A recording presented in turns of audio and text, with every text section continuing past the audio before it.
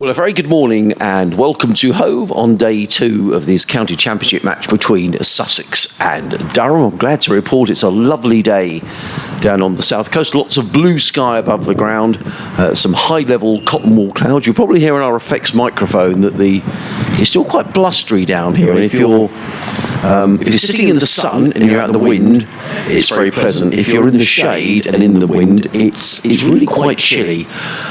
So if you are thinking of making your way down to Hove at some stage, I would suggest bringing an extra coat or a fleece or something along those lines. But the good news is the weather forecast is set fair for both today and tomorrow. The possibility of a bit of rain around on Sunday, but that's a little while away for us to worry about today. I'm Adrian Hunt. My co-commentator today will be Andrew Rayburn.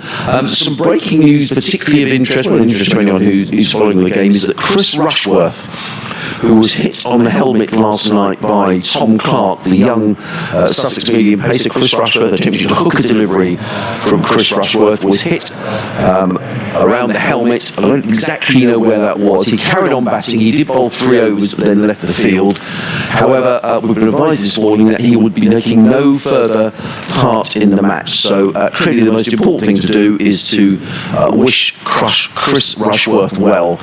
We hope he's okay. He might well be listening to us today, so we hope that he's okay. But he would take no further part in the match. Has been replaced by Oliver Gibson as a concussion substitute. So Oliver Gibson will be able to bowl and take part in the match in full. So just to reiterate that, no Chris Rushworth for Durham for the remainder of this match. And we wish him well in his recovery. The umpires are out in the middle. Ian Blackwell and Ben Debenham, the Durham players, having a natter over on the boundary edge to the Sussex batsmen, about to make their way out. Alistair Orr and Mason Crane. Without further ado, it's a very good morning to Andrew Rayburn.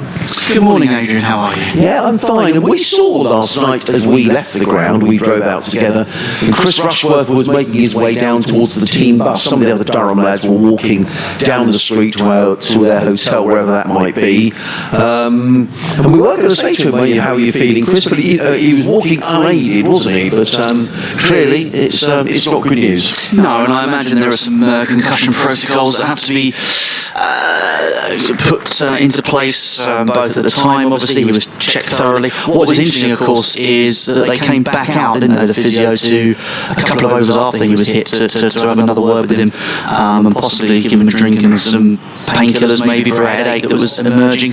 But you do have to be careful with any impact around the head or neck. And it's decided that Chris, shouldn't be putting himself in any further danger. We wish him well, as indeed, of course, we wish our colleague Martin Emerson well, because obviously if people weren't here on the first day, they may be wondering why they haven't got a northeast voice on the commentary. Martin had a fall, I think, and is recovering at home and is on the mend. We wish him well as well. So so it's an intriguingly set up day, I think, because obviously Sussex are not altogether as experienced as Durham, but they have put themselves in a good position. Yes, they have. Sussex had a good day yesterday, but can they press that advantage home, or will Durham fight back this morning? As it's going to be Ben Ray, who bowled really well yesterday, to open the bowling from the Cromwell Road end around the wicket. He's in and bowls to Alistair Orr, who lets the first ball go by outside the off stump, taken by Eckersley, and then there is no run. So just a reminder, Sussex are 82 for 1. The man out, Tom Haynes, who was out for 54 yesterday. Alistair Orr is on 21. Mason Crane, the night watchman, is on 5. We spoke to Mason Crane last night after the close of play. That interview is available via the BBC Sussex Sports Twitter feed, and also on the Sussex Cricket Club website as well. As in comes Rain around the wicket and bowls, and all forward plays that down the track, and Rain fields. And there is no bowling. I detected a slight sense of frustration in Ben Rain in Mason Crane's interview, and that he hasn't been playing any cricket, and he said in the interview, there's people keep saying you can't bowl leg spinners in April, and I've heard that so often. It's just nice to get down here and play some cricket. So and I think obviously that is a very frustrating thing for a spinner when they're not used very often, normally in April. In comes Rain bowls, Orr's up on his toes. That's going to be the first boundary of the day. Beautifully played by Alistair Orr through the colours, and it goes away for 4 runs. I'm just going to do a quick check around the ground to make sure the commentary is going out. Waving hats from the top shelf. Can you also wave your hats? Because we're being told there's quite an echo on the commentary. Can you hear that? Is that a thumbs up or a thumbs down? That's just a thumb. It sounds okay. Maybe raise your right hand. Well, it sounds okay going out around the ground, so there's some sort of an echo apparently, I think, for those watching on the live stream. So we're trying to address that in a minute, as in comes Ben Ray, running it around the wicket. He's in and bowls, and Orr clips this one. More runs here for Alistair Orr through the mid-wicket gap. Alex Lees is in pursuit, 2 more to Ali. I'm going to leave you, Andrew. I need to do an update to the listeners on BBC Radio Newcastle, and I'll be back with you shortly. Thank you, Adrian. Yes, he only ever does 2-minute stints these days. That's what winning the CMJ award does for you. You can take some time off.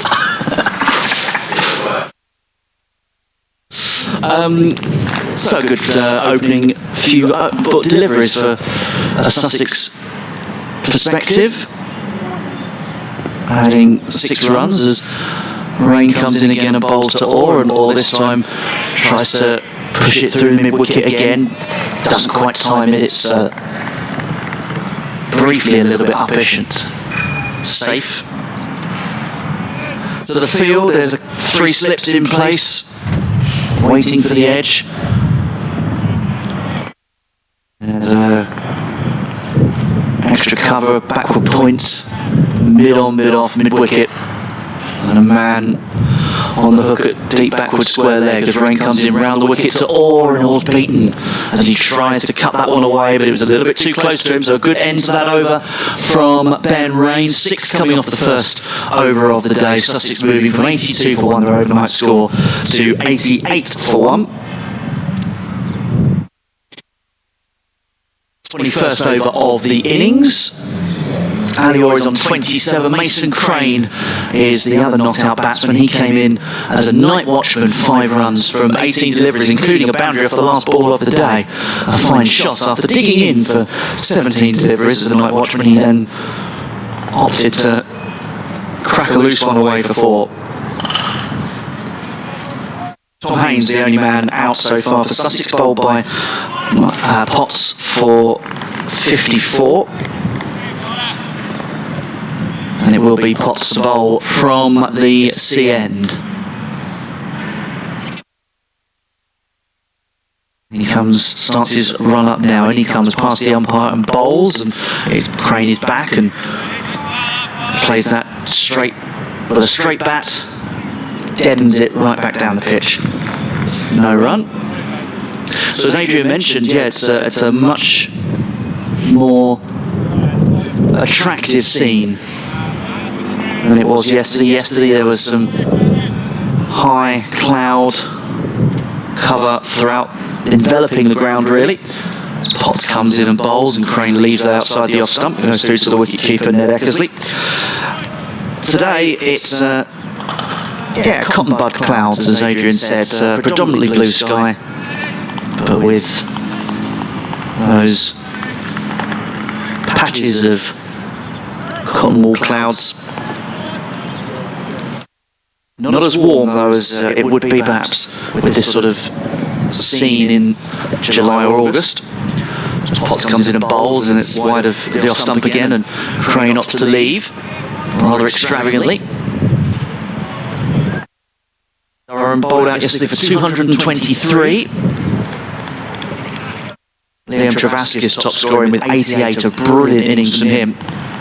From the Cumbrian, he was superb. We're very watchful up to lunch when Durham was struggling.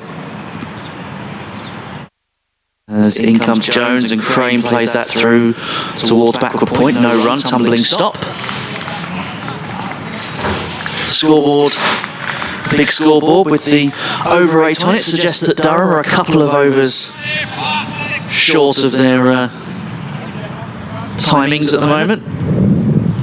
As Adrian mentioned yesterday, Sussex penalised for their slow over 8 in the last match, losing a point that they can barely cope to do without, really. As Jones comes in, he's up to the wicket now, he bowls, and once again Crane leaves that one, it's outside the off stump. Potts not really making Crane play in most of this over.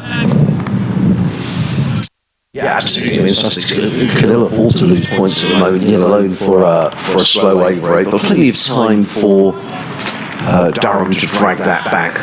Quite sure why that was the case last. I don't seem to remember it being particularly slow. As Potts comes in and bowls now, and Crane, although this looks as though it's fourth or fifth stump, he opts to prod and plays it down into backward point, and there's no run. And a maiden over for Potts, his 7th, 1 for 25 at his figures. And Sussex remain on 88 for 1. Let me give you your contact details if you'd like to join our conversation throughout the day. Sussex Cricket at bbc.co.uk via email, or you can tweet us at BBC Sussex Sport. Be good to hear from you. Had lots of emails yesterday, so thank you very much. And in fact, we've got a few coming this morning. Phil in Newmarket's been in touch. Just heard on the line here, there's an echo on the commentary. I think the club are aware of that, Phil, as in comes Ben Rain from the Cromwell Road end and bowls, and Orr stretches forward and plays defensively into the offside, and there is no run. John Malone's been in touch. He says it's coming through loud and clear, but he says there is an echo. The picture quality is excellent, but there is an echo on the line. Nice to see Sussex performing well. Sun is out in Bexhill, so a mixture of cricket and gardening for me today. Good luck to Mr. Rushworth. Yes, we all echo that if you're just joining us. The news that Chris Rushworth will play no further part in the match after being hit on the head yesterday whilst batting, as in comes Raid and bowls, and Orr lets that one pass by outside the off stump, and a little nod in the direction of the bowler from Alistair Orr. So good luck to Chris Rushworth. Hope he gets well soon. Phil Tibbs has been in touch, and he is saying also the commentary is quite echoey, as is Rosalind. So I think it's I think if you listen on the BBC website, I think everything is fine. I think there's a problem with the picture streaming and our commentary. So perhaps if anyone's just listening on the BBC website, if you're also experiencing problems, perhaps you could let us know, as in comes Rain and bowls, and again, or lets that one pass by outside of the off stump. So our commentary is linked to the web stream. But if you want to just listen to the commentary without the web stream, if that makes sense, you can go to the BBC website and go to the Sussex v Durham icon in the cricket section and click on that. It'd be quite interesting to know whether it's done. Now, Philip says it was fixed a second before you read my email, so all of that may be totally irrelevant. So hopefully anyone's listening. I know in the ground it seems okay. I can see Julian is stripped off up there. He's got his short sleeve shirt on, so he's out the wind. It's a lovely day. As in comes Rain and bowls outside the off stump, or again lets that one go through to keeper Eckersley. 88 for 1. Sussex having resumed this morning on 82 for 1. Yeah, I just wonder whether this morning it's for Durham, it's all going to be about trying to test out the patience of Ali Orr in particular. I mean, obviously Mason Crane is night watchman. They'll be keen to try and get rid of him. They want him to sort of tempting into a shot. But certainly they seem to be trying to bowl a little bit, wide of off stump, 4th, 5th stump, trying to maybe encourage an injudicious cut. They have beaten the bat once this morning. Comes rain in lovely morning sunshine around the wicket. Bowls and always defensively in behind that, plays it onto the leg side, gets another dot ball. The replacement for Chris Rushworth is Oliver Gibson, who was born in Hexham. No, was he born in Northallerton in North Yorkshire? 21 years of age, right-handed batsman, right arm fast medium, squad number 73. So it's Oliver is standing away to our right hand side. He's currently fielding at sort of almost like a very wideish fine leg, as in comes rain and bowls, and Orr defensively solidly in behind that, plays that into the offside. He's completely unruffled, is Alistair Orr. Good over though from Ben Rain, just probing away outside Alistair Orr's off stump. It's the end of the 3rd over of the morning. Sussex are 88 for 1, Orr on 27. Crane is on 5. Yeah, I think it's been a sort of a fairly even starter. You've got that early runs for Alistair Orr in the first over, which is a bit of a loosener from Ben Rain. Rain in that last over, and Potts have kept it tight since. Yeah, it's interesting actually that Durham have opted to go with that deep backward square leg position rather than sort of a fine leg that they were having yesterday. As Potts comes in and bowls, and Crane tries to force it off the back foot, gets a good crack onto it, but it's well fielded out in the offside. No run. Rosalind has been in touch. Thank you, Rosalind, to say the sound is much better. I think we have to talk about the Chris Rushworth injury, not so much the incident itself, but that's a massive blow for Durham. I mean, Chris Rushworth is a high-quality performer. I've watched him down the years, and to miss your leading strike bowler, that's a big blow for Durham in this match. It is, as Potts comes in and bowls and Crane plays out into the offside again. Yeah, I think no run, and I think certainly in a match like this, his experience. I know obviously they've got some very good bowlers, Durham, with particularly with Potts, of course, and who's off the back of 2 sixers recently, and he's taken the only wicket to fall in this one. So, but Rushworth's experience, that sort of line and length bowling, that cleverness, against some of the Sussex batsmen, particularly the lower order, might have been proved difficult for them, as Potts beats Crane on that occasion. It's like he almost beat him on the inside edge, but might just be the angle that we're at.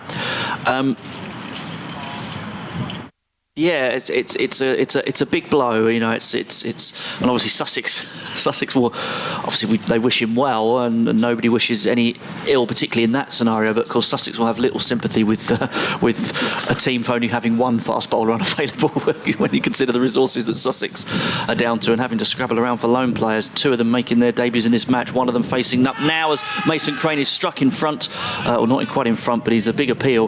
He tried to whip that away off his pads and was beaten, but it was quite high up on him, I think, and there's no run. But yeah, Mason Crane and of course Aaron Beard in this match for Sussex, having to join up very late in the day. And you'll have heard, if you heard Adrian's interview, either on the BBC Sussex Radio Sussex Sport Twitter feed or on the Sussex feed itself, you'll have heard him say, I don't know any of the players, I've got to get to know them, as he pushes that one out into the gully region for no run. I think that's the tricky bit, isn't it, Adrian? When you are jettisoned into a side, you want to play cricket, so you go, yeah, I'll have a go at that, I'll go on loan, but you still got to get to know people, and you've got to get to know a whole new dressing room overnight. Yeah, you have. Interesting, he's a Sussex lad, is Mason Crane. He's born in Shoreham, and he said the one thing this week, he said he was going to stay with his parents this week, so that was rather nice. As Potts comes in and bowls, and it's squirted off an inside edge, I think, there from Crane, and he's going to take a single. So he's not afraid to keep the strike. The Night Watchman, it gives him his first run of the day, and it moves Sussex on to 89 for 1.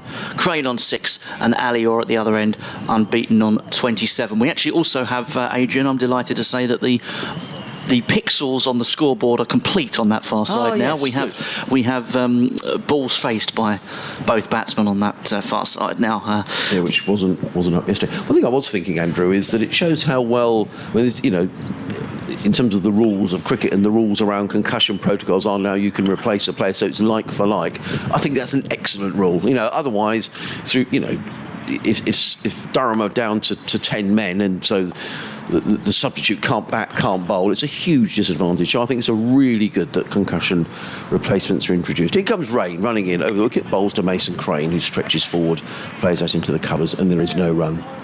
Yeah, I'm fully in agreement with you. It's obviously no fault of anybody's. The ball was short. It wasn't really necessarily there to be hooked, but he's a tail ender, so he's not necessarily going to be. But and it also, of course, it does prevent sides from trying to take people out of the game because that is the one thing, is that you have to take them out of the game if they suffer concussion. In comes Rain. But that was short, and that very nearly hit Mason Crane. He got in a bit of a tangle there.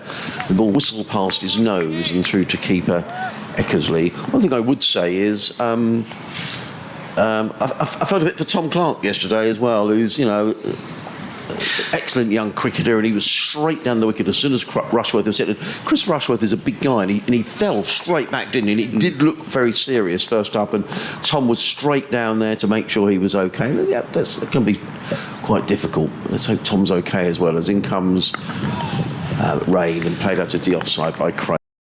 No run. Well, of course, it came at the end of towards the end of the discussion we were having about Tom Clark's pace. The fact that he was slightly quicker than the right arm medium that he's listed in various statistics and stuff. So I think and profiles. So I think it was probably a quicker ball than Rushworth was necessarily expecting based on what he faced in the build-up. It might have been one of Clark's quicker ones. In comes Rain, bowls, and Crane is hit right about the thigh pad. The ball ricochets towards third slip, fielded by Keegan Peterson. There is no run. Bob Pook in Hastings has been in touch. Hello, Bob. He says, it was good to see Mason Crane get a couple of wickets yesterday, but I cannot understand why Will Beer is not given a chance when he has a better first-class bowling average than Crane and a very much better batting average. Any thoughts? I think it's been a debate down here for a long, long time that people have felt that Will Beer just hasn't had the opportunity to play enough red ball cricket, and now he's on a white ball contract only, is Will, as in comes Rain and bowls, and Crane punches to backward point. There is no run, and as you say, he's a good batsman. Down at Arundel a couple of years ago, from memory, he made 97 in a game, and spent some time opening the batting when Sussex had a bit of a crisis a couple of years ago. But I think a few people around Hove would share your view that perhaps not necessarily this year, but down the years, maybe Will hasn't had the opportunities in red ball cricket that he's perhaps deserved, and has very much been pigeonholed as a white ball bowler. In comes Rain and bowls, and Crane plays well. Back in, steps inside the line. Another over from Ben Rain, who's running a good, tight, accurate spell here. 9 overs, 5 maidens, no wickets for 20. Sussex are 89 for 1. Alistair Orr on 27. Mason Crane on 6. If you're joining us for the first time this morning, a very good morning. Welcome to the sunny county ground in Hove. Sun out, a few high-level clouds. Cricket from BBC Radio Sussex, BBC Radio Newcastle, also available via the Sussex Cricket Club live stream. If you're listening via the BBC and you want to watch the pictures, we'll go to the Sussex Cricket Club website. Click on there, you'll hear our commentary and the pictures as well. And guiding you through the day's play, myself, Adrian Harms, and with no Martin Emerson here this week, Andrew Rayburn is doing the honours on behalf of BBC Radio Newcastle. You're just scratching his mark again, waiting for Potts to. Potts is ready, but Potts waiting for Orr really. Now he comes in and up to the wicket now, and he bowls, and that's going to be flicked fine. I don't know whether it's bat or pad on that. It's going to go down to the boundary.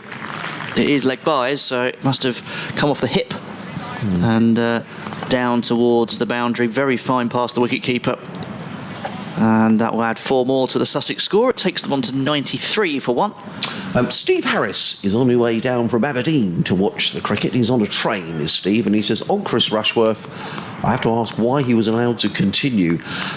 I mean, it's a good point that the physio did spend a lot of time with him, Steve. I mean, he's a big fella, Chris Rushworth, and it did look a nasty blow, but not only did he carry on batting, but he then bowled 3 overs as well. In comes Potts, and Orr plays that out into the offside as quickly fielded, no run. I mean, there are all sorts of concussion protocols, and the physios did spend a long time with Chris Rushworth. Then they did come out again later and checked, presumably, that he was okay. And I guess to a certain extent, Steve, perhaps you can only go with if he passes those protocols and the player says, actually, I feel okay. Perhaps that's what's happened. I mean, in rugby, for example, you get taken off, don't you? Go off for one of these head assessments. You actually go off the field. Yes. And in comes Potts again and bowls to Orr, who covers up and plays it out into the leg side. Yeah, I think. I mean, it would be interesting. Actually, I don't know, so I don't want to speculate. But it would be interesting actually to hear from a physio or a sports therapist or someone out there who has experience of being in cricket, either at county level or club level or whatever, or what the protocol will be. But I imagine there will also be a check on him the following morning, because that's sometimes important with concussion and delayed onset and things like that, or lets that one go from Potts, because I don't think there's a coincidence that that's come out late on the second, just before play on the second day.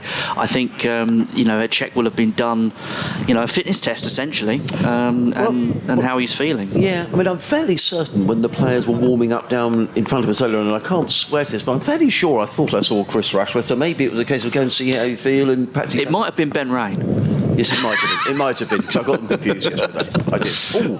And that one squared Orr up a little bit as he tried to play away on the leg side. Yes. It's squeezed away on the right. I am teasing it. No, and actually, I was here in the commentary box, just looking down, thinking, oh, there's the Durham lads warming up, and perhaps it wasn't Chris. I did get them confused with Ben Rain yesterday. But either way, I would say that the Durham backroom staff were pretty fastidious in checking Chris yesterday. So maybe, as you say, Andrew, maybe overnight you wake up with a bit of a headache and just don't want to take chances. Potts comes in and bowls to Orr, who plays it out onto the offside, and there's no run. End of the over. It's 93 for 1. What I would say is I've had experience of concussion. That was as a child. I fell off a bike, but I was kept in overnight for observation at a hospital. I was young, obviously, so it's a bit different. My brain and skull are still growing and everything. But they checked me over and they kept me in, for observation. But then I was, without wanting to spoil people's breakfast, I was violently ill several times overnight that night. So that was delayed a little bit as well. So, if he has been ill overnight or shown any other signs, then I think it's the right move to take him out of harm's way today. Here comes Ben Rain running down the hill in bright sunshine, comes in and bowls, and Mason Crane looks to flick that one down to fine leg. A rare loose delivery from Ben Rain, but Crane can't capitalise, taken by Eckersley, and there is no run. I'm impressed by Steve, who's on his way down from Aberdeen on the train, that you get a decent enough Wi-Fi connection on the train. Every time I try, if I'm on a train, I try to connect to Wi-Fi. It's absolutely hopeless. You get on for a couple of minutes and then you can't get in. So I don't know, Steve, perhaps you've... You know why that happens, though, don't you? Go on. Because they want you to pay for it, so that's the only secure connection you can get. In comes Rain over the wicket and bowls, and Crane is forward, plays to mid-on, there is no run. Rain to Crane has got a nice ring about it. But actually, most places now that you go to, it's quite rare, isn't it? I mean, if ever I have to go anywhere now and they say, oh, that's the charge for the Wi-Fi, I feel a bit miffed, really, because it's, you think, well, hang on, pretty much everywhere now has Wi-Fi. So I don't know whether the train you're on, Steve, has free Wi-Fi or... But so the fact that you're listening, it's great, as he rattles along.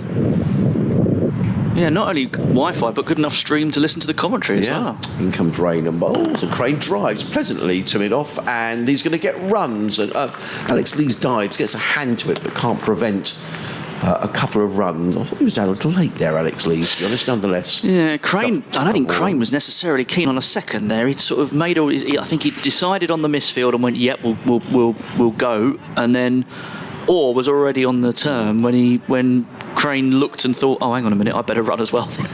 That's the, actually, Steve on that train from Scotland reminds me of that poem from school. This is the night train crossing the border, bringing the cheques and the postal order, something for the rich, something for the poor, and the girl next door. Have you heard that poem? No, I haven't. Right, okay. Someone might have done. In comes Rain and Bowles, and Crane again plays from the crease into the offside. Doesn't sound like Wordsworth to me. No, this is the night train crossing the border, bringing the cheques and the postal order, and the girl next door, pulling up something, a hilly climb. The gradient's against her, but she's on time. So it was a poem about a steam train, the mail train going from Scotland to England. Someone please back me up, because Andrew's looking at me as if I'm absolutely nuts. But I don't know who that poem is written by, but I'm sure that is a poem that I had to learn at school or comment on. In comes Rain, Bowles to Crane, who lets that go outside the off stump. It's all rhyming this morning. We've got poems and Rain and Crane. Martin has been in touch to bring some sense of order from High Wycombe. He says, in a grey, cool High Wycombe, he says, it may be early in the season, but today has the feeling that it's an important day in the Sussex County Championship season. Best wishes to Chris Rushworth for a speedy recovery, which we echo. And I think it is an important day for Sussex. You know, they've got a real foothold in this game, which they haven't really had throughout the season, apart from the opening day here against Nottinghamshire. As in comes Rain and Bowles. Crane covers up, plays very straight to mid-off. It's an over in which Ben Rain just concedes the 2-run, and he's got highly respectable figures, and I think he's bowled extremely well. 10 overs, 5 maidens, no wicket for 22. Sussex 95 for 1. Alistair Orr on 27. Mason Crane on 8. Yeah, there's an argument actually to be made for the fact that Ben Rain has probably bowled in total a little better than Potts, and Potts is the one with the wicket in his the wicket in his wickets column, which is sometimes the way, isn't it? I mean, they've both bowled well this morning, but Potts was a little bit expensive in his opening couple of overs yesterday. Yeah, no, I agree. It is a big day for Sussex. It's a sort of a test of character in a way, I think. As Potts continues from the C end to bowl to Alistair Orr, who is struck on the pad and he's out. LBW. That kept just a shade low, and Matthew Potts was absolutely convinced. He didn't even bother turning around and looking at the umpire. I think that he'd really pinned Ali Orr then. That was one of those celeb repeals, as they call it. Yeah. Celebrating and knowing that you'd got your man. And Alistair Orr goes for 27. A big wicket for Durham, that. As Sussex lose their second. Ali Orr out for 27 from 64 deliveries. He hit 4 boundaries at the crease for 109 minutes. Orr makes his way back to the dressing room. And... yeah, big wicket that for Durham in the first half hour of the day. Yeah, it certainly was. I thought it kept a little low to Ali Orr, but Matthew Potts and the Durham fielders were absolutely convinced. I mean, Potts was just running down to be congratulated without looking behind at umpire Ben Debenham, who, to be fair, took a long time to consider. I like to see that with an umpire. It's difficult for us to judge here from our commentary position, because although the live stream will show wicket to wicket, we are fielding sort of a finish leg position or a mid-off for the left-hander, with the bowling coming from this at the C end. So difficult to judge, but even at the angle that we're at, which isn't the best, it did look a very good shout from Matthew Potts, who picks up his second wicket, 2 wickets, 2 for 26. And it's important to say that we obviously can access the stream, but obviously online it is a little bit behind, which allows us to have a look after the event. Of course, we don't have any monitors that give us the pictures as they happen, so we don't. We only see it from our commentary position, as Adrian describes. It's sort of just behind, sort of mid-on for the right-handed batsman at the other end. But yes, no, you're quite right. It was a big, a half appeal, half celebration. We'll just watch it back on. It sort of struck him. Let's have a look. Very plumb that. Yeah. Omkar has been in chat. He says, good to hear you on the YouTube waves this morning. We're here at Friday Club, ready for a marvellous afternoon of PR work and maybe a couple of Nottingham sandwiches. Good old Sussex by the sea. As Potts, boasted by that wicket, comes in and bowls, and that one's on the hip for the new man Allsop. And that's from Wes, Was, and Tom. So thank you very much for getting in touch. A lot of people have been in touch about the poem The Night Mail. So Andrew... I'd like to point out, I never said it didn't exist. No, I just hadn't heard of it. you didn't. You certainly didn't. And actually, Steve's been back in touch, and he says, I tether my phone to my laptop, as that's more reliable, says Steve, as he whizzes south on the train. Potts is whizzing in and bowling to Alsop and tucks him up a little bit on the leg side, and Alsop digs that out. Lots of people got in touch about the program The Night Train. The Night Mail by W.H. Auden, I think that's how it's pronounced, A-U-D-E-N. Yes, Auden. Hope to be at Hove tomorrow. Oh dear, says Rosemary, Ali Orr has gone. Yes, he has. Andy's been in touch. He's enjoying the commentary. The attached link should hopefully confirm your recollection of This is the Night Train by W.H. Auden. So I'm going to read you a bit of that. So thank you, everybody.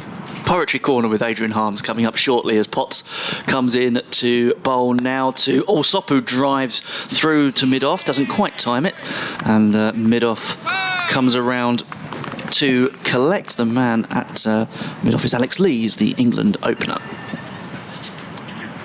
This is the Night Mail crossing the border, bringing the cheque and the postal order. Letters for the rich, letters for the poor, the shop at the corner, the girl next door. Pulling up Beatock, a steady climb, the gradient's against her, but she's on time. Past cotton grass and moorland boulder, shoveling white steam over her shoulder. More to follow as Potts comes in and bowls, and it's left alone by Alsop. Snorting noisily as she passes silent miles of wind-bent grasses. Birds turn their heads as she approaches, stare from bushes at her blank-faced coaches. Sheepdogs cannot turn her course, they slumber on with paws across. In the farm she passes, no one wakes, but a jug in a bedroom gently shakes. And there's more to come, but that'll do. Thank you for sending that through. I love that poem. Potts comes in to bowl to Alsop, who lets that one go. It was quite tight to the off stump, but he well judged. And that's the end of a successful over for Potts. The wicket of Ali Orr dismissed for 27, and Sussex now a 95 for 2 in reply to Durham's 223.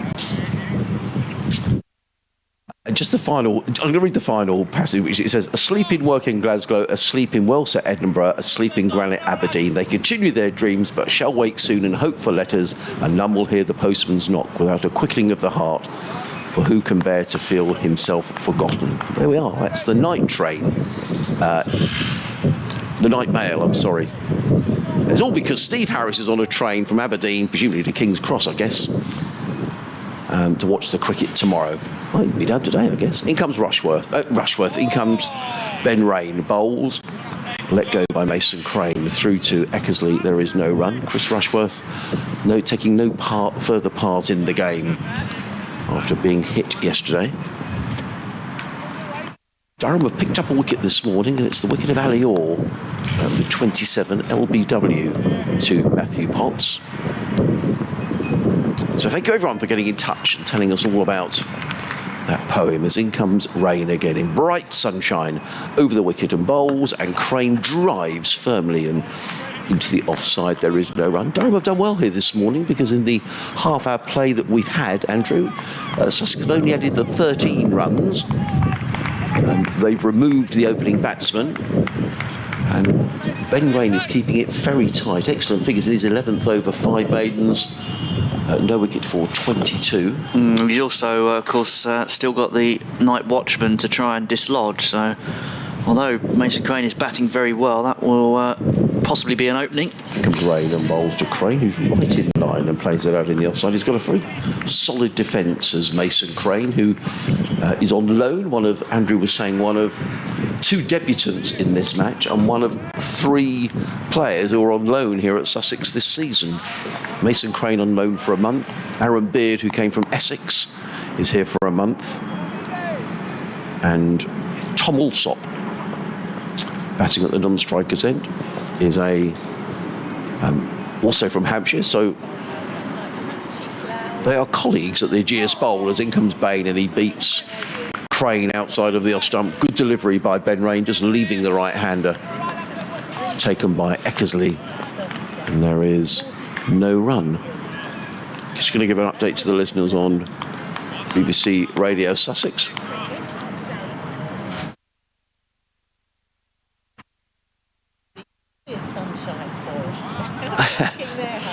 It's absolutely beautiful here this morning, Sarah. If you're thinking of coming down to Hove, if you can get out of the wind and in the sun, it is lovely. But if you're in the wind and in the shade, might be worth bringing a coat. But nonetheless, it's a glorious morning, lots of blue sky. However, bad news is that Sussex have lost a wicket this morning. They began on 82 for 1. They're now 95 for 2. Alistair Orr, the opening batsman, out. He's gone for 27. The night watchman is still in, though. Mason Crane, he's on 8. Tom Alsop is yet to score. And the other news from here this morning is that Chris Rushworth, the Durham fast bowler, will take no further part in the match. He was hit in the head last night while batting, and concussion protocols mean that he will play no further part in the game. Meanwhile, at Bristol, Surrey continue on and Jamie Smith continues on. He's 122 not out for Surrey, who are 323 for 5 against Gloucester. A man out this morning, Sam Curran, for 64. And in doing that update, I rather missed that appeal from Ben Rain against Mason Crane, and that looked like it might have been quite close, Andrew. Yeah, the umpire, there was a big appeal. The umpire was unmoved. Just check it back on the monitor very quickly. We'll just watch this delivery from Potts. It looked actually quite close indeed. As that one's turned away by Alsop for no run. Yeah, I could just have another goosey gander at that, Adrian. Thank you very much to Ian Arbour and Paul Bennett. Andy Turner, who got in touch about the poem The Night Mail by W.H. Auden, which we were thinking about this morning. As Potts comes in to bowl and it's left alone by Alsop. Yeah, I don't know what you think of this, Adrian. I think this is, I think Durham are unlucky here. This is the decision for, well, you've seen those given, haven't you? That was Ben Rain bowling to Mason Crane. My only assumption is that it might have been going over the top, is what the umpire suspected. And there's a big appeal from Durham. That was all while you were doing your update for the radio listeners. As in comes Potts, and it's driven by Alsop. He'll get a single through extra cover, fielded by Lees. And so Alsop gets his first run of the innings, and he'll keep the strike. That was oh no, sorry, I thought that was the end over. They're just swapping over, aren't they, for the left hand and right hand combination that we got at the crease at the moment. Mason Crane not out 8, and Alsop not out 1, 96 for 2. One of the lines in that poem refers to Beatock. It says, going up Beatock, a steady climb. I've often wondered what Beatock is, but I'm going to just done some investigation. Oh, more on that shortly as Potts comes in and bowls to Crane. He beats him. Good ball. Yeah. Applauded by Adrian Harms on my left. Super delivery, wasn't it? Bit of an indeterminate prod from Crane, but yes, a really on-the-money delivery from Potts, who has bowled well, taken 2 for 27. I mentioned how well Ben Rain had bowled. I don't want to take any credit away from Potts, who has bowled beautifully as well, certainly today. But I think Ben Rain in total, very tight, economical, and been unlucky not to take a wicket, in my view, particularly in that last over, and it looked like he might have had Mason Crane in trouble. Crane now drives against Potts, and that's a brilliant diving stop from Potts off his own bowling to stop that from possibly getting a run. I think there would have been cover behind him by Rain at mid-off, but certainly Crane is well, he's belying his role a little bit as a lower order batsman. He looks fairly composed out there in the middle. He's had a few problems, as you might expect. He's played and missed a few times, but he's met the middle of the bat quite comfortably. His average is pretty low. As Potts comes in and bowls to Crane, and he leaves that one. Elegant leave, which he holds the pose for. I think he's possibly trying to get a promotion up the order, maybe. I mean, he's already due to come in at number 8, I think, so maybe that's... There was a game last year that Hampshire played, and Mason Crane played in, and I think Hampshire hung out for most of the day with the lower order. They may have even secured a draw, and I have a feeling that Mason Crane batted for ages, something like 2 or 3 hours, to defy whoever Hampshire were playing. I'll look that up. Just 96 for 2, Allsop on 1, Crane on 8. The two Hampshire loanees batting here for Sussex. Yes, Beatock Summit is 1,016 feet above sea level. It's 52 miles from Glasgow and 342 miles from London, and it's the summit of the West Coast Main Line. So that's Beatock in that poem. As in comes Rain and bowls, and forward comes Tom Allsop, the left-handed Allsop. To mid-on, there is no run. The 3 slips, cover point, cover mid-off, mid-on, mid-wicket, and a fine leg as Rain wanders back to his mark in his 12th over. Very economic figures.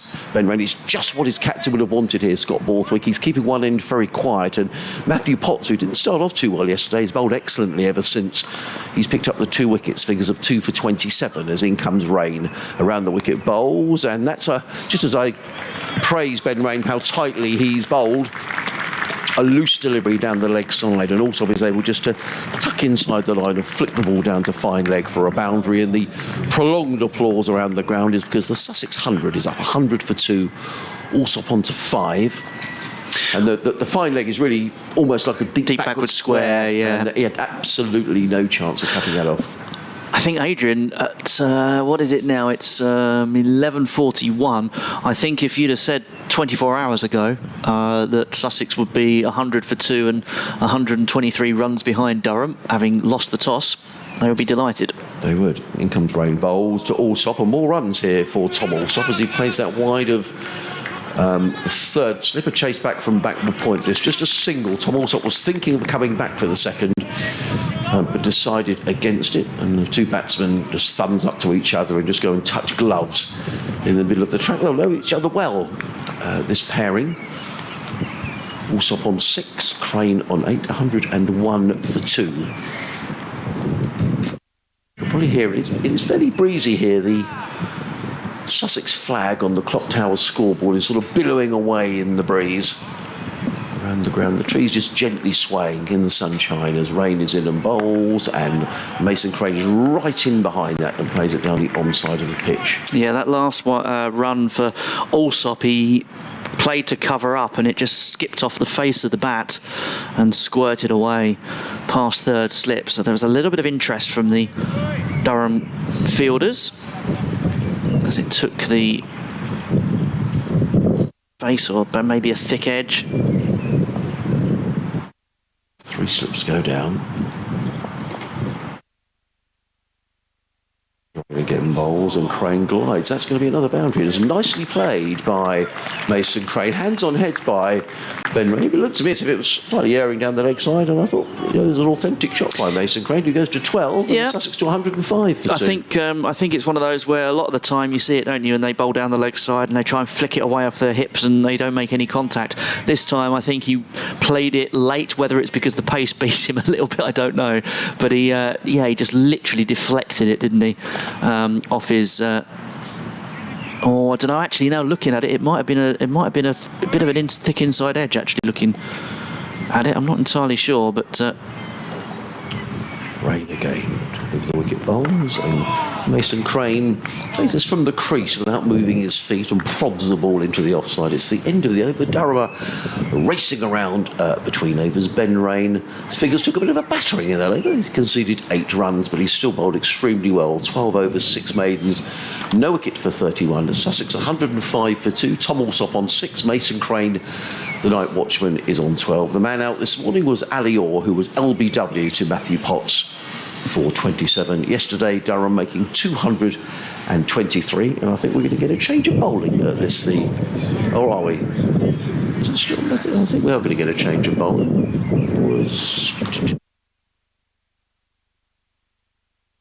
Yeah, Matt Salisbury is going to. Who's coming on? The Salisbury with his bowling figures yesterday. Just take a look at those. 4 overs, 1 made, 0 for 26. So it was expensive. And he'll be hoping to start afresh. This is the benefit of having 2 goes, if you like, at the top order. 20 overs last night, and now a fresh start again as Salisbury comes in and bowls to Allsop, who lets that go. That was strange. Actually, has that come? It's a no ball. Yeah, it's a no ball. It's come out of his hand, is it? And bounced. I didn't follow the track of the ball at all. Let's have a look. It's a bit like there was one yesterday, Yes, wasn't there? Well, there was one yesterday which came out of the back of the hand and ended up being paddled round the corner. I can't remember who it was by now, by a Durham batsman, possibly Sean Dixon, being paddled round the corner for a single from playing. Let's have a look here. Oh, he bowled. Oh, it's. Yeah. Anyway, I'll come on to that in a minute. Now Salisbury's come in and he's sort of he's hit Allsop round about the midriff. He's all right. Allsop, he'll just come away and puff her out a little bit. And I'm umming and ahhing just because I want to have another look on the replay at that first delivery. Let's have a look, Adrian. What do we think happened here as Salisbury came in? It was. Oh, it ballooned up. Ballooned over. But no chance of hitting the ball. So it was given. It was. So, but a no ball rather than a wide. So maybe. Anyhow, as that one's dug out by Allsop. Yeah, there's the ultimate loosener there. He tried to bang it in short, I think, and. Yeah. Just ballooned up over the head of the batsman and bounced 2 or 3 times in front of the wicketkeeper.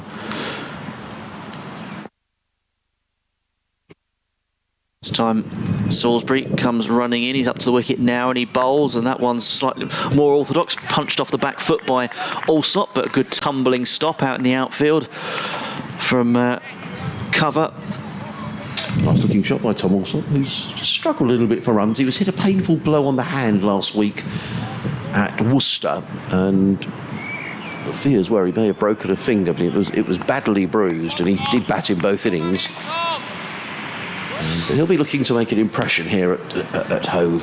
Travascus at cover, Alex Lees at mid-off, Ben Rain at mid-on as Salisbury comes in and bowls, and it's left alone this time by Allsop. He's bowling just short of a length, Salisbury. No chance of hitting the stumps. It's something you can leave on length, whatever happens, really. So the first game here against Nottinghamshire, Tom Allsop made 1 and 6.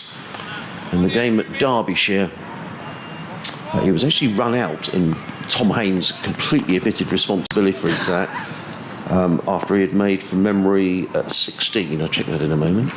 As Salisbury comes in and bowls, and it's a positive forward defensive from Allsop. He was. Let's just find my notes here. He was out for 7 in the first innings and then run out for 16. So 1, 6, 7 and 16 he was run out. And then at Worcester last week, he batted down the order. Again, he was run out for 28. That's right, he was run out last Saturday for 28. Salisbury comes in, he's up to the wicket now and he bowls, and Allsop covers up. Out into the offside, no run. As in the first innings. In the second innings, he was out first ball. So top score of 28, Tom Allsop. He's made his way to 6 so far from 18 deliveries. The end of that over. And Sussex are 107 for 2 in reply to Durham's 223. Alistair Orr, the man out. LBW to Potts for 27 earlier today. And you're listening to live cricket on the BBC, BBC Radio Sussex, BBC Radio Newcastle. Adrian Harms and Andrew Rayburn, your commentary team. And now we're going to see the concussion replacement, who is Oliver Gibson is going to bowl from the Cromwell Road. A couple more emails have come in. Thank you everyone for getting in touch about the night mail poem. Phil Tibbs has been in touch. He said, there is the longest train journey in the UK once a week from Aberdeen to Penzance direct. Crumbs, that is a long way. My idea for wasting a total weekend is to get the Caledonian Sleeper from London to Aberdeen just in time to catch the train to Penzance, which arrives just in time to get the Riviera Sleeper back to Paddington. That would be a few miles. As in comes Gibson over the wicket, bowls, and Crane tucks this one nicely through square leg. He's going to pick up one. They'll think of two, but a second run isn't there. A good piece of fielding by Matt Salisbury, very quickly round at fine leg to field. I'll tell you what, we've had more emails about the poem than we ever had about the cricket. Crane goes to 13, Sussex to 108 for 2.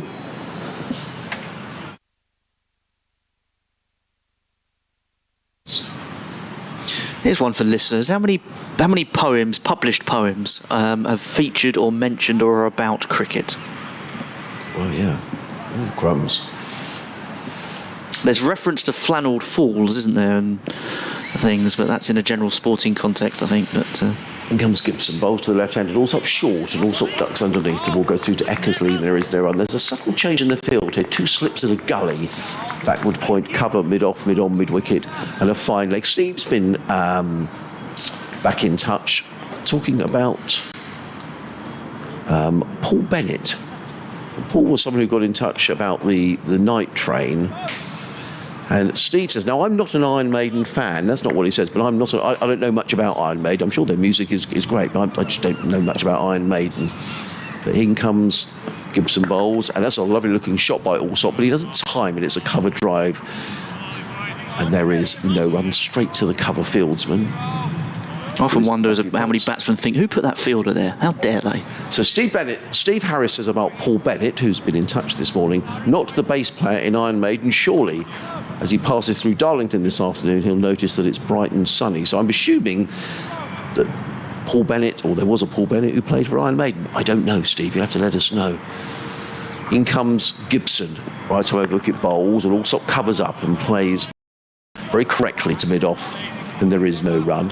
So as well as those 2 slips, there's a gully, a point, cover mid-off, a mid-on and mid-wicket, and a fine leg. A lovely sunny morning down in Hove. The breeze now seems to have dropped away almost entirely because the flag on the clock tower scoreboard is barely fluttering on its on the pole as Gibson turns and is on his way again down the hill past umpire Blackwell bowls to Allsop, who lets that one go outside of the off stump, and there is no run. Neil's been in touch, Neil Hartley. Good morning, Neil. He says, just for your info, there's a track called Night Mail by the group Public Service Broadcasting that samples the poem.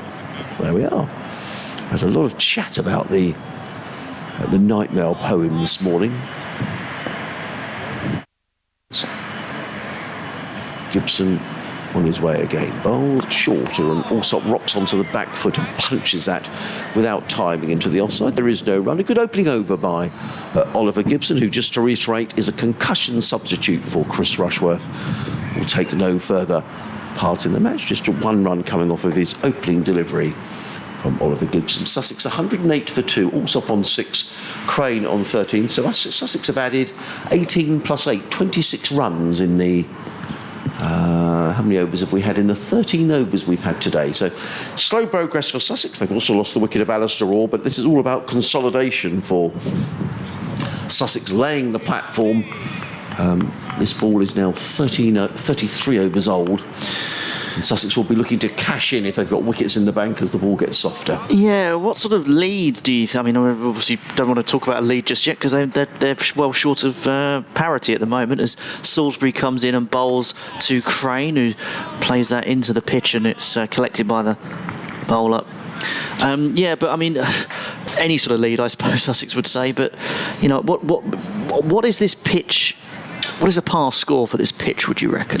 Well, it's interesting. We were talking last night to Liam Travascus, who batted beautifully for Durham yesterday. He made 88 and really held the innings together. Now, he said he thought the wicket was a little plated. And we said, what on earth do you mean by plated? As Salisbury comes in and bowls, and this time it's a solid forward defensive from Crane out into the offside. And he said that they meant by that some of the cracks that you get in a pitch almost go out in the direction of a plate. But he said, I think it's a good batting wicket, and the feeling was that Durham was some way under par. And Liam was saying that, you know, Durham really do need early wickets today, or else they could be in for a long day in the field. So I think the feeling was that Durham were undercooked yesterday, and this is a good track. Well, they've got 1 wicket, that of Ali Orr. The night watchman is still digging in there at the moment as he goes back and plays a defensive shot out into the offside. Mason Crane, 13 not out from 58 deliveries. Tom Alsop at the other end, 6 from 23. The two players on loan from Hampshire.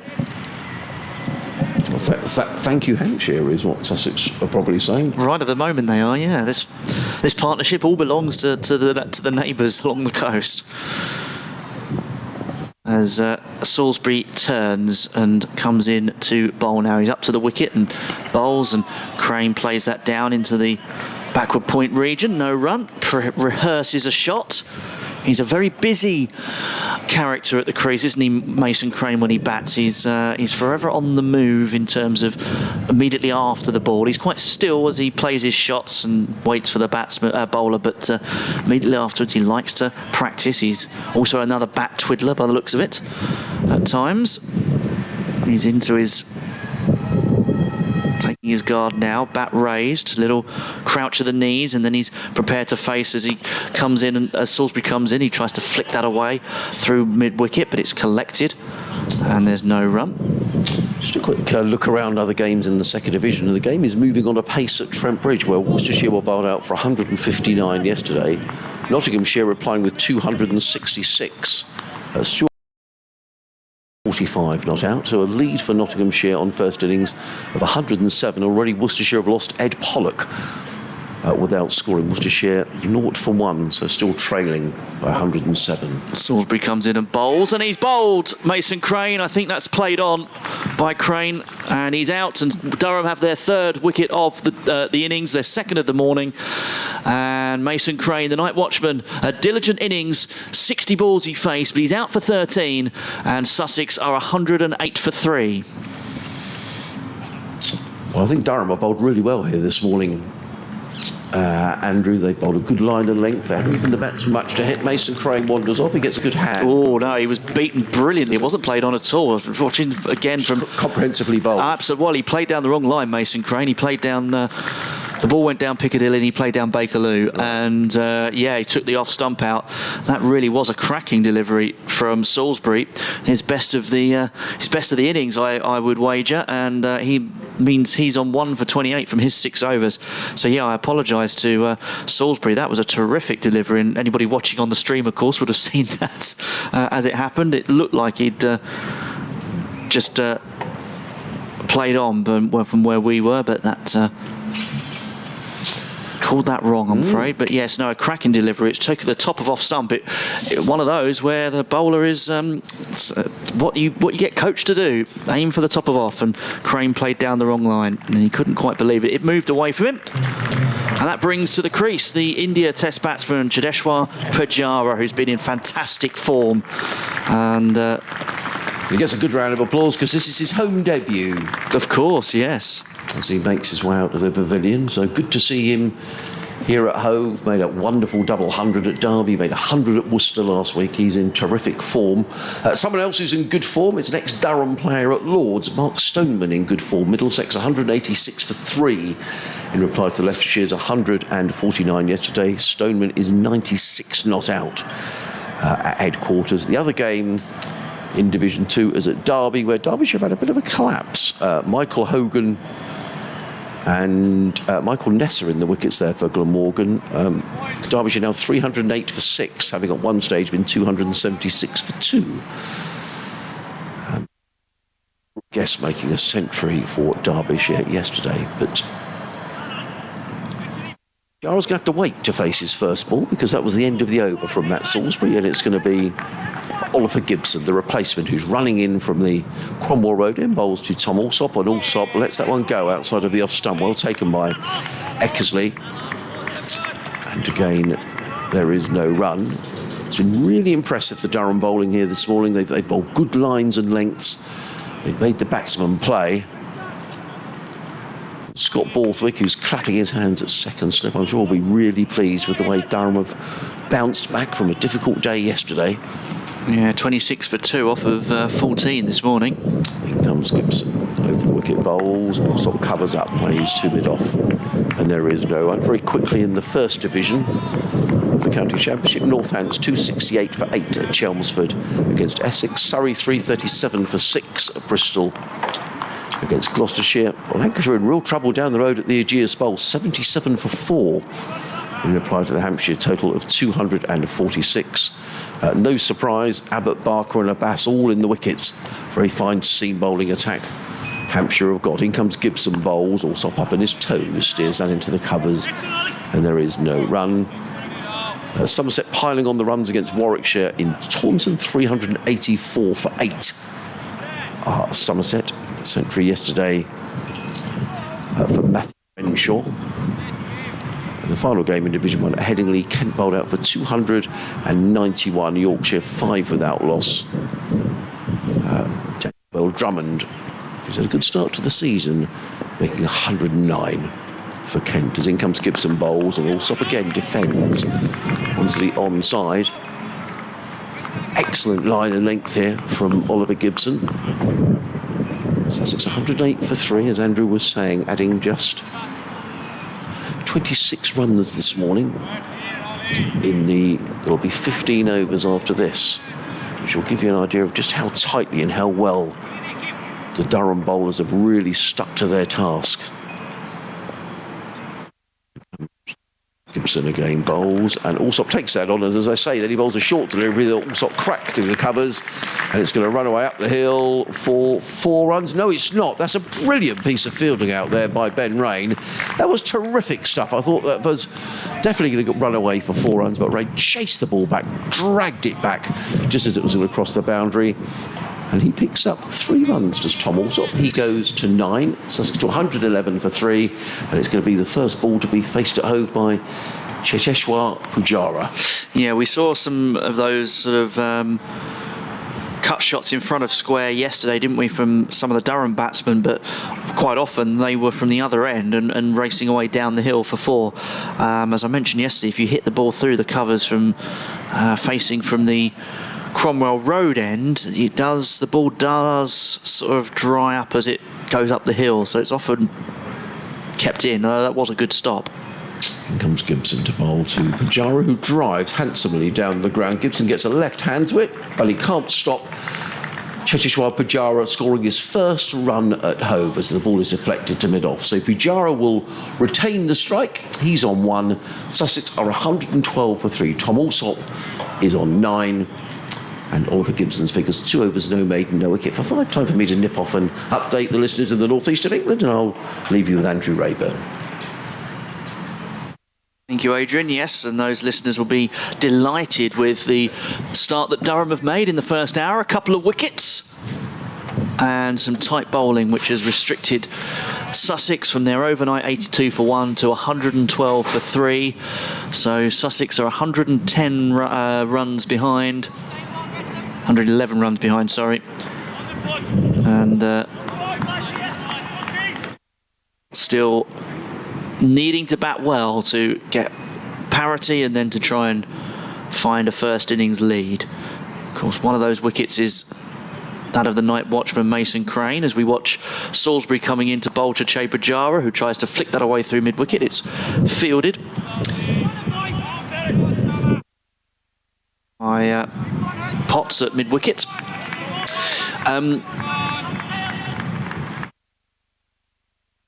So if you take Crane's contribution out of the picture, his 13 runs, then Sussex effectively 99 for 2 with his innings to come.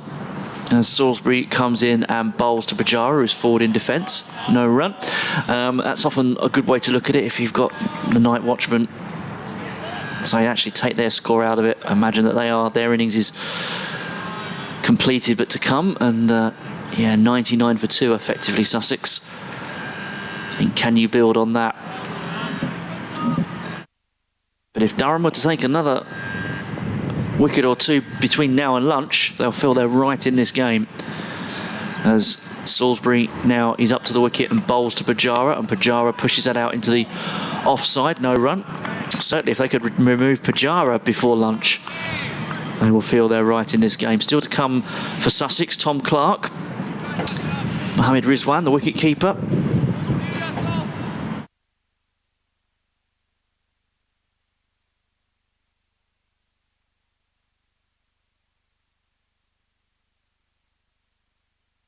As Salisbury comes in and bowls to Pujara. He's back. He's playing up the pitch in defence. No run.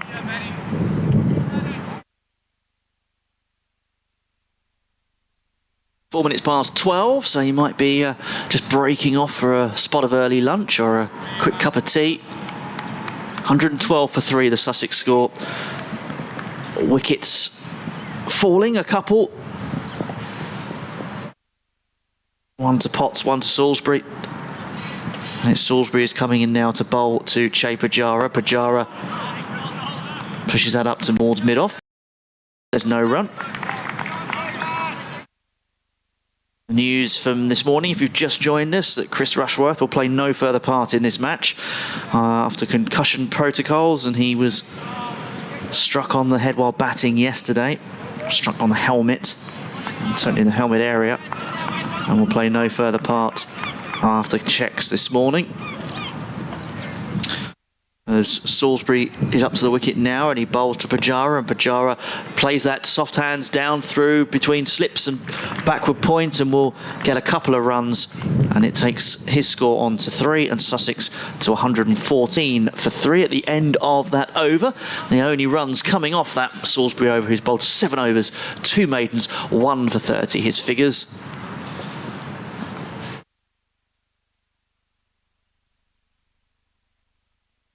We've had 36 overs in this innings, so the ball will be getting a little softer. And it might be a good time for someone like Pujara to come in and bat, but Durham will be hoping that they can produce something magic to remove him. He's certainly been in good form all season since signing for Sussex. Tom Alsop, who hasn't necessarily made the runs he would have liked. He's going to try and grind it out now with Gibson bowling from the Cromwell Road end, and almost a chance for a return catch. I think it came off a leading edge as he tried to play it through to mid-wicket, and the dive forward from Gibson wasn't quite enough to cling onto it. Not quite sure how much of a hand he got onto it, but that was a real opportunity for Durham, a tough one, but certainly one they've created with Alsop leading edge. Just seeing it back again on the replay. Yeah, just pushed at it, and Gibson couldn't quite cling onto it as he tumbled forward in his follow through after delivering the ball, and he's up to the wicket again now, and he bowls, and this time makes Alsop play back and in defence. No run. Adrian has returned from his stint being an honorary Geordie. Yeah, I was just thinking, looking at, I think Durham were bowled excellently this morning, but it's a pitch where no one has really dominated the bowling. The nearest really was Liam Travascus yesterday, so I wonder if it's perhaps not quite as good a pitch as we're making it out to be, or it could just be it's very good Durham bowling. I think it's a little bit of both, as this time a tracking pull shot from Alsop, and that's going to go out towards the boundary. Is it going to get there? Yes, it is. It tickles apologetically into the boundary rope. I'm not sure how much he got hold of it, because it was certainly a full-blooded attempt at a pull shot, and in the end, once I'd got sight of the ball, it literally just walked itself up to the it was there to be hit, and I think it got half a stop. That's why it trickled into the boundary rope. So 4 runs for Sussex nonetheless, but yes, a half stop in the mid-wicket region. In comes Gibson again, this time left alone by Alsop. That sort of shot from Alsop, although it was, as I say, it was half stopped, which took the momentum out of the ball a little bit. But I tell you what, if that hadn't been half stopped, it would have been the same result. It would have been 4, but it would have certainly made Alsop feel better about his batting, wouldn't it, to pull one out the middle of the bat like that? Yeah, absolutely. It's much better when it races away 2 or 3 bounces into the advertising hoardings rather than just trickles up to the boundary rope. This time he's back and plays it down into the point region for no run. Also on 13 from 34 deliveries, and Pujara at the other end, 3 from 7, 118 for 3 Sussex.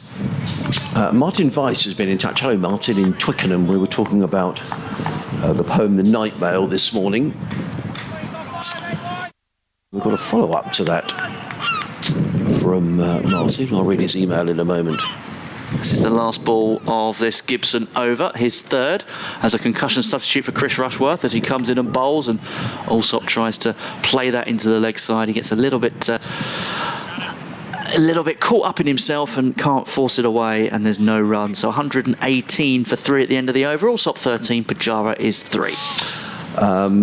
Martin says another relevant poem is by Auden's contemporary T.S. Eliot, although I don't think he was thinking of Sussex when he wrote that April is the cruelest month.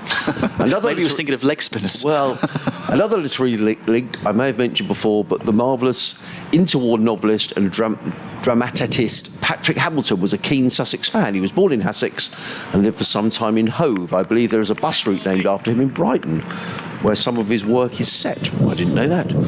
Back to the cricket, is there any chance that Sussex could hold on to Crane and Beard for a while, or are these purely crisis loan agreements to cover the injuries, says Martin in Twickenham? Well, here comes Matt Salisbury running away from us. Right arm over the wicket, comes in and bowls to Pujara, who just eases that down towards third man. Lovely looking shot by Pujara. He just leant on that and guided the ball deftly down to third man. He goes to 7 and Sussex to 122 for 3. Yeah, second time he's played that shot, just opening the face, spotting the gap. I think that's the sign of a test batsman when we saw it a little bit early on with Alex Lees. You're able to pick out the gaps rather than obviously just play your strokes and hope that you find them, which is obviously what a lot of county batsmen do. Pujara spotting the gap and playing the shot accordingly.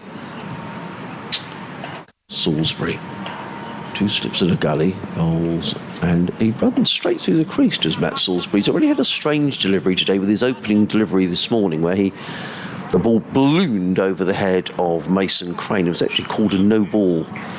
I think in answer to your question regarding the loan signings of Mason Crane and Aaron Beard, I think they're exactly that, short-term signings, whilst Sussex do get over this injury problem, which is a long list of bowlers who are absent. In comes Salisbury over the wicket, bowls. Pujara is solidly forward, left foot right to the pitch of the ball, plays away into the offside, fielded in the covers, and there is no run. But of course, if you've been sent somewhere on loan, all you can do is perform, and if you perform for your best, and who knows what might happen in the future. And Mason Crane's a cricketer who's had a pretty meteoric rise, didn't he? Went out to Australia with England and then came back and then struggled consistently to get in the Hampshire side on a regular basis. He is a Sussex lad, of course.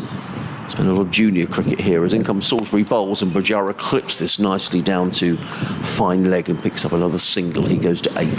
Sussex to 123 for 3. Yeah, and obviously if the lone players are happy, then, but I imagine that Aaron Beard will want to try and impress for his parent county. Mason Crane, well, we'll have to, because he's got more of a connection to the county and he's a bit more of a specialist role, perhaps a type of bowler that Sussex don't have a lot of in terms of their stocks. Maybe Salisbury continuing away from us, bowls, and also up on his toes and plays that into the covers. A short delivery from Matt Salisbury. He's bowling with 2 slips and a gully, a backward point, cover mid-off, mid-on, mid-wicket, and a fine leg on a glorious sunny morning at Hove. Just a few cotton wool clouds above the ground, lots and lots of blue sky. The breeze, there is a breeze around, and the flag is again just sort of fluttering away, but it's certainly not a howling gale. And if you can get out of the wind, plenty of people watching in shirt sleeves as Salisbury, right arm over the wicket, is in and bowls, and Allsop drive to a ball well pitched up, and umpire Ben Devlin signals that is a no ball. Must have overstretched with his front foot. Did Matt Salisbury, and the score advances by 2, 125 for 3. Thanks very much to... Sorry, I was just going to think that might be the first genuine front foot no ball we've seen in the match. I don't really recall any others. Thanks very much to Steve Oxford, who sent a variety of cricket poetry through to us to have a look at during the day. So we'll see if we can read some of those, Steve. Then comes Salisbury and bowls, and hit on the thigh pad is Tom Allsop. He looks to steer that one down towards fine leg. Is that going to be considered a leg? Yes, it is going to be signalled as a leg by Total advances by 1, 126 for 3. Sussex to within, or down to double digits or figures, not fidgets, in terms of the deficit. I'm getting myself in a bit of a tangle with this Iron Maiden bass player. As in comes Salisbury running away from us. In and bowls, and Pujara again plays this so confidently through backward square leg. He picks up a couple of runs, and Pujara has moved very quickly into double figures. He goes on to 10, and Sussex at the end of the over, 128 for 3. Tom Alsop is on 13. Cheteshwar Pujara is on 10. Matt Salisbury 8 overs, 2 maidens, 1 for 39, and Pujara, who was in excellent form at Worcester last week, where he made 109 in the first innings, a double century already on his debut for Sussex at Derbyshire, looks in good form. Paul's been in touch. Paul Bennett, he says, Steve Harris is the maiden bass player. I'm a bass player of much less repute, says Paul. Thank you very much for your emails as they come through today. sussexcricket@bbc.co.uk, or you can tweet us at BBC Sussex Sport. And we've got a change of bowling at the Cromwell Road in, and Matthew Potts is back into the attack. Already picked up a couple of wickets, the wickets of Alistair Orr and Tom Haines, both of the Sussex openers he's got to his name, and he's now going to bowl down the hill to the left-handed Tom Alsop. Yes, Potts is up to the wicket now. He bowls to Alsop, who covers up in defence off the back foot. No run. So we've already had W.H. Auden and Iron Maiden in the first hour and 15 minutes of the day. So I think that's a broad mix of cultural references, is it not? I think you're right. I'm actually hosting on a community rock music radio station over the next from Saturday mornings 9 till 12, Hastings Rock, if people want to listen. Anyhow, as Potts comes in and bowls, and it's squirted off the edge down through third man for 4. That was it went along the floor, didn't it? But it was a full shot from Tom Alsop. It moves him on to 17. That's the end result. Look in the scorebook, and on Bill Frindle's old scorebook used to describe the shots that were played and where they went, but the regular scorebooks will show that as 4 runs, even though it came off a thick edge. It was a forward defensive that caught the edge and flew along the ground, as Adrian said. So in comes Potts, bowls again to Alsop. This time he's up on his toes, defending on the back foot, and there's no run this time. Sussex on to 132 for 3. Alsop 17, Pujara 10. Potts bowling 2 for 31 from the Cromwell Road end. Well, I think probably the listeners are now wanting to know about your rock show, Andrew. Are they? So you go to Hastings on a Saturday morning? Hastings on a Saturday morning. So yes, so it's on what's called a restricted service licence, which means it's on for 28 days every year for the radio heads out there. As Potts comes in and bowls, and that's left outside the off stump, probably actually on length more than anything else from Alsop. He stays on 17. Yes, so it's on every May. So always from round about the weekend of May bank holiday to the just before the last bank holiday, if you like. Well, it's different, isn't it, this year? We don't get our bank holiday at the end of May has moved to the beginning of June for the Jubilee. Yeah. So don't get caught out by that, by the way, if you're making plans for that last weekend in May. As Potts comes in and bowls to Alsop, and they've taken a quick single into the square leg area, fielded by Ollie Gibson, who collects. And Alsop moves on to 18. Sussex to 133 for 3. Yes, so we play on the station all kinds of rock music, from Iron Maiden and all the classics from the 60s and 70s, etc., through to the modern day stuff. Whereas always in every show, there's certainly in the daytimes, there's always slots every hour for new music and new releases. So so it's every type of rock music you can think of. As Potts comes in and bowls to Pujara, who covers up, plays cautiously, and he's on 10 from 12 deliveries. Alsop is on 18. The end of the over, 133 for 3. Potts went for 5 off that over. He's bowled 12 overs, 4 maidens, 2 for 32. You're listening to Live Cricket, BBC Radio Sussex, BBC Radio Newcastle, Adrian Harms and Andrew Rayburn, the couple of the Durham backroom staff having a little stroll around the pitch. And whereas yesterday they were very well wrapped up against the elements, today they're wandering around in shorts, which will tell you something about the weather. So Andrew's going to be busy tomorrow with his rock show. Do you have a particular favourite, Andrew? Favourite band?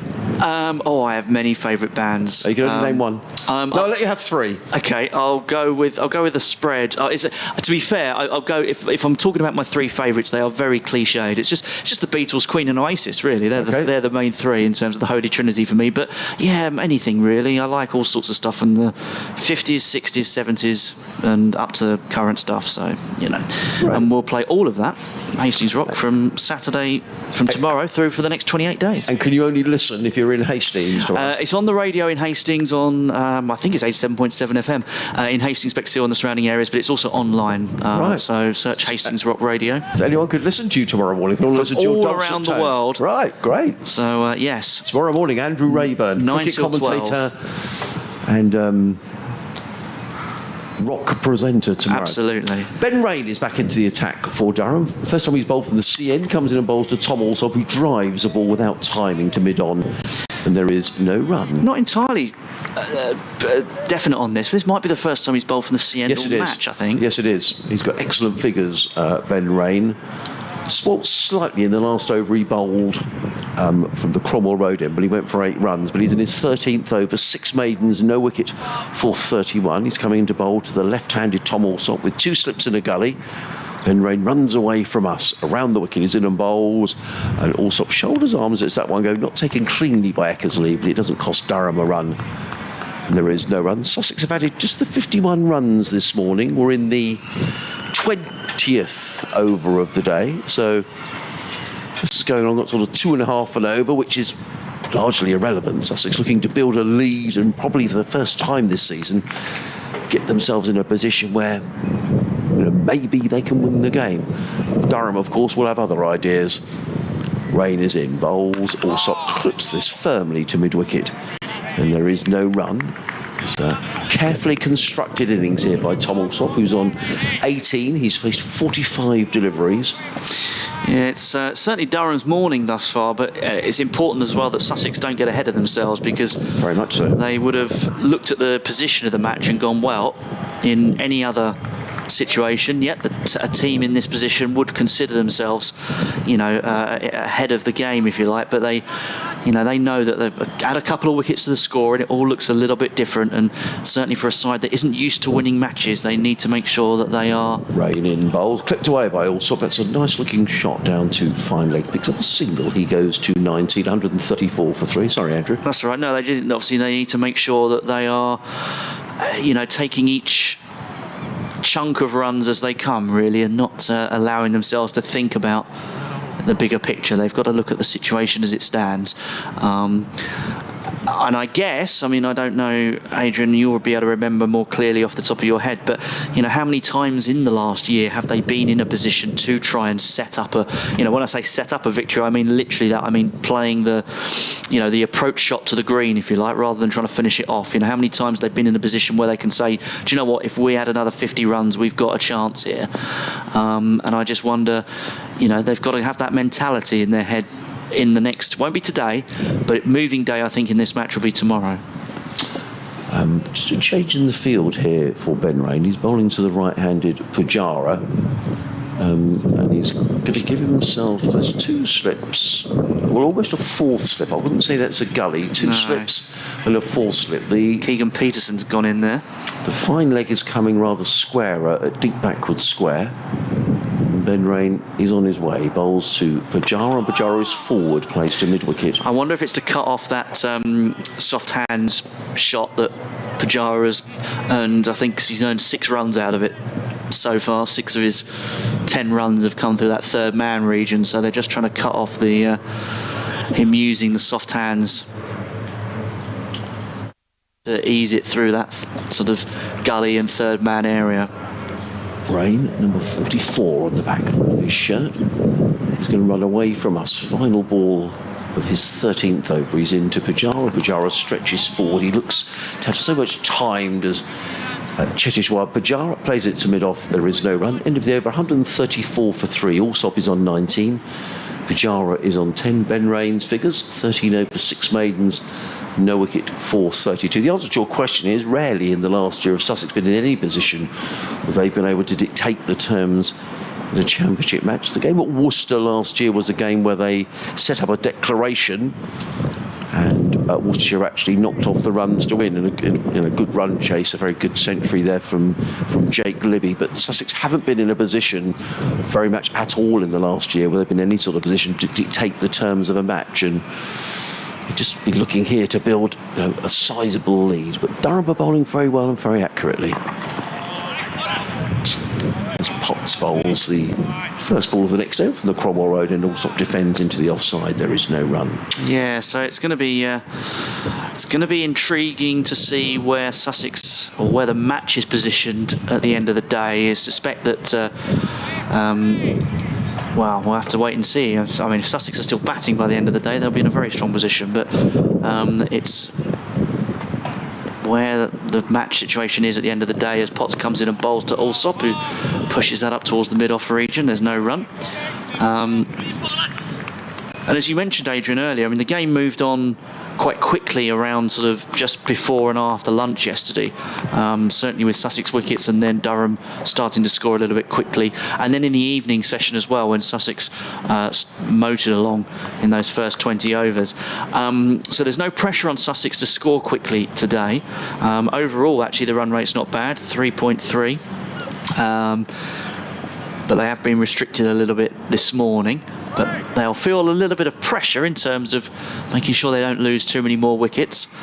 And that one is left alone by Allsop as Potts comes in from that Cromwell Road end. And I think it's going to be interesting to see what approach Sussex take after lunch. I think they might want to try and drop anchor a little bit in the final half an hour of this session. But maybe they might feel duty bound to take more scoring opportunities this afternoon, but we'll wait and see. I don't want to get too far ahead of myself. Let's not wish our lives away as Potts comes in and bowls to Allsop, and Allsop pushes that out into the cover region. They're going to come through for a quick single. It was to the right of the fielder, so there was had to dive to his right, so there was enough time for them to come through for the single. Allsop moves on to 20. Pujara has 10, and they'll just cross over the fielders for the right-hander, Pujara, who just checks his guard, studies it, places his bat down, he waits in the crease as Potts comes in and bowls, and he tries to flick that off his hips, but it goes to mid-wicket, and a loud no from the India international. Fine batsman with a fine record already in England for Sussex this season. Cheteshwar Pujara. He's on 10 so far in this innings. Potts 2 for 33, and the last ball of his 13th over in this innings as Potts comes in and Pujara just plays that back up the pitch, so no run there. And at the end of the 41st over of the innings, with 75 left in the day, I should say, Sussex are 135 for 3. You can contact us, sussexcricket@bbc.co.uk, as Steve Murray has done. Thank you, Steve, who was talking about the poem we were talking about, the night mail train. He says, it's my first season as a Sussex member, although Brighton born and bred and Hove dweller for the last 30 plus years, and he hopes to be at the ground tomorrow. Well, I think the weather forecast for tomorrow is excellent. I think the wind is meant to drop tomorrow. It's meant to be quite warm tomorrow, so I think if you're coming, Steve, you've picked a good day to come, as Ben Rain runs away from us up the hill here from the Cromwell, from the C end, bowls, and Allsop is forced onto the back foot, plays into the offside. There is no run. He says, read the aforementioned poem, the Night Mail. I don't think anyone has mentioned this poem is famous as it is about a train and it is designed and written to be read out with the rhythm of a speeding train in a clickety-clack kind of way and with rapidity, so slightly faster than you delivered it, and a continuous rhythm. Try it. It all makes sense. Steve says, all the best to you both. Thank you, Steve, for your email. As in comes Rain and Bowles, and Allsop again is very carefully forward, playing down the offside of the track and Rain fields of his own bowling. And there is no run. He's bowling Ben Rain with 2 slips, a point cover mid-off. Then on the onside, a mid-on, a very short mid-wicket. That's Keegan Peterson in there, a more orthodox mid-wicket, and a deep backward square. So no one really behind square on either the leg or the offside. As in comes Rain, Bowles, and Allsop thumps that one away. That's a lovely looking shot by Tom Allsop, and I think he's going to get 4 runs. The ball is rolling towards the boundary. Will it get there before the fielder? It's nip and tuck, and it's just overhauled by the fielder. That's a good bit of fielding, literally inches inside the boundary. But 3 more to Tom Allsop, who goes to 23 and within sight of his highest score in a Sussex colours. That came last week when he made 28 at Worcester before he was run out. Sussex to 138th. I'm just trying to see who that was doing the fielding. He ran a long way down towards the boundary and has now had to run all the way from one side of the ground to the other to a position of cover point on the other side of the ground. But a good bit of fielding, saved a run as Rain runs away from us, comes in and bowls to Pujara. Pujara lets that go outside the off stump. He even makes letting the ball go look elegant, does Cheteshwar Pujara. The ball thumps into the gloves of Eckersley, and there is no run. He's got a huge following on social media. Something like 2.7 million followers on Twitter.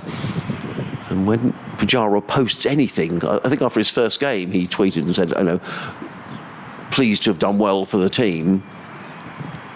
As in comes Rain again, bowls to Pujara, who clips it off the front foot to mid-wicket. It was Sean Dixon who had chased that ball down to the boundary in the previous delivery. Yes, he just posted a picture and said, glad to have been able to contribute. And that tweet alone got something like 30,000 likes. It's just quite extraordinary, the social media following that cricketers from the subcontinent have. Mohammad Rizwan has something like 850,000 followers on Twitter. It's extraordinary. Isn't that just a little short of what you have on Twitter? In comes Rain and bowls, and Pujara plays to mid-wicket, and there is no run, fielded by Peterson. End of the over, 138 for 3, Allsop on 23, Pujara on 20. Yeah, many millions more than I have. But it is extraordinary, isn't it, that the following that cricket has in India and Pakistan. It may well be that, as we're talking to you now, there may well be someone who's listening in India. If you are listening and wondering how Pujara is getting on, why don't you drop us a line and let us know where you're listening from. sussexcricket@bbc.co.uk, or you can tweet us at BBC Sussex Sport. It'd be lovely to hear from you. Yeah, and I think if anybody saw that the documentary on the Australian cricket team, I'll just come on to that in a minute, as Potts comes in and bowls to the left-handed Allsop, who's up on his toes and plays that defensively out into the cover region for no run. Yeah, Australia landed, didn't they, in was it in Pakistan for a one-day series? Arrived at the hotel and it was full of fans wanting autographs, and it was literally, the hotel lobby was crammed full of people, and it was just astonishing the sort of level of worship that India, Pakistan, Sri Lanka, Bangladesh, Afghanistan, a lot of big cricket fans in those countries, so it's particularly India and Pakistan, of course, and Pakistan have been denied a lot of home cricket and visitors, visiting legends of the game in recent years. So they've been great to have cricket back in international cricket back in Pakistan as well. Pujara and Rizwan will have many followers in the subcontinent, I dare say, as Allsop plays that one out into the mid-wicket region for no run. James has been in touch. Hello, James. James Trollope, and he says, with W.H. Auden and Iron Maiden, you've got your cultural bases covered. Yes, we have gone from poetry to Iron Maiden this morning. Neil's been in touch and he says the metre of the poem just mentioned can be heard on the PSB track I mentioned. Also, as a fan of Patrick Hamilton, I can say that his book The West Pier is probably the one most set in Brighton. As Potts comes in now and bowls to the left-handed Alsop, who drives and he doesn't quite get hold of it, and it's fielded in the covers. Yes, so we mentioned Patrick Hamilton, the dramatist, didn't we, who's got his name on a bus in Brighton and Hove. For listeners in the northeast, that will mean very little unless you've been to Brighton on holiday. All the buses in Brighton and Hove, as I battle to hear myself heard over the seagulls around our effects mic. Yes, all the buses in Brighton and Hove bear the name of someone associated with the city. It's often, well, it can be quite tenuous, and I'll give you the best tenuous one in a minute. Yes, thanks very much, Sarah. Sussex are 138 for 3. Tom Alsop is on 23. Cheteshwar Pujara is on 10. A couple of wickets gone down this morning. Ali Orr for 27 and Mason Crane, the night watchman, for 13. Meanwhile, at Bristol, Jamie Smith continues on his merry way. The young Surrey wicketkeeper batsman, he's on 134 not out. Surrey 369 for 7. Apologies there, cutting right across your update. Didn't realise it was that time again as Potts comes in and bowls to Alsop, who tries to flick that away into mid-wicket. No run there. Yes, so the buses, the Brighton and Hove buses, are always have a name of someone associated with the city on them, and one of them is Dusty Springfield, and Dusty Springfield is on the front of a bus because apparently her mum lived in Hove. So there you go. That's there's a nice tenuous one for you, but lots of famous people associated with the city, Brighton and Hove, and got their names on buses. As in comes Ben Rain, bowls to Pujara, who plays off the front foot into the covers, and there is no run. 138 for 3. Alsop on 23. Pujara is on 10. I was just looking through the list of buses because there are several that are named after cricketers as well. It's Rain back to his mark. 2 slips, backward point, cover mid off, mid on, a shortish, straightish mid wicket. The wind really getting up here at Hove now. As in comes Rain and bowls, and Pujara onto the back foot, plays straight down the ground, fielded by Alex Lees, and there is no run. The flag is really billowing now on the flagpole of the clock tower scoreboard. Julian, who's always good for a comment, sitting up there in the top shelf, says that with Ben Rain, it's the first rain we've seen this season at Hove. Groan. Yeah, that's almost one you might see in a Christmas cracker, isn't it? But thank you, Julian. As Rain is on his way to bowl to Pujara. He's in and bowls. Pujara solidly forward, plays and defensively into the offside. There is no run. Gary's been in touch. Hello, Gary. Good to hear from you. He says, as I write, Sussex are in a promising position, but crucial that we take our time today and wait for the bad ball. It would be great to see Alsop and Rizwan make their first significant contributions this season. And who knows, is this the day when Delray finally delivers rather than a flashy 20 or 30. I'm attending the match tomorrow, so hopefully we'll see us force home our advantage.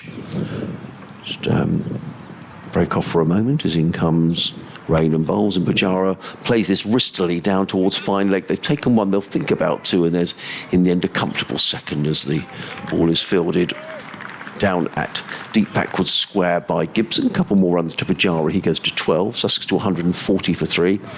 He says, I was encouraged to read that Jofra Archer, George Garton and Ollie Robbins were all training at the ground yesterday. I still can't understand the logic of Ollie not being allowed to play in this game by England. Surely if anyone needs to get fully fit and have match practice, it's him. Kind regards, Gary. I wasn't aware that Jofra was here yesterday, but certainly Ollie Robinson was bowling off his full run at tea time as he was practising on the outfield. In comes Rain over the wicket, bowls. Pujara forward, plays to mid-wicket. Then there is no run. And George Garton was also bowling. He didn't seem to be bowling off a particularly long run, George, but it was good to see him at the ground. And I have to say, I completely agree. Ollie Robinson, as we said a lot yesterday, is centrally contracted. It's up to England when he plays. But when I spoke to Ollie in an interview you can hear on the BBC Sport Twitter feed last week at Worcester, he said he'd had some problems with his teeth, but he was fit and raring to go and was really hoping to play in this game. So quite why he isn't, I'm unsure. In comes Rain and bowls. Pujara again plays back to the square on the leg side and picks up another single. He goes to 13 at the end of the over. So it's are 141 for 3. Another accurate over from Ben Rain. 15 overs, 6 maidens, no wicket for 38. Pujara on 13, Allsop on 23. Sussex 141 for 3 in reply to the Durham total yesterday of 223. So thank you, Gary, for that. And I agree. I think it is a day for players to deliver wonderful batting conditions. And Gary, who I do know is a big West Ham fan, so he may be feeling a bit down in the dumps today. But it's not all over. Another game to come next week out in Germany. Now, we have had an email in from Rama Priya, who's been in touch. He says, I'm listening and watching from Sharjah in the United Arab Emirates. For a long time I've been a red ball cricket fan, and players like Pujara, who is a rather old-fashioned sort of player, as in comes Potts and clipped nicely by Pujara through square leg, picks up a single. He goes to 14 and Sussex to 142 for 3. He says, lovely to be able to see county cricket on the YouTube despite the obvious camera limitations. Thank you so much for getting in touch from Sharjah over in the United Arab Emirates. And you'll be delighted to know that Pujara has moved very serenely on to 14 and Sussex to 142 for 3. And apologies, Andrew, I took the first ball of yours. That's okay. No, we're all friends here, Adrian. That's not a problem. People would much rather hear your dulcet tones than mine anyway. I don't think so. But, as we've got Potts bowling from the Cromwell Road end to the left-handed Allsop, who plays that back to the bowler. No run. Just to say, in Division 2 of the Championship, Worcester, they could finish in 2 days actually at Trent Bridge. Worcestershire 159 and now 28 for 3, still raining knots by 266. Stuart Broad in the wickets, accounting for Azhar Ali for 5. Notts who are getting into their stride in the County Championship. And I think this will be their 3rd win in 4. Potts coming in to bowl to the left-handed Allsop, who lets that go outside the off-stump. I noticed Jake Libby only made 3 in that second innings, and don't know how many he made in the first, but he's obviously been touted for England candidacy. He's only made 15 out from victims of Stuart Broad, so yeah, he's one that has been touted, I think. Well, he made a very good 100 last year down at Worcester in that run chase. Nice stats, I could probably find it. Potts comes in to bowl to Allsop. Allsop drives, but straight up to the man at mid-off. Collects no run.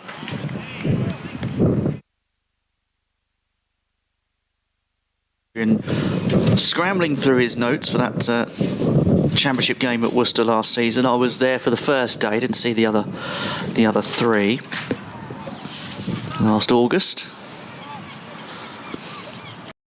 As Allsop just ready and waiting, bat raised, as Potts comes in and bowls, and this time attempts to drive up towards mid-off, but it squirts away into the cover region. No run again. Allsop 23 from 63 deliveries. Sussex 142 for 3. Potts nearing the end of his 15th over of the innings. 2 for 34 is his figures. Very good indeed. He's bowled really well, hasn't he? And actually, he didn't start off very well yesterday. He bowled a very loose spell. Yeah, first 2 or 3 overs were expensive, but since then, so second spell yesterday and into this morning, he's hit his straps well, and this one has just come off the face of the bat down into the backward point region. No run.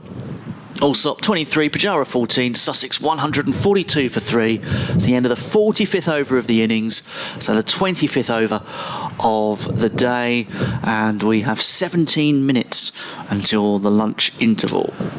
Jake Libby made 125 against Sussex last year in the second innings when Worcestershire chased down 315 to win at New Road, beating Sussex by 6 wickets. That was the game where Daniel Ibrahim made 94, and he got a century. He would have been the youngest ever player in the history of the Championship to score 100. He already holds that distinction for a half century, which was at Headingley last year.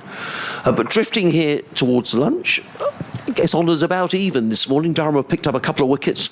Alistair Raw for 27 and the night watchman Mason Crane for 13.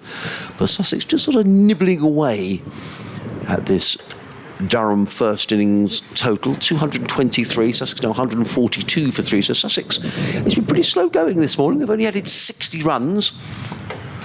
But it's not really about time. It's about Sussex building a lead in this match. And for the first time in the match, or the first time from a Durham perspective, we're going to see some spin. It's Liam Travascus, who I interviewed last night for BBC Newcastle. He spoke about his innings, where he made an excellent 88 yesterday. But he's going to come on to bowl from this, Cromwell... No, it's not the Cromwell Road. It's the C end of the ground. He's bowling with one slip, left arm around the wicket. He's in and bowls and tossed up, and Pujara uses his feet, gets down the wicket, drives to mid-on, fielded just down in front of us by Alex Lees, and there is no run. So a slip, 3 men saving 1 on the offside, a sweeper on the cover boundary, because he's Scott Borthwick warming up as well. So I wonder whether he might get spin from both ends. Travascus off 3 or 4 paces, in and bowls. Pujara again uses his feet, plays to mid-wicket, fielded there by Keegan Patterson. And there is no run. There's the leg side field. There's a backward square leg, a mid-wicket, mid-on, and a deep mid-wicket who's just been moved a little squarer. There's Travascus in again. Full toss. Pujara hits that one firmly to mid-wicket, well fielded by Peterson. And Pujara may rather feel he missed out there. Rather picked the fielder out, which, had he not done so, would have almost certainly been 4 runs. Travascus has taken 18 first-class wickets in his 17 matches so far. Comes in and bowls, and played with soft hands by Pujara onto the leg side, and again it's Peterson who fields, and there is no run. Average of 42. Its best return, 5 for 78. Thanks, Andrew. 142 for 3. Travascus in bowls, and Pujara again using his feet and drives on the bounce to short extra cover. And there is no run. This game is really finely poised. If Durham were to pick up a wicket here, they'll feel they're right back in it. Sussex can get through to lunch and beyond and build a lead.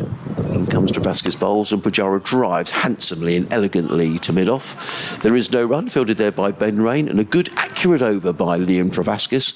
A maiden over. Sussex don't add to their total of 142 for 3, Allsop 123. Pujara is on 14, and if you're tuning in for the first time today, a very good afternoon to you from a lovely sunny county ground at Hove. Cricket on the BBC Radio Sussex and Newcastle.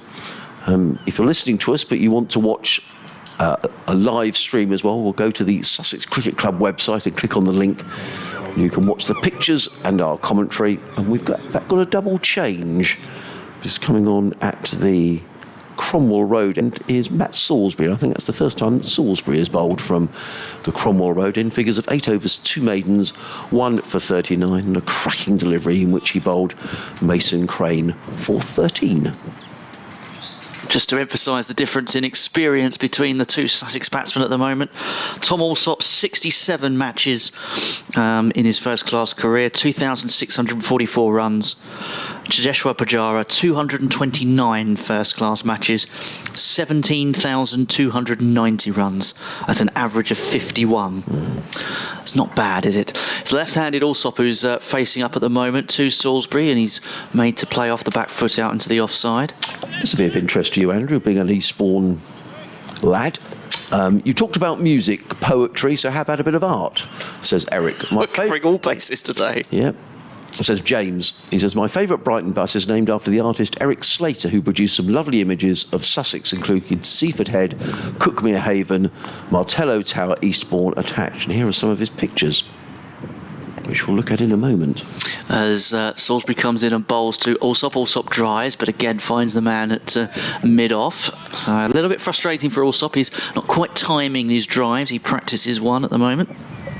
There we are, the Yes, the Martello Tower, which is one of the fortifications along the south coast, from sort of, I think, from Newhaven to Pevensey, to guard against Napoleonic invasion. And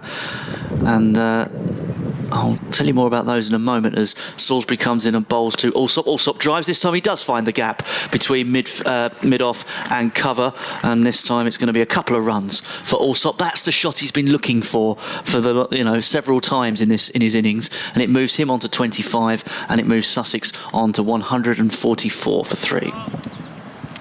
Yeah, so those Martello Towers built to guard against Napoleonic invasion along the south coast, or at least along, I think that's only sort of that Eastbourne stretch of the south coast. I could be wrong, but certainly associated well enough with the Eastbourne coastal area that as Salisbury comes in and bowls to Allsop, who plays out into mid-wicket, that it's featured on the Eastbourne Borough Football Club badge.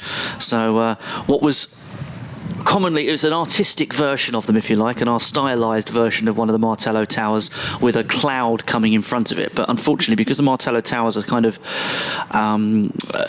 rounded in shape, a lot of people confused it for a stylised sandcastle. It's not a sandcastle, it is a Martello Tower. As Salisbury comes in and bowls to Allsop, who's on the back foot and plays that down into the ground, out into the offside for no run. 144 for 3 still. Sussex are, what are they? They're 79 runs behind Durham's first innings with 7 first innings wickets in hand. Well, they are terrific paintings painted by Eric Slater, whose name is on a Brighton bus. Seaford Head, Cuckmere Haven and the Martello Tower. They are beautiful, actually, and as Salisbury comes in and bowls to Allsop, and maybe even, Adrian, if we save them off that email, you could post them on your Twitter later for people to see, because it doesn't make for great radio, but they are beautiful paintings, and that's Eric Slater. Yeah, I do like a sentence that starts with "my favourite Brighton bus." I think that's always endearing to me when people have favourite buses. Absolutely. End of the over, as Andrew says, 144 for 3. Allsop 25. Pujara is on 14, and actually just finishing up on that. Picture there of Seaford Head, and more latterly, particularly along that part of the Sussex coast, there's been a lot of problems, hasn't there, with people getting too close to the cliff edges, and those, with erosion, those cliffs collapsing as well. So I know there's been an awful lot in the press over the last couple of years with people getting far too close to those cliff edges, and there have been a couple of really nasty rockfalls. But anyway, that's irrelevant. Thank you very much for those pictures. It's relevant to the people who live near there. Yes, it is.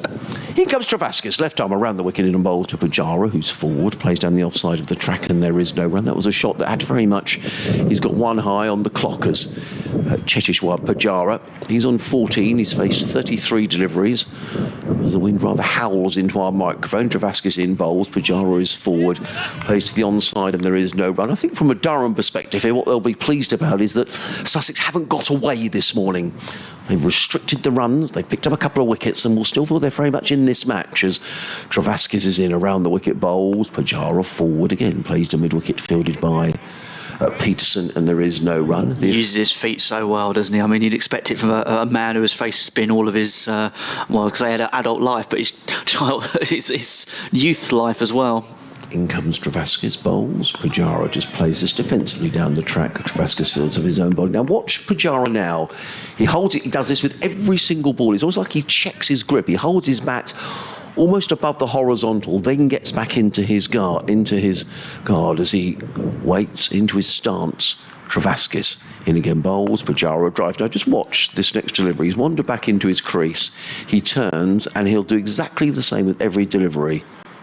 There he goes. He holds the bat almost at 45 degrees above the horizontal. It's almost like he's checking his grip, and then he waits for the bowler to come in again. He does it for every single ball. Travascus in bowls. Pujara solidly forward, plays it onto the onside. So a couple of maidens to start for Liam Travascus, who collects his cap from umpire Ben Debon and wanders off to his fielding position. And I think Scott Borthwick will be very pleased with the way that Durham have performed here this morning, because Sussex have added just 44 plus 18. What's that? 62 runs this morning? 62 runs in 28 overs. I mean, it's irrelevant in terms of the speed that the game is going, but what I mean is that Sussex haven't got away. If Sussex was almost sort of on parity now, Durham may feel they're sort of slightly looking down the barrel, but a couple of wickets could change everything. Yes, certainly Durham will be eyeing one before lunch. They'd love to break this partnership as Salisbury comes in from the Cromwell Road end, and Allsop plays that through square leg. He's going to pick up a couple of runs here, I think. It will just be a couple as it's cut off down there by Oliver Gibson, the concussion replacement for Chris Rushworth, who will play no further part in this game. Allsop 27, Sussex 146 for 3. 6 minutes until the lunch break, so we'll probably get this over and maybe one more. Well, mind you, with a spinner, we might get another couple, I suppose, but we'll see. As Salisbury turns, he's at his mark, he comes running in now, he's up to the wicket and bowls to Allsop. He's playing back off the back foot and into the leg mid-wicket region where Potts collects, and there's no run. Just a word from Sussex here about Ollie Robinson. We were speculating, and Steve Harris was saying, why isn't Ollie playing? And the official reason is that England made Ollie Robinson unavailable this week after his dental treatment for an infection, with the aim of him playing next week, allowing him to increase his training workload after missing a few days for the surgery. As Salisbury comes in and bowls to Allsop, who covers up in defence, plays confidently, and is... So sorry, Adrian, I was... No, that's okay. So that's officially the reason that England didn't want Ollie Robinson to play this week after his dental issues that he's had. But it would appear that everyone is hopeful that Ollie's going to play in the game next week, a game that starts next Thursday against Middlesex. Leicester the week after, hopefully, and then the New Zealanders are here for a tour match. As Salisbury comes in and bowls to the left-handed Allsop again, just solid in defence, collected by Salisbury off his own bowling. So just say that the expectation that he'll play next week. I was just reading out those Sussex fixtures that follow before we have a break in 4-day cricket, when the T20 starts, which is all starting much earlier this year.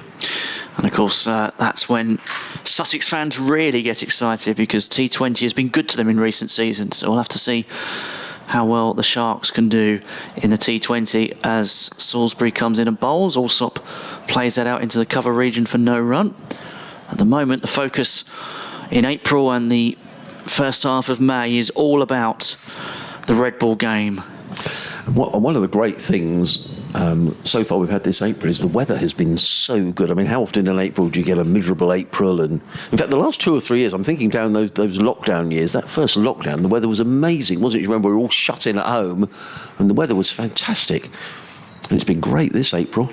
Salisbury, last ball of his 10th over, comes in and bowls to Allsop. Allsop cuts away through the covers. It's beaten the field and will go all the way to the boundary for 4. That releases some of the pressure on Sussex that might have been building up a little bit. Allsop cut it that away, and he's got his highest score in a Sussex shirt since his loan spell from Hampshire, or during his loan spell from Hampshire. 31 he moves on to. Pujara at the other end is on 14. At the end of the over, Sussex are 150 for 3, so that brings up the 150 as well, and they are 73 runs behind, and we're going to get 1 over, possibly that might be it before lunch. It's 3 minutes to 1, so depends how quickly Liam Travascus can get through his over here, and how quickly Durham want to get through this over. We'll find out whether we get another one or not. Yeah. So there's going to be Liam Travascus, who's coming into bowl to Pujara. He's in and bowls, and Pujara forward flicks that through mid-wicket very wristily, picks up a single. Pujara goes to 15, Sussex to 151 for 3. So we would have had 30 overs this morning, if it is indeed lunch after this over from Liam Travascus, who's going to bowl for the first time. That's the first run he's conceded in the 13 balls that he's bowled, but he's now going to bowl to the left-handed Tom Allsop. A slip and a short leg are in place. Yeah, but the fielders didn't cross over very quickly, and now the two batsmen are talking to each other in the middle of the pitch, so I suggest that both teams are quite keen to get to lunch. Backward point, cover mid-off, mid-on, mid-wicket, backward square leg, and a deep mid-wicket as in comes Travascus. Left arm over the wicket bowls to Allsop, who's solidly forward, plays onto the onside, and there is no run. And as Andrew was saying, Tom Allsop's highest score since he moved to Hove. Now changing the field, the deep mid-wicket has come up to more of a one-saving position at mid-wicket. Is in again, bowls Allsop solidly forward. Foot right to the pitch of the ball. Head very still and just play that away into the offside. And it's a dot ball fielded there by Matthew Potts. Travascus in again, and also a bit of a howl there from the bowler. Just momentarily he thought he'd breached Tom Alsop's defensive. Alsop went back and flicked the ball around the corner to backward square leg. There is no run. Travascus in again and bowls, and this is worked onto the leg side. Actually more than worked. That's a lovely looking shot by Tom Alsop and very sweetly timed. Too short from Liam Travascus, and Alsop worked that one away through mid-wicket for 4 runs. He goes to 35. Sussex 155 for 3. The digital clock on the scoreboard is showing 12:59. I need to find out from the umpires or the scorer exactly which clock is used here at Hove. Is it the clock on the clock tower, which also says, to be honest, about 12:59. In comes Travascus again. Alsop just rocks onto the front foot, plays it down the track. There is no run. It is the end of the over. They are keen to get on with it, Durham. I think the umpires are thinking they have to wait and see. The square leg umpire, who's Ian Blackwell, is making his way in. And it could well be we are going to get another over here before lunch. He's looking towards the scoreboard. He's looking at the clock, and I think well, the digital clock is still showing 12:59. Now it says 1300 hours. Just as he got to the stumps. Literally, as he got to the stumps. So he's ready. And that's the signal. If the umpire is ready, and we're going to get another over. So one more over for lunch that will be described with Sussex 155 for 3. Alsop on 35. Pujara on 15 by Andrew Rayburn.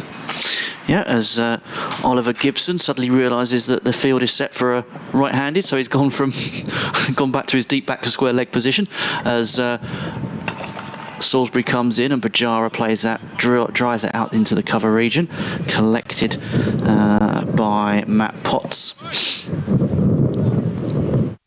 Yes, what would have been sort of third man was suddenly became deep backward square leg. I think he probably thought he was fielding for the left-handed batsman, so he had to run around the boundary. Now Pujara wants somebody to stop moving behind the bowler's arm, I think. He's now ready and is facing up to Salisbury. He's up to the wicket now and he bowls, and Pujara just lets that go through to Eckersley. Once again left on length as much as anything. So Sussex 155 for 3. Trying to get parity with and then move ahead of that Durham first innings of 223. But anything can happen. Don't forget, one of those 3 wickets was the night watchman Mason Crane. So there's still some batting to come with Tom Clark, Mohammad Rizwan, as Pujara leaves that one. Eckersley takes 2 slips a gully. Backward point, cover, mid-off, mid-on, mid-wicket, man at deep backward square leg. The only man out on the rope. As a crow perches on the advertising hoardings down by the covers in front of our commentary position. And Salisbury comes in and bowls to Pujara, who's hit on the pad, and that one going over the top of the stumps. No, nothing doing for the umpire. That crow now has just hopped down onto just beyond the rope. That third man as the batsman looks. Wind getting up on our effects mic once again.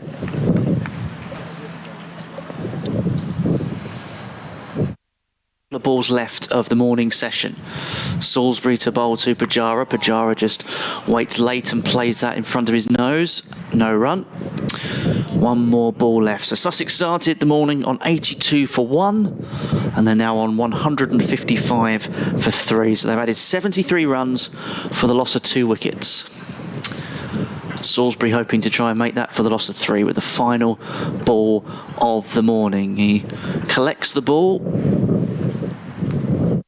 turns as he gets to his mark, begins his run up now. He's up to the wicket and he bowls to Pujara, and Pujara flicks that towards mid wicket, but it's collected and there's no run. So at the end of the morning session then, Sussex are 155 for 3. They've added 73 runs for the loss of 2 wickets. And Adrian Harms, I know you've got a dash off to do your update for Newcastle at some stage, but that pretty much is even Stevens in this morning, I reckon. Yeah, I think it is. I think Durham will be pleased with no Chris Rushworth. I mean, that's a huge loss as far as Durham.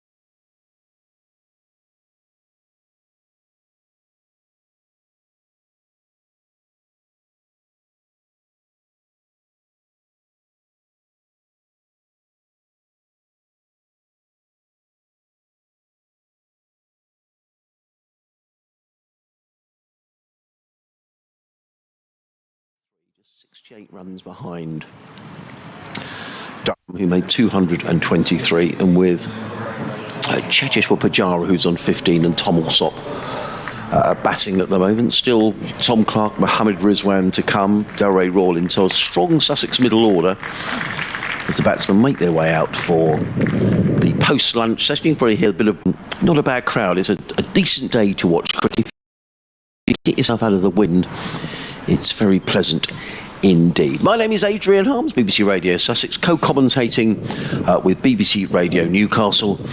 Delighted that Andrew Rayburn has joined us for the first couple of days here at Hove, and we said what an important day it was for Sussex, but for Durham as well. They'll feel they're not out of this, Andrew. I think a couple of wickets here for Durham, and they feel they're right back in this game. I absolutely agree. Yeah, I think it's certainly they're in need of a couple of wickets perhaps in this first hour, because if Alsop and Pujara stay at the crease, we'll watch Ben Rain come bowling in. Comes in and bowls to Tom Alsop, who plays his first ball into the offside and fielded in the slip cordon by Scott Borthwick, who sort of juggles the ball in an enthusiastic manner, and there is no run. Yeah, I just feel that obviously 155 for 3, so the deficit is 68.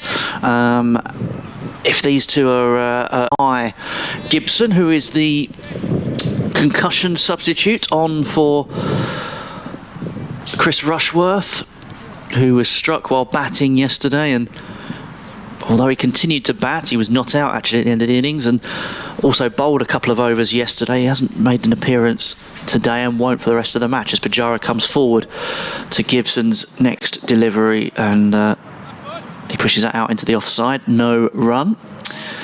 So 4 runs added in the previous over, the first after lunch. 159 for 3. Cheteshwar Pujara.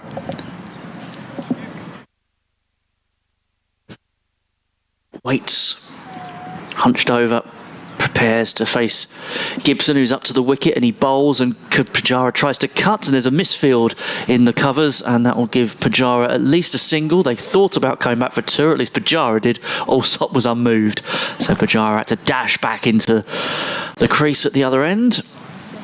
There definitely wasn't a second run on, by the way. Pujara was just I think sometimes batsmen like to try and put the field under pressure and pretend to go for a second sometimes, and maybe just keep them on their, put them on notice that actually that if they do need a quick second run, that it's always there. Because that can sometimes force the error in the field, can't it? I was going to say, painful rap on the hand last week, which fortunately wasn't a broken finger. But he's looked very confident today, and Sussex, making that lone move from Hampshire. He's here for the season in what's been a real problem for Sussex, number 3. Gibson comes in and bowls to Alsop. Alsop is back and plays that out into the leg side. No run. So the end of the 53rd over of the innings, the second over after lunch, and it's 162 for 3. So Sussex have added 7 in those 2 overs after lunch. Pujara is not out 16 and Alsop on 41. Sussex Cricket at bbc.co.uk if you'd like to get in touch. That's exactly what AJ Batter's done, who says, "Good afternoon, it's wonderful to be able to watch the majority of county cricket matches on YouTube. I've tuned in from Muscat in Oman." So there we are, Muscat, and we had an earlier listener from Sharjah getting in touch. It was wonderful watching Pujara score the double 100 in Derby and the huge stand with Tom Haynes. I'm waiting to see both Pujara and Rizwan score well for Sussex. This should be the match where Sussex push for a win. First time they haven't conceded nearly 500 in the first innings. Best wishes, says AJ. Well, you're absolutely right, as in comes Rain and bowls to Pujara, who wristily flicks that down to fine leg and picks up a single. He goes to 17. Sussex to 163 for 3. I mean, you're right in terms of runs that Sussex have conceded against the opposition in the first innings. Nottinghamshire made 534 for 9. Derbyshire 505 for 8. And Worcestershire 491. So Sussex have really been under the cosh for large parts of all the first 3 matches. But AJ, thank you for watching. Lovely to hear we've got someone over in Oman watching. In comes Rain around the wicket bowls, and Alsop lets that one go through to the keeper, and there is no run. James Trollope's been back in touch. He was talking about Eric Slater's lovely pictures and the fact that his name is on the front of one of the Brighton buses.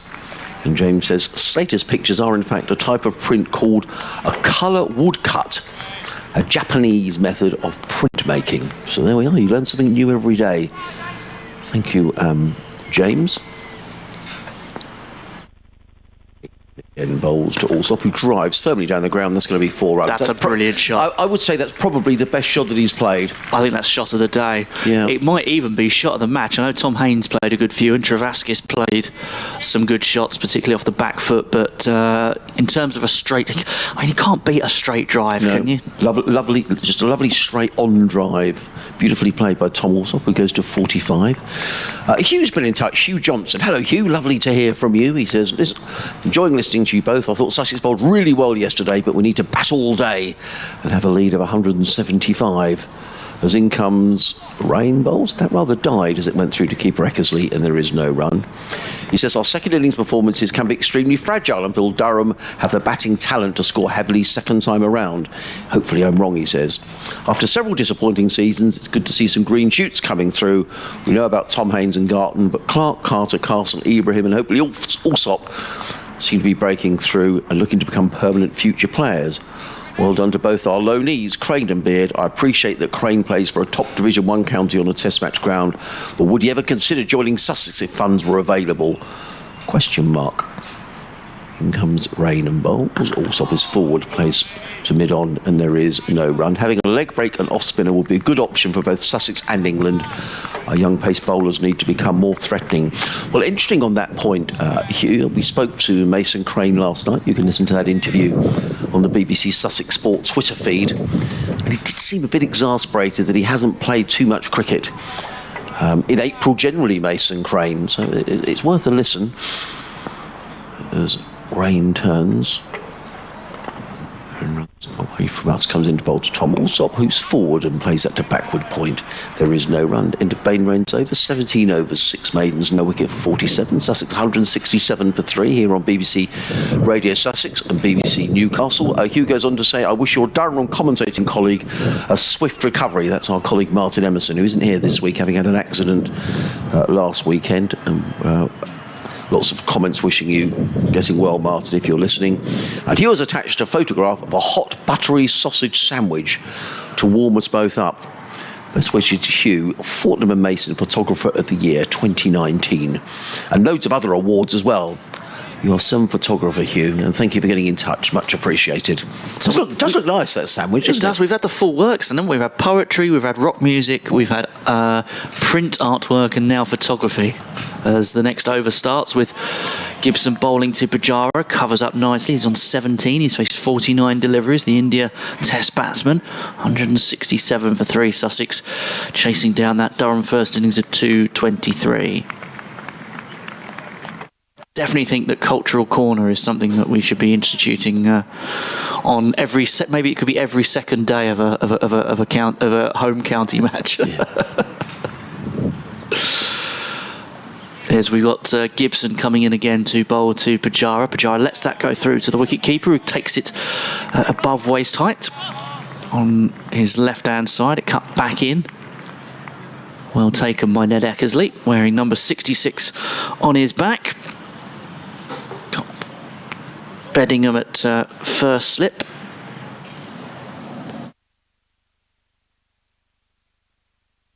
Scott Borthwick is in at second.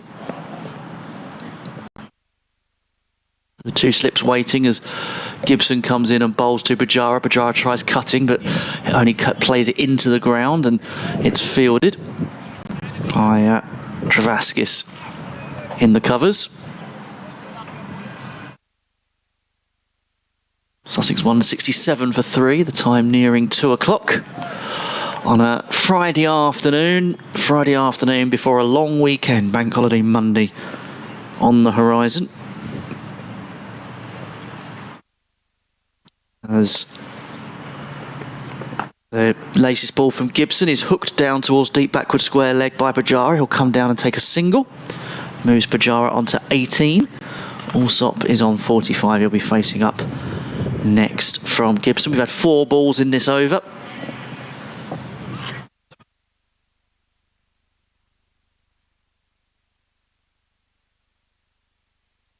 Wind seems to have died down a little bit since lunch, actually. Flag is away on the clock tower, is trying to flutter, but the wind seems to be a little calmer as the delivery from Gibson is played back up the pitch by Allsop for no run. Again, 2 slips for Allsop, the left-hander against Gibson, who's coming in right arm over the wicket. A bit of a discussion between Gibson and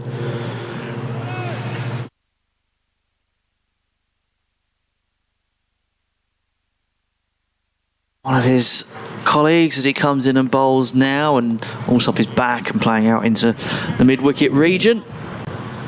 No run. End of the over, 168 for 3 Sussex. So they are now 55 runs behind.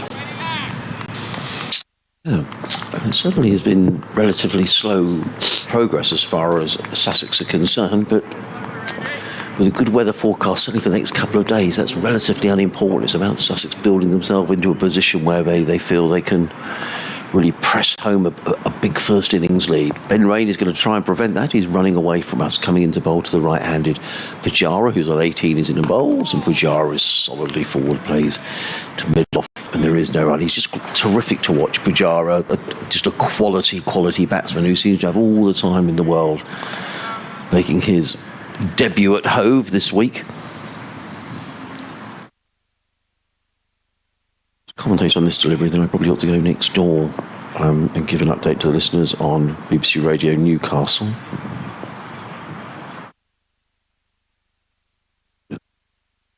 In bowls, Pujara balloons over Pujara's shoulder, and it's signalled as a no ball. Now, that was interesting. I only assume that was because they felt that Pujara was completely unable to play that ball. It did balloon over Pujara's shoulder, but no complaints from Ben Rain. I'm going to disappear for a moment, Andrew. So Adrian is going to give BBC Radio Newcastle their latest update on their radio frequencies as Ben Rain comes in and bowls, and Pujara just pushes that out into the mid-wicket region. Well, Sussex on to 170 for 3. Pujara 18 from 55. So as Adrian suggested, serene, steady progress from them, particularly since the fall of that 3rd wicket, as Rain comes in and bowls to Pujara, who plays that into the mid-wicket region, collected no run.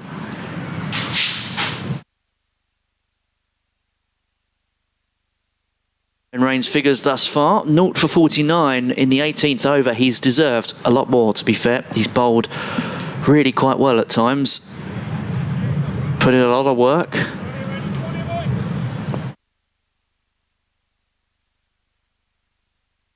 Be hoping for a wicket or two before too long as Rain comes in and bowls, and Pujara gets a foot forward and leaves the ball. Lets it go through to the wicket keeper.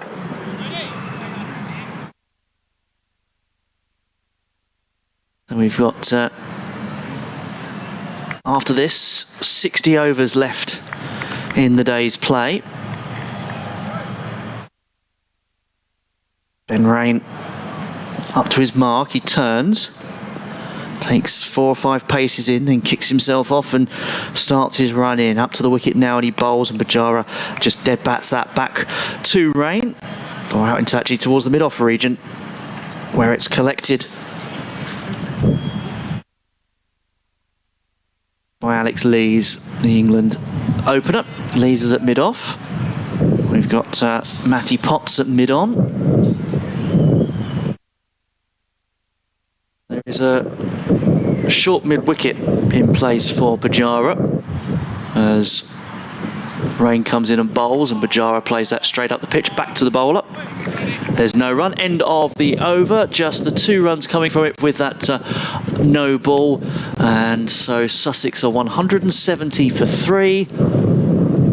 and that means they are 53 runs adrift of Durham on first innings so far, with 7 wickets in hand. I mentioned earlier that the wind had died down. It's just got up again, attacking our effects mic, which is on the roof above the commentary position.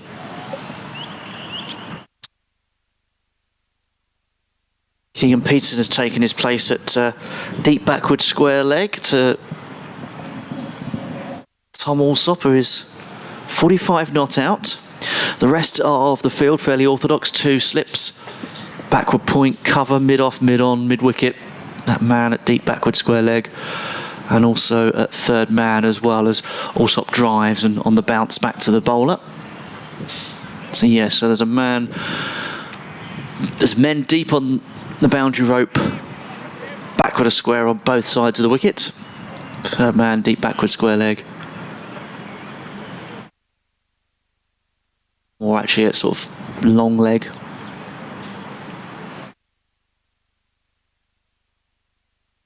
Quite fine enough to be fine leg, really.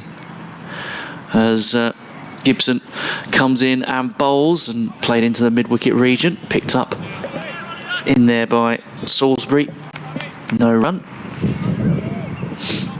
170 for 3, Sussex. 6 minutes past 2 on a Friday. Nearly at the end of the working week. Not for the cricketers out in front of us. They are not quite halfway through their work in this match. As Gibson comes running in, he's up to the wicket now and bowls to Alsop, who's on the back foot, playing that back down the pitch once again. Play with a very straight bat so far, Alsop in this over. 3 balls bowled. 3 to come as Adrian rejoins us. Yeah, I was just saying to the listeners up in Newcastle that while though Durham have bowled here today, picking up a couple of wickets, Sussex are just nibbling away now at this lead, aren't they? Just trailing by 53. Good partnership between these two. 62 between Pujara and Alsop. Gibson comes in and bowls, and Alsop plays that neatly and compactly up towards mid-on, where it's collected by Matty Potts, who does a bit of ball shining before he'll hand it back on to Oliver Gibson. We got into a we talked about poems earlier on today when I was talking about a poem called Night Mail. And the reason we were speaking about it was because Harris, who's a big Sussex fan, is on his way down from Aberdeen to watch the game tomorrow. And this ball from Gibson is played fine off the bat by Alsop for 4 runs.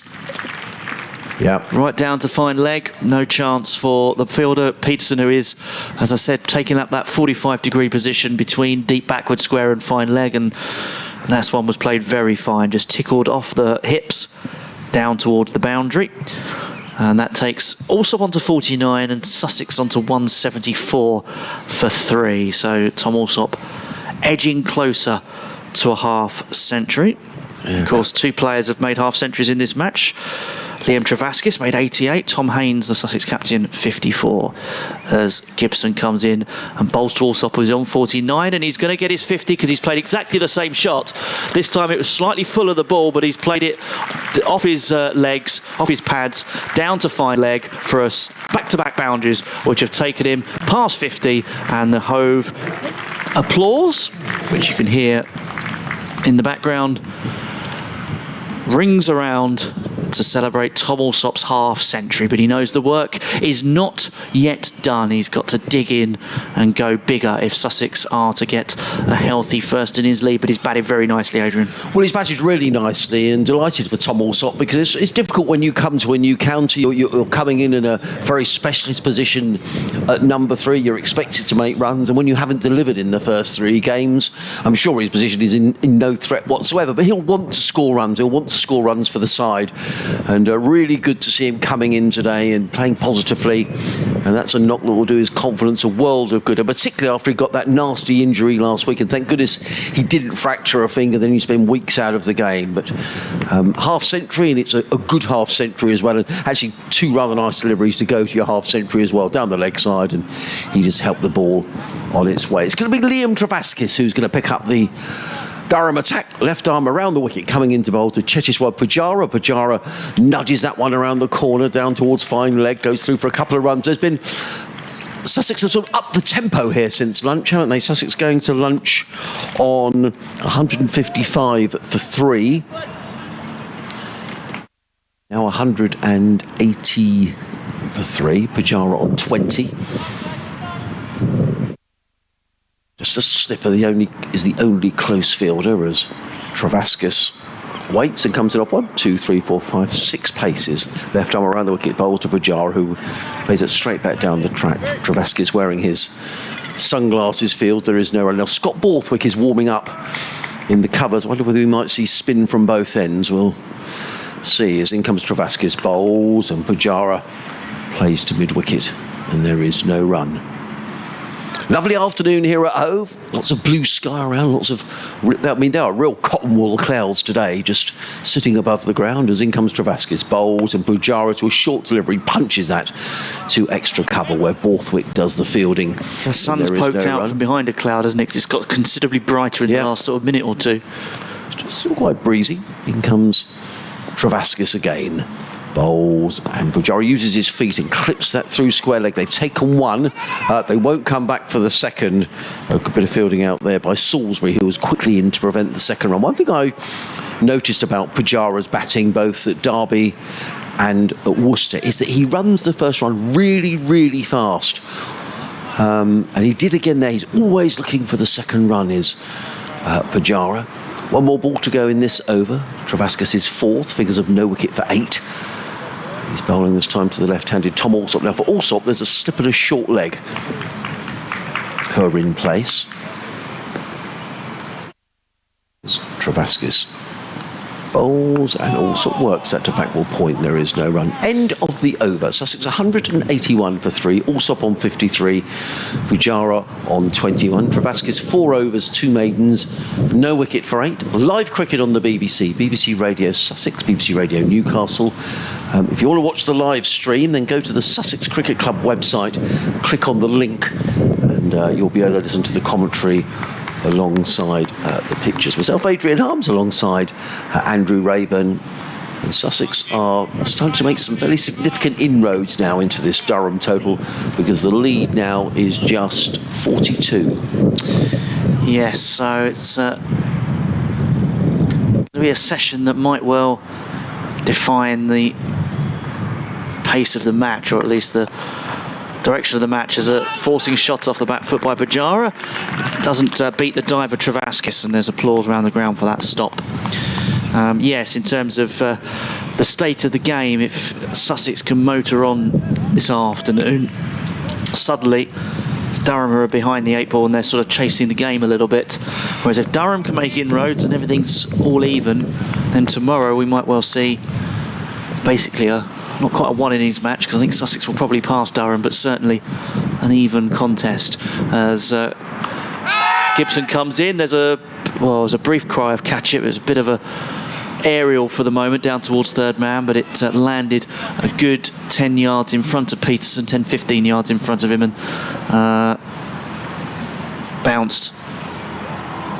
And there was brief concern for Pujara, but he took a single, moves on to 22, and Sussex to 182 for 3. Alsop is 53 not out at the other end.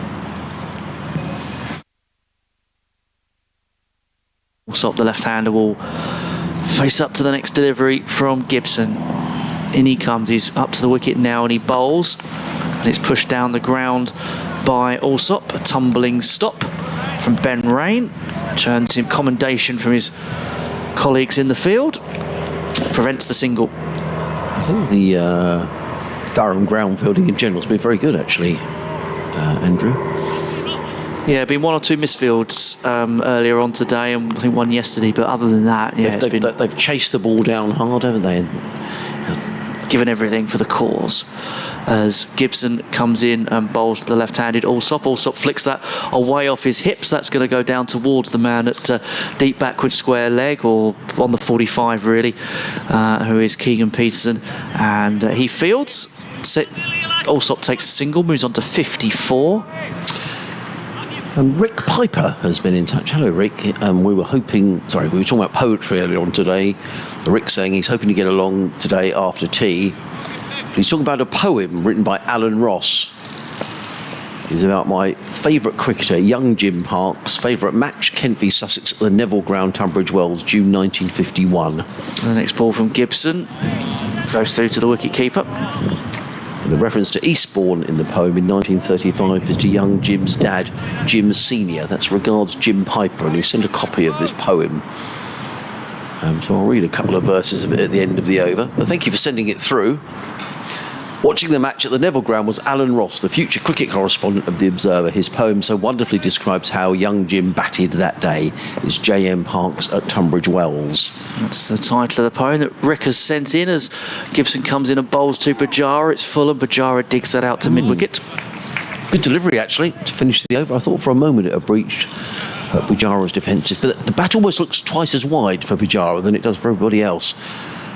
He's on 22, Sussex 183 for 3, so trailing now by exactly 40.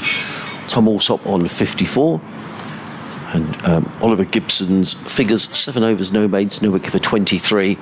And just a reminder for those who are perhaps joining us or hadn't heard that Oliver Gibson, a concussion replacement for Chris Rushworth, who was hit on the head yesterday whilst batting and will play no further part in the game. If Chris is listening, we wish him all the very best. Scott Borthwick's warm-up seems to be continuing, but he's not going to bowl the next over because it's going to be Liam Travascus who's going to bowl from the C end of the ground, up the hill, bowling to Tom Alsop, who's forward. Alsop, so a couple of steps forward, and that would have interested the wicket-keeper Eckersley.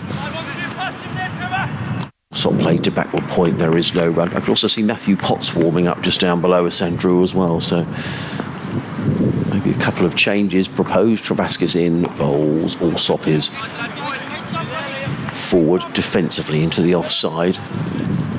Again, there is no run. There's a slip of a short leg, a backward point, cover mid-off, mid-on, mid-wicket, a deep mid-wicket, and a backward square leg as in comes Travascus again, bowls on the full, and Alsop perhaps really missed out there, picked out Peterson at cover, and there is no run.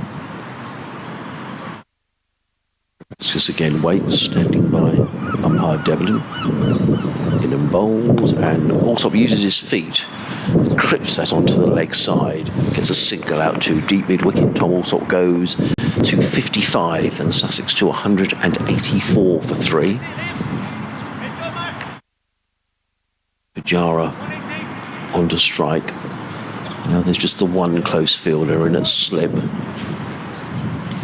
Defensive field with a sweeper on the cover boundary and a deep square leg as well. Pujara with that routine he goes through where he raises the bat just before he takes guard. In comes Travascus again, and Pujara, look how fast he's run that first run. Absolutely runs it like a hare. Oh, there could be a run out here. The throw comes into the far end. Oh, he's good. I think, is he run out?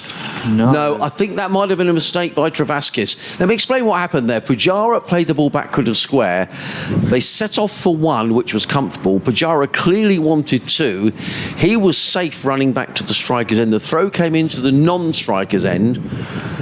And I'm not sure whether Travascus fumbled the ball and took out the stumps with his hands, but either way, I think that probably Tom Alsop was struggling to get back there.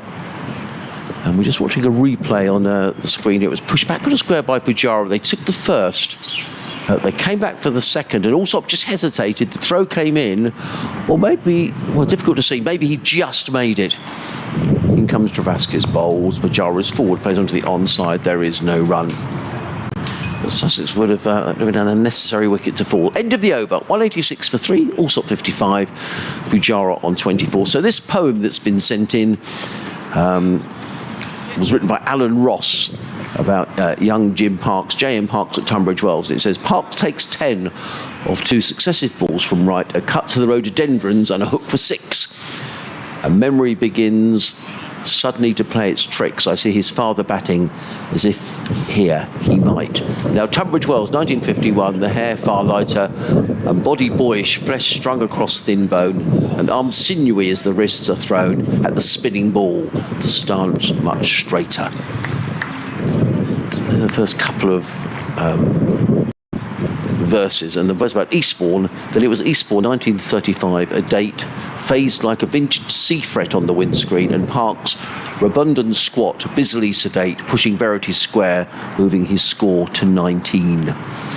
J.N. Parks at Tunbridge Wells. Thank you so much, Rick, for sending that in. We've had a day of poems here on Cultural Corner. Yeah, we have. Cultural Corner, what with various...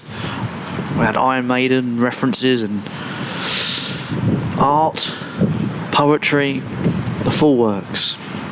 All while a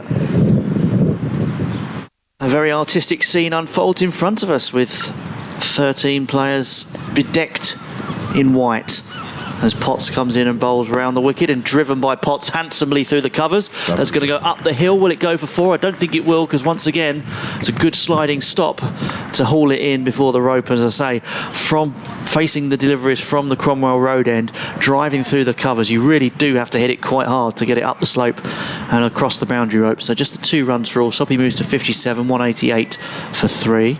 Lovely looking shot, wasn't it? And early on in his innings, Tom Alsop was just finding the fielders, but now he's finding the gaps and looking increasingly confident. Is this the point of the game, do you think, that Liam Travascus feared when you spoke to him yesterday evening, as Potts comes in and bowls and cut by Alsop but straight to the man at point? Because he said if we don't take, well, they did take a couple of wickets in the morning, but they said if we don't take wickets, we could find it a bit of a long haul. I'm paraphrasing, but that's kind of the general vibe. And actually, he looked really grumpy there, didn't he? I mean, he stopped the ball and he just sort of stood there and he sort of threw the ball back, and Scott Borthwick went to say, "You okay?" But it's, probably stung his hands, but hey, that's what happens when you field at point. As Potts comes in, bowls, and it's hooked down towards deep backward square leg. They're going to take a single. Yes, I think I overlooked the fact, that Matty Potts is bowling from that end now, replacing Oliver Gibson. But yes, so Adrian, this is the point, do you think, where Durham really didn't want to be? Well, certainly Liam Travascus was saying that he thinks it was a good wicket, and he rather feared that if Durham didn't get significant breakthrough in the morning, that they could be in for the long haul. And it's starting to kind of, yes. there's that sort of holding pattern you feel enveloping here, don't you, where it's sort of relatively comfortable for the batsman, although that's the commentator's curse, which may please the Durham fans listening, as Potts comes in and it's Pujara dropped it down at his feet with a dead bat and wanted the run, and also wasn't sure, and then Pujara wasn't sure, and could have all been messy. But I think Pujara is one of those batsmen who wants to put the fielders under pressure at any given moment, just to make them think that they're not safe. Because this is, of course, what 4-day and indeed 5-day cricket used to be like, where batsmen would only take singles or indeed twos if they felt there was more than enough time to.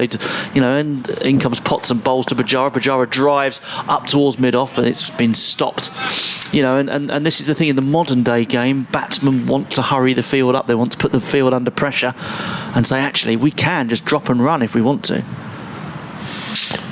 Yeah, absolutely.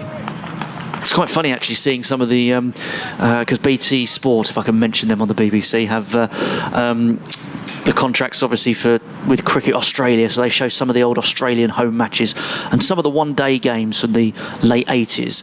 As we watch Potts coming up to the wicket now and bowls to Pujara, he's forced on the back foot to play it down in towards deep towards backward point.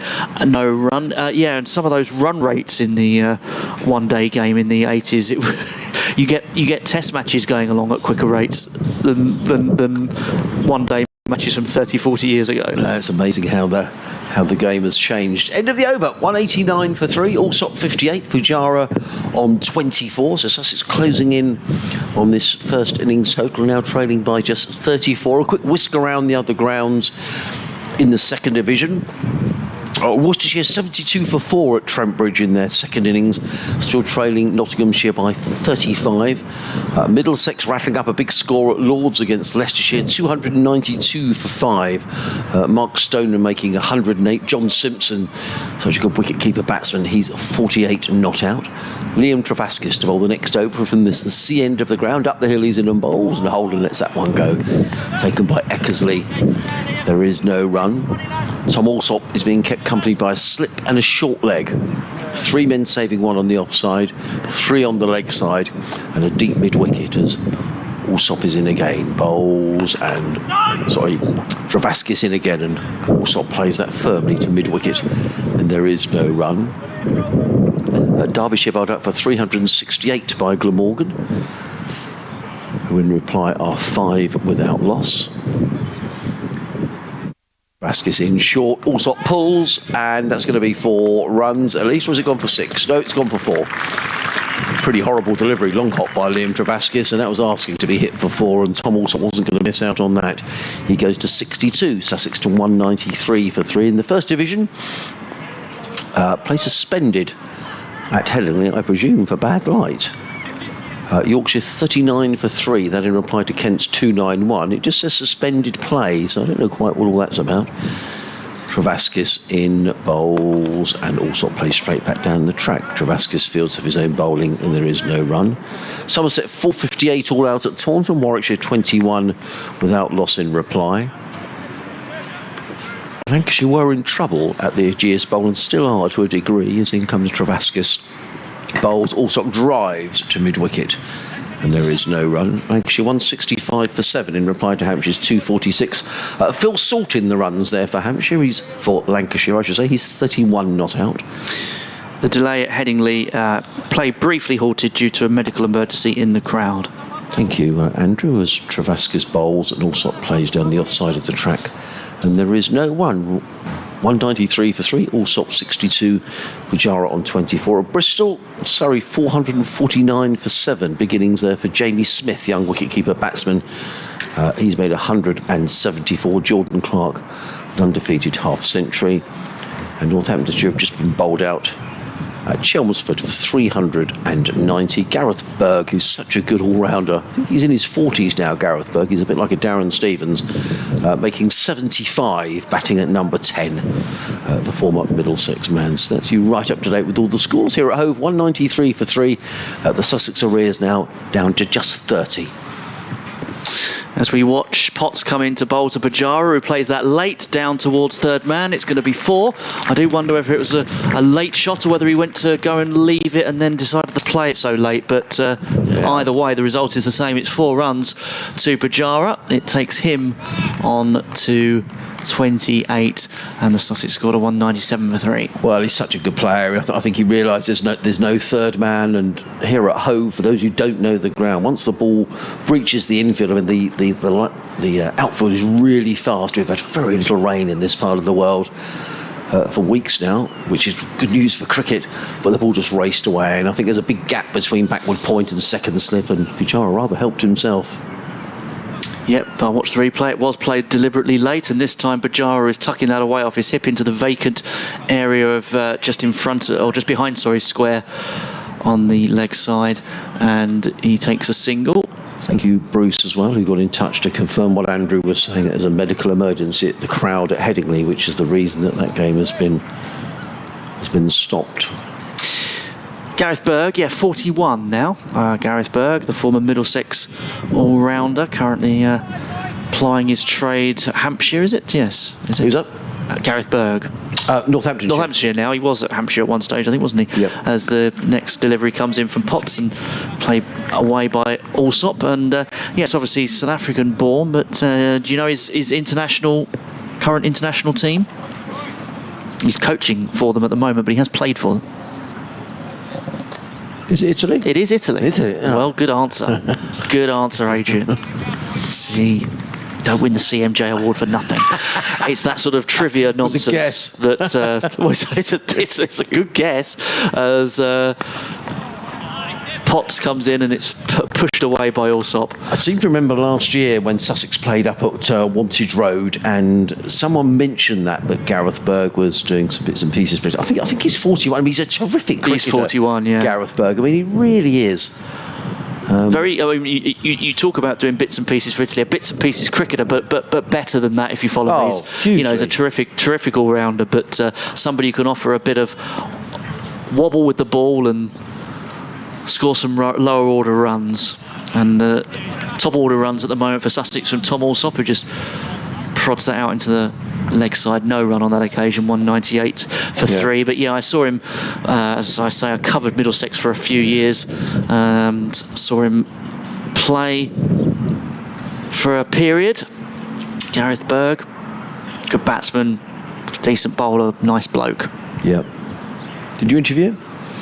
Did I interview him? Yes, I think I did on a couple of occasions, as round the wicket from Potts out to Allsop. I certainly had chats with him, informally, if you like, and I think I must have interviewed him on a formal basis.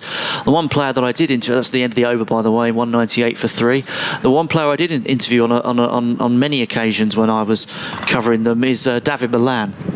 And there's a man and he's obviously been given captaincy roles, but there's a man with a good cricket brain and someone who speaks very well about the game and has a lot of ideas and thoughts about the game and how it should be played and everything else. And David Milan he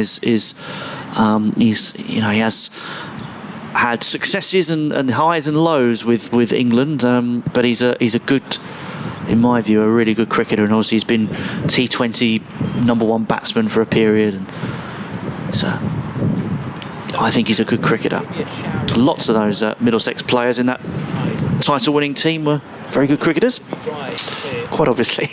Update on its way for the listeners on BBC Radio Sussex. In comes Travascus, bowls to Pujara. Pujara is forward, plays straight back down the track. Travascus fields of his own bowling, and there is no run. 198 for 3. So the arrears now just 25 as in comes Travascus again, bowls, and Pujara just steps back, and he'll be annoyed that he didn't hammer that for 4 runs. It was short, and Pujara's annoyed, but he picked out Peterson, who's fielding up mid-wicket, and there is no run. Watching Sussex, and also with an update on Surrey. Adrian, what do you got? Well, good day for Sussex so far, Danny, because they're 198 for 3 with Tom Allsop on 62, his first half century for the club, and the Indian Test batsman Cheteshwar Pujara is on 29. So Sussex really closing in now on this Durham first innings total of 223. They're now in arrears by just 24 runs. Meanwhile, down at Bristol, a good day for Jamie Smith, the young Surrey wicketkeeper batsman. He's not out on 175. Surrey 455 for 7. First innings from Surrey.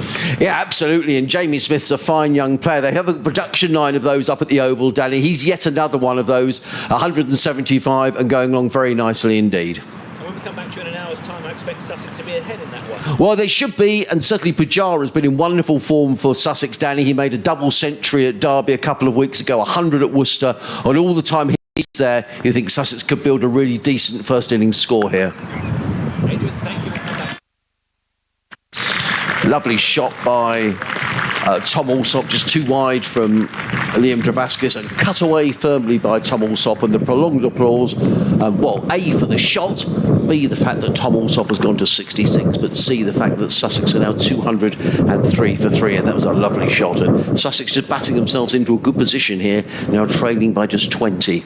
Yeah, I think they can see an opportunity. Not that Liam Travascus is necessarily a bad bowler. He's taken a few wickets in first-class cricket, but he's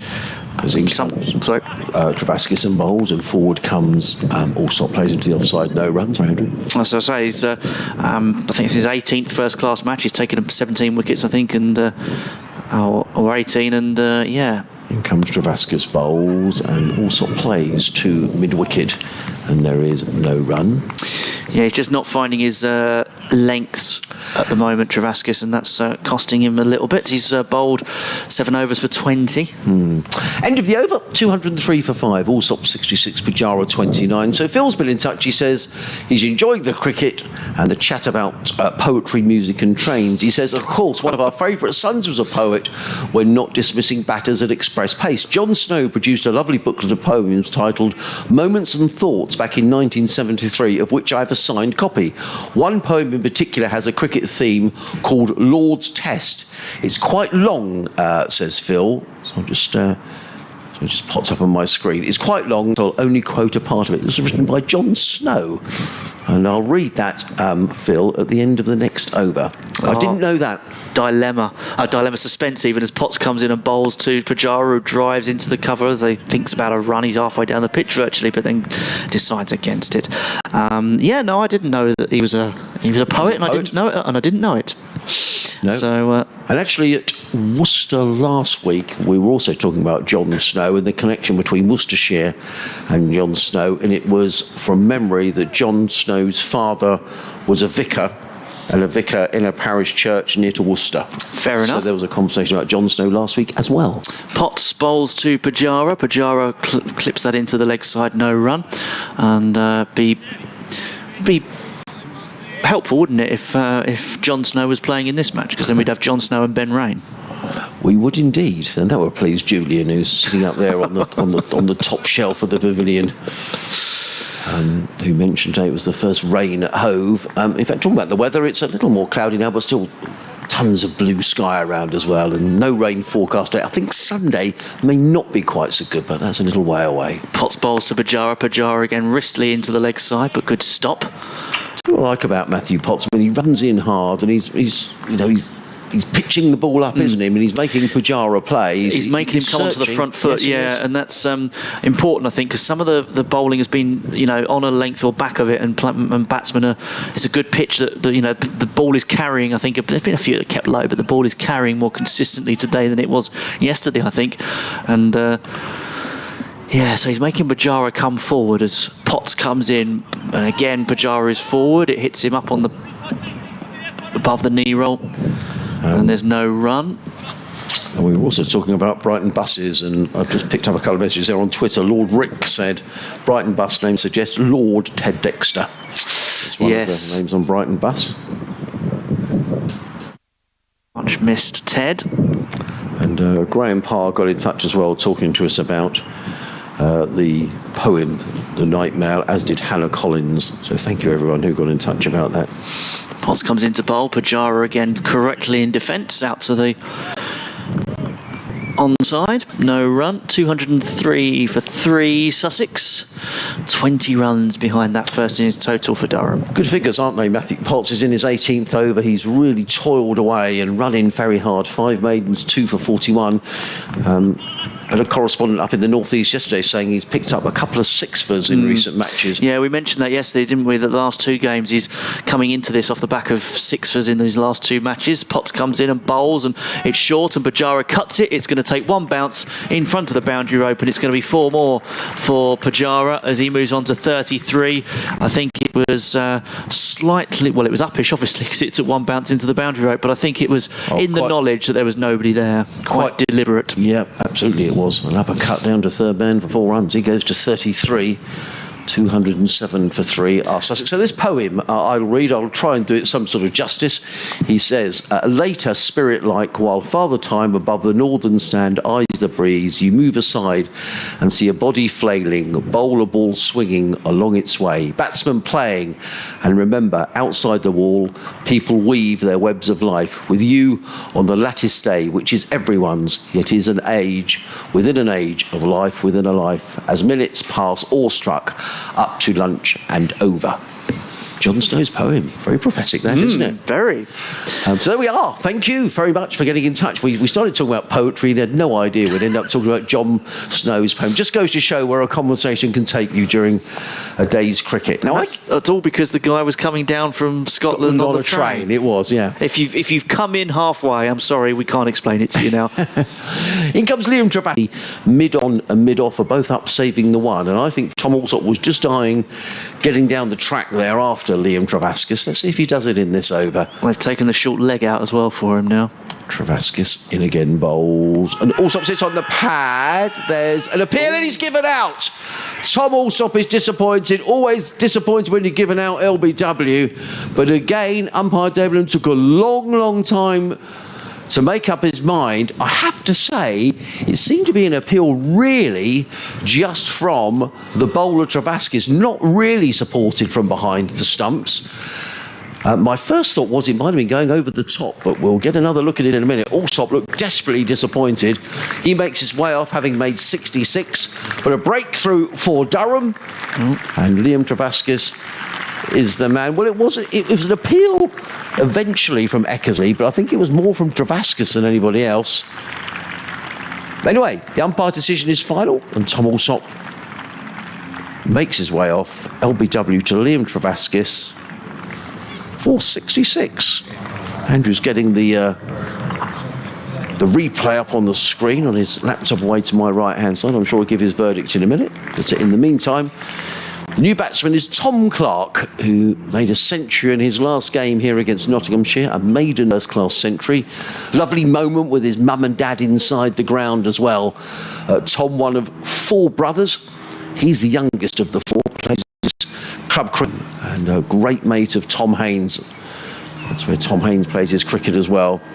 And this is a young man who has really cemented his place in the side this year, not least for his batting, but also proving to be a very effective medium-fast bowler. I was talking about him last night, actually, and saying I reckon he's a bit more than medium pace. Tom Clark bowled 17 overs, 8 maidens, 3 for 21 in the Durham innings.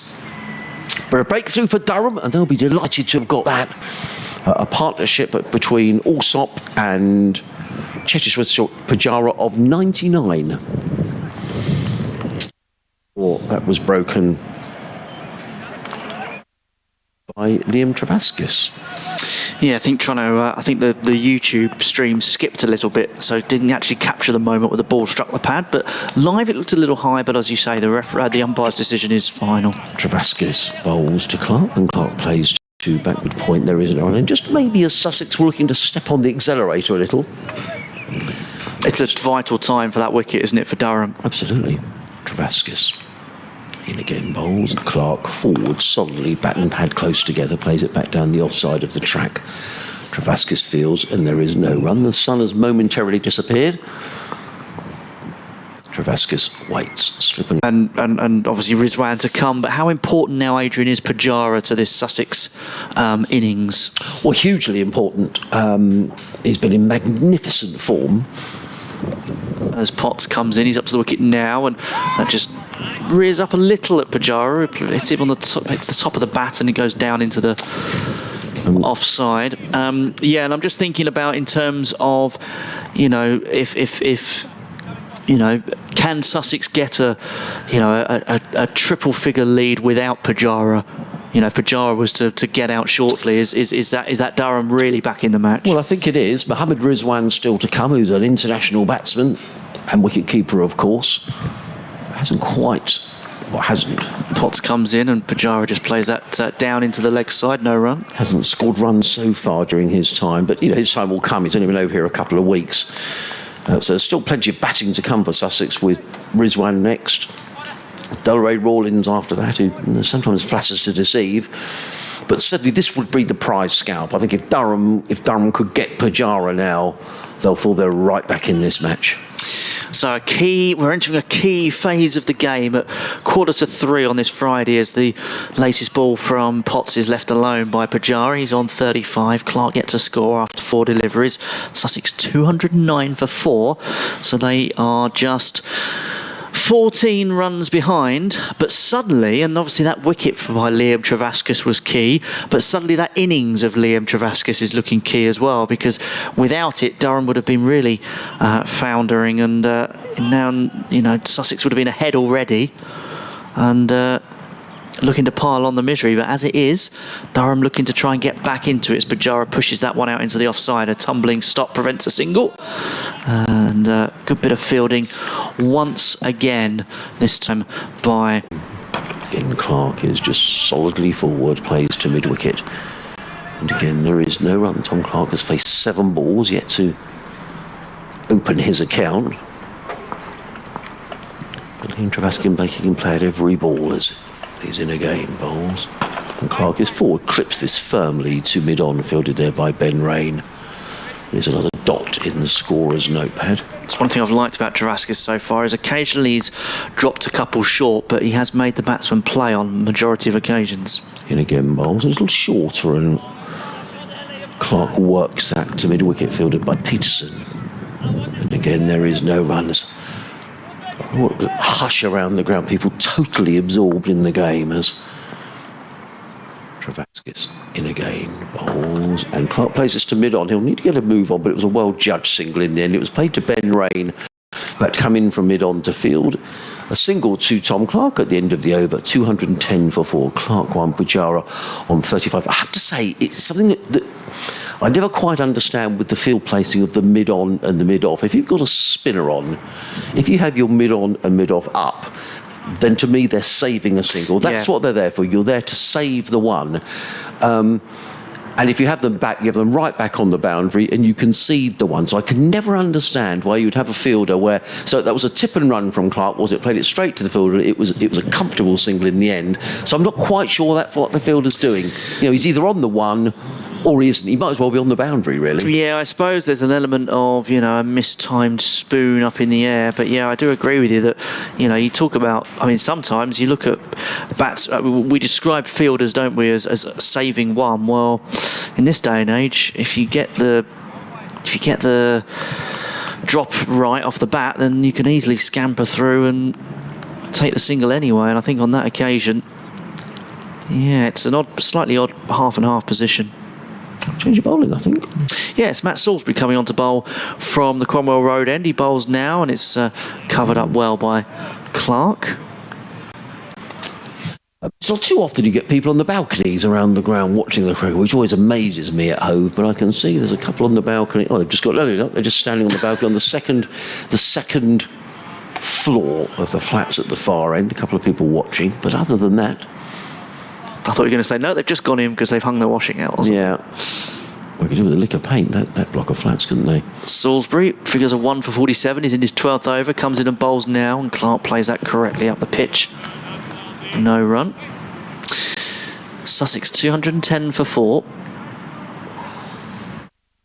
Closing in on that Durham first innings total of 223, but as has been mentioned earlier on, Durham with every capability of fighting back in that third innings of the match.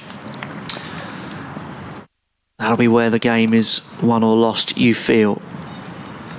As Salisbury comes in and bowls, Clark covers up again, back to the bowler.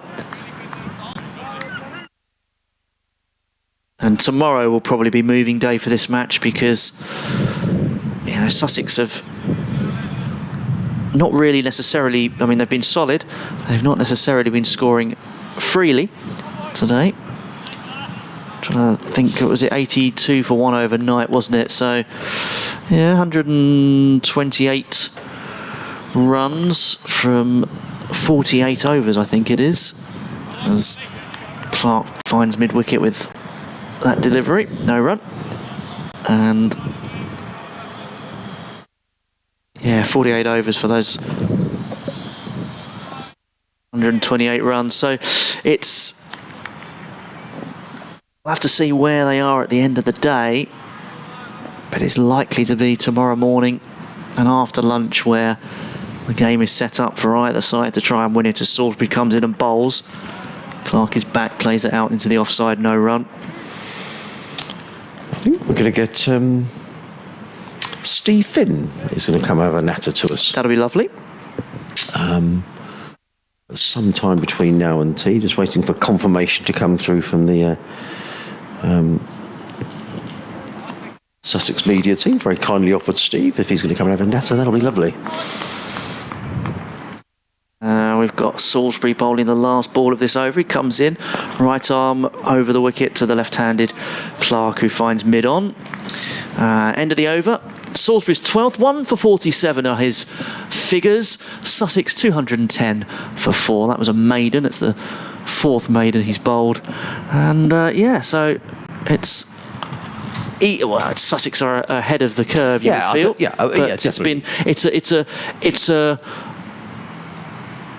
It's when I say it's sort of on a balance, it's one of those ones where if Durham take a couple of quick wickets, suddenly they're back in it. But Sussex have the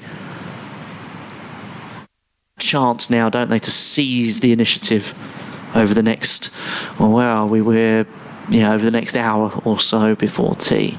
Well, Liam Travascus is going to bowl the next over from this, the C end of the ground. He's bowling with a slip to the right-handed Pujara. He's in and bowls, and Pujara is back and cutting beautifully down through backward point. The ball whistles across the turf, chased all the way down by Oliver Gibson, who's going to prevent a boundary. But 2 more to Pujara, who on occasions makes it look ridiculously easy. He goes to 37 and Sussex to 212 for 4. It means the arrears now are just 11 runs.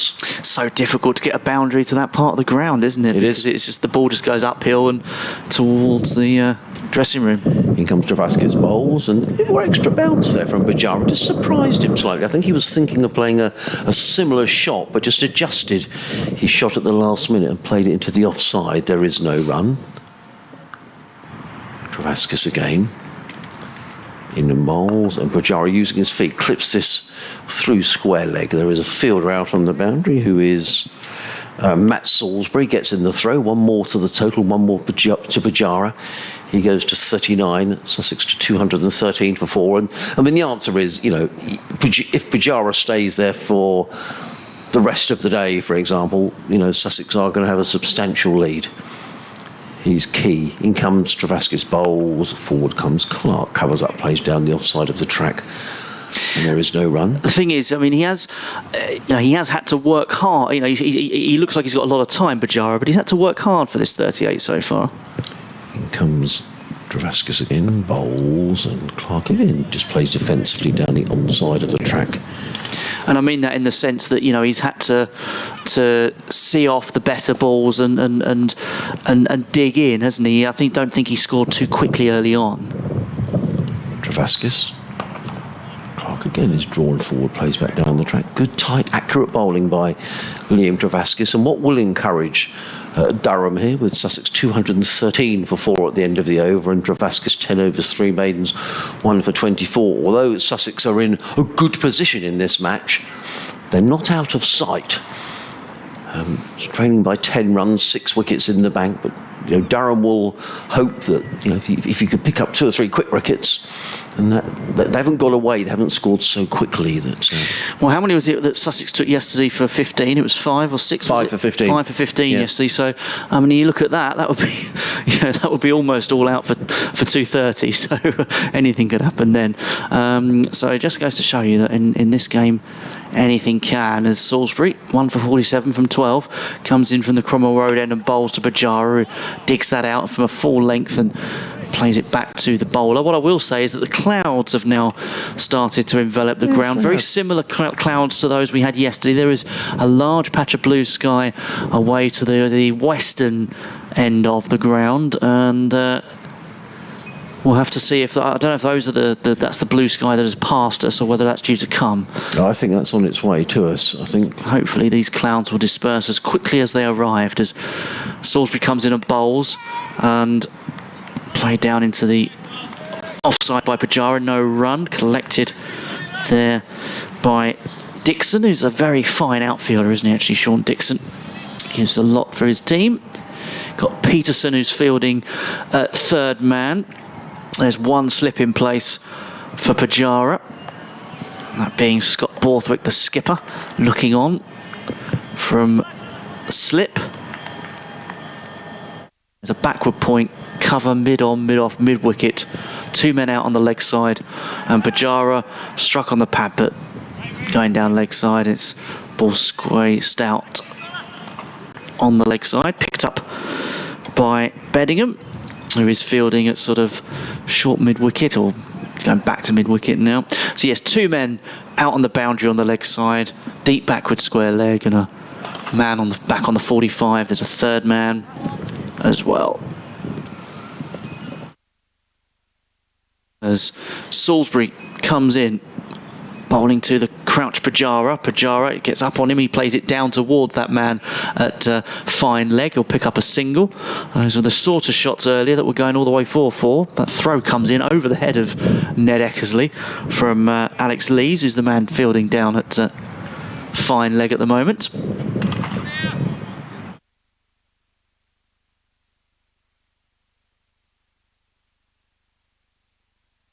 Just wait as everybody crosses over for the left-handed now.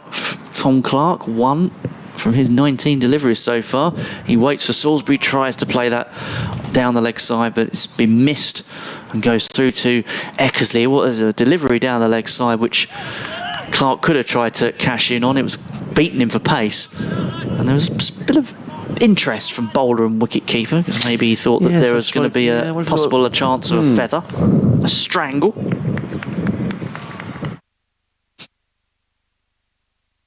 Look interested.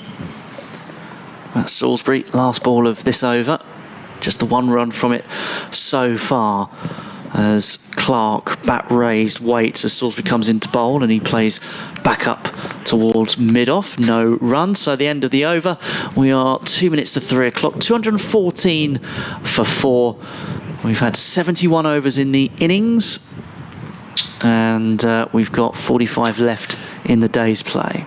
Yes, I suppose one thing that will be occupying the mind of Scott Borthwick is that the new ball will be available in just another 9 overs, so he'll probably want to hold back his strike bowlers. He's without Chris Rushworth, of course.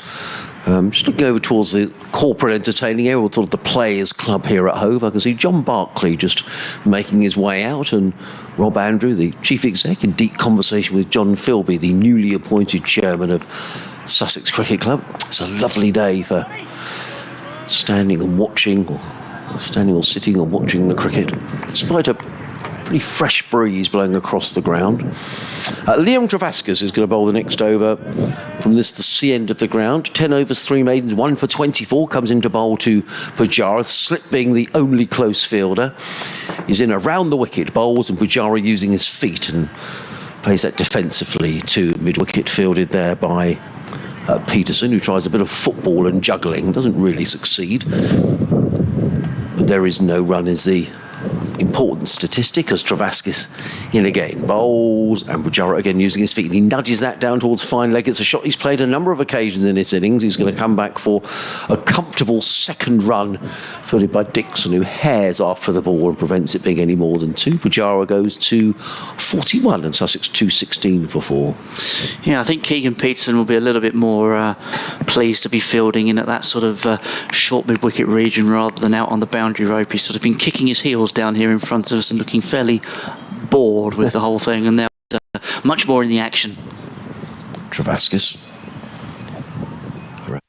bowls and cut away by Pujara through the covers. He picks up a single because there's a fielder sweeping on the cover boundary, and Pujara goes to 42 off exactly 100 deliveries.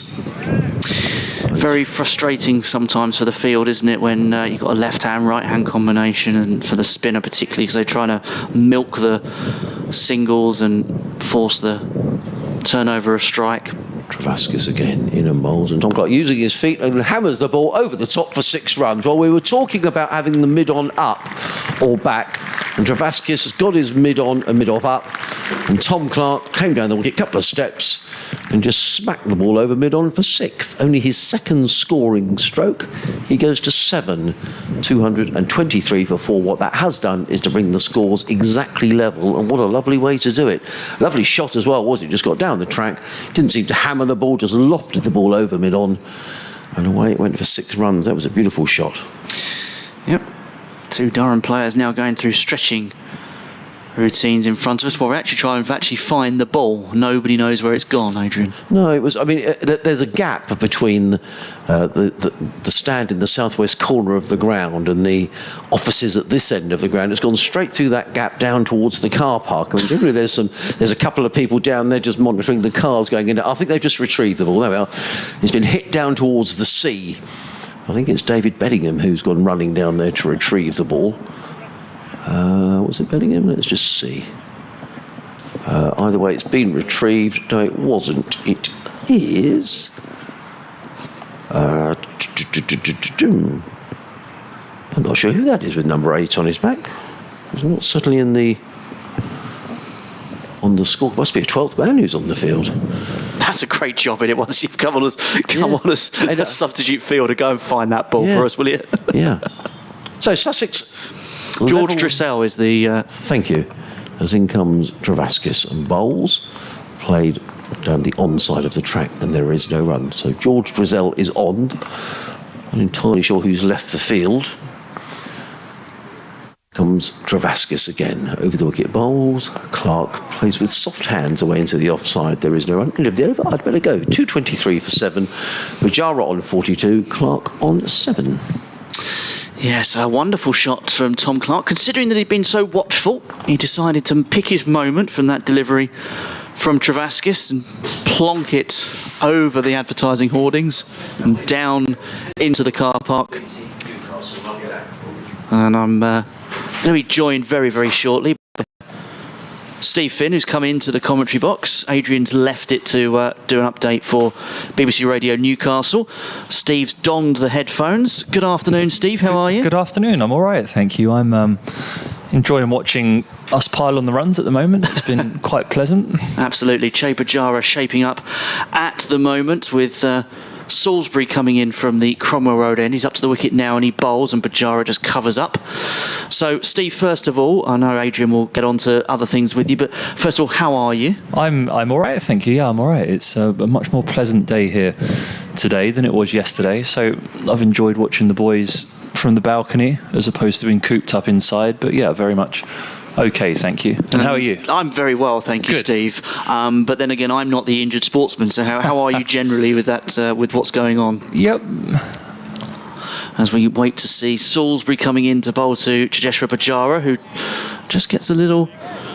plays that to outside towards the offside and ends up playing it towards mid-on. But no, you're doing all right. Okay, thanks. Yeah, that's all okay. good. A bit of bone bruising in my knee, which is causing inflammation at the moment, but hoping that with another few days rest, that we can be back in the hunt for next week, and if not next week, definitely the week after. Yeah, so it's Middlesex and then Leicester, isn't it? Yes, exactly. Yes. Yeah, we've got 2 more 4-day games left of this chunk. That'll be exciting. Salisbury coming in, bowling to Cheteshwar Pujara. Pujara's back and playing into the offside where there's no run. It's a reminder then that Sussex are 223 for 4. That's parity with Durham, who were bowled out for 223 yesterday.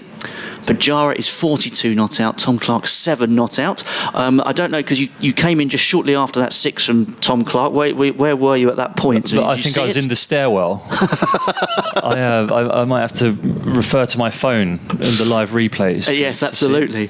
Salisbury to Pujara comes in and bowls now, and Pujara tries to flick it wristily off his pads through mid-wicket. It's a diving stop, half stopped out there by Drizel, substitute fielder, and diverted for a single taken by Pujara. He moves on to 43. Sussex are 224 for 4. And we'll just complete this over, and Adrian will be with Steve shortly. We'll see this over completed with Matt Salisbury. 1 for 49, his figures thus far. Salisbury comes in to the left-handed Clark. Clark's on his toes, plays that away through point. We're going to pick up at least one. They're going to come back for a second. It's stopped inside the boundary rope. Comfortable second in the end. So Sussex, thanks to that single from Pujara a moment ago, are ahead, and now they've moved even further ahead of Durham with 3 in front, 6 first innings wickets in hand. So Steve, I guess it's now just about trying to motor on and push forward on this lead. Build on this. I think no unnecessary risk is required. I think if you try and push forward too quickly, that could be detrimental.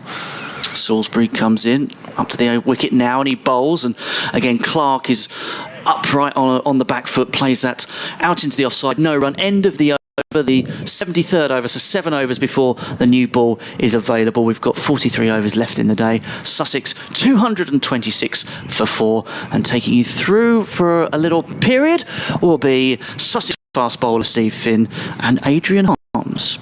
Yeah, pleasure to be here. My debut stint in the Sussex commentary box. Nice position here over the bowler's right shoulder from the bottom of the ground, and good afternoon. Yeah, good to see you, Steve. I guess first question is how's your knee? It's okay. We did just cover that, but we'll cover it again. It's okay, thank you. We're getting there. Just a little bit of bruising and swelling on the knee, which hopefully will settle down. Wonderful. Liam Travascus coming in to bowl to Pujara is in and bowls. Pujara nudges that onto the onside. He was looking for a single, but it wasn't there. So good news, Steve. And any sort of time scale or time frame when you're likely to be back? It's currently a play-it-by-ear style injury, and monitor it each day. I'm coming in and gymming and hopefully bowling towards the beginning of next week again to start trying to build up. So yeah, it's very much play it by ear, but hopefully soon. Good stuff. In comes Travascus, bowls, and Pujara is down the wicket, driving back to Travascus, who feels of his own bowling, and there is no run. He's fielding with a slip backward point, cover mid-off, sweeper on the cover boundary, mid-on, mid-wicket. square leg and a deep backward square as Travascus is in again, bowls, and Pujara eases that out into the offside. There is no run. How good is it to have a player like Pujara in your side, Steve? Well, it's a calming influence, isn't he? Especially in situations like this. In comes Travascus again. Bowls, and Pujara using his feet, playing it quietly in the offside, no run. Yeah, I think it's important, especially with the team that we've got and the young guys in between. It's important that the experienced guys you have level-headed, experienced players who can guide the youngsters through certain situations. Travascus in again. Pujara is forward, clips first one through mid-wicket. Coming on, there's a cry of catch it, but it looked to be along the ground. They were looking for a couple of runs there, but in the end, Tom Clark sends Pujara back. He goes to 43. Sussex 227 for 4. Yeah, and especially when you get to a situation like this where you're in the ascendancy in a game, you're in the lead, and you've got 6 first innings wickets to play with. It's important that you don't frit those away and you make this advantage pay, and that's what someone like Cheteshwar Pujara will do, hopefully. Let's not curse him. Slip and a short leg are in place. Travascus just waits. The sun has momentarily disappeared and Liam Travascus is in, bowls, and Tom Clark clicks this one through square leg and picks up a comfortable single. Tom Clark, he goes to 10 and Sussex to 228 for 4. It means Sussex lead by 5. It's the end of the over. Liam Travascus, 12 overs, 3 maidens, 1 for 35. You're listening to BBC Radio Sussex, BBC Radio Newcastle. Myself, Adrian Hahn, alongside Steve Finney. If you've got a message for Steve or a question for Steve, please send them in sussexcricket@bbc.co.uk. A lot of people wouldn't have heard us speaking. Steve, I interviewed you a couple of weeks ago when you were talking about why you'd come to Sussex. Not everyone would have heard that interview. So what attracted you down to the south coast? Well, the sunny south coast, as it has been for a majority of today, even though it's clouding over somewhat now. It's an exciting prospect and project to be a part of, I think, was the main reason. Salisbury on his way from the Cromwell Road in, bowls to Tom Clark, who clips that off the hip nicely through square leg. It's going to run away, could almost run to the boundary for 4. I think it's just going to be cut off. It is cut off by Peterson, but not before Clark comes back for his 3rd run. He goes to 13 and Sussex to 231 for 4. Yeah, but certainly when looking at the options and the places to move to, because I wasn't quite getting the game time that I anticipated or wanted at Middlesex, especially in 4-day cricket. And spoke to Ian Salisbury and the coaches here, and their views and their outlook on the game very much aligned with the way that I viewed it. And I've really thoroughly enjoyed it so far. Just frustrating to be mildly injured. Salisbury in, bowls to Pujara, who clips this down to fine leg, picks up a comfortable single fielded in the distance there by Ben Rain. 1 more to the total. Pujara to 45. Sussex 233 for 4. And it's days like this and games like this now that I think prove the potential and the talent that there is in the squad, and you intersperse experience in between that. I think that there is a lot to work with. Naturally, the results that we've had so far this season, we've been disappointed with, but there have been snippets of hope in amongst that, and hopefully... Salisbury in and bowls, and Clark sort of adjusts his shot. He was played on the onside, and then at the last minute just played away to the offside, and there is no run. Yeah, certainly if we can piece together games as we have done so far during this game, then I think there are going to be many good days ahead, and it's just about helping the younger guys get or become accustomed with these positions, and then you become more experienced at better at pushing them home when you're in them, much like we were against Nottinghamshire in the first game. Salisbury in and bowls, and Clark drives to mid-off. There is no run. I think getting 375 in the first innings in testing conditions, and then having them 50 for 4 was an opportunity to press home that advantage. We didn't manage to do it, but it's positive that we got ourselves there in the first place, and with experience and with time, I think that we'll get in those positions more often and take advantage of them.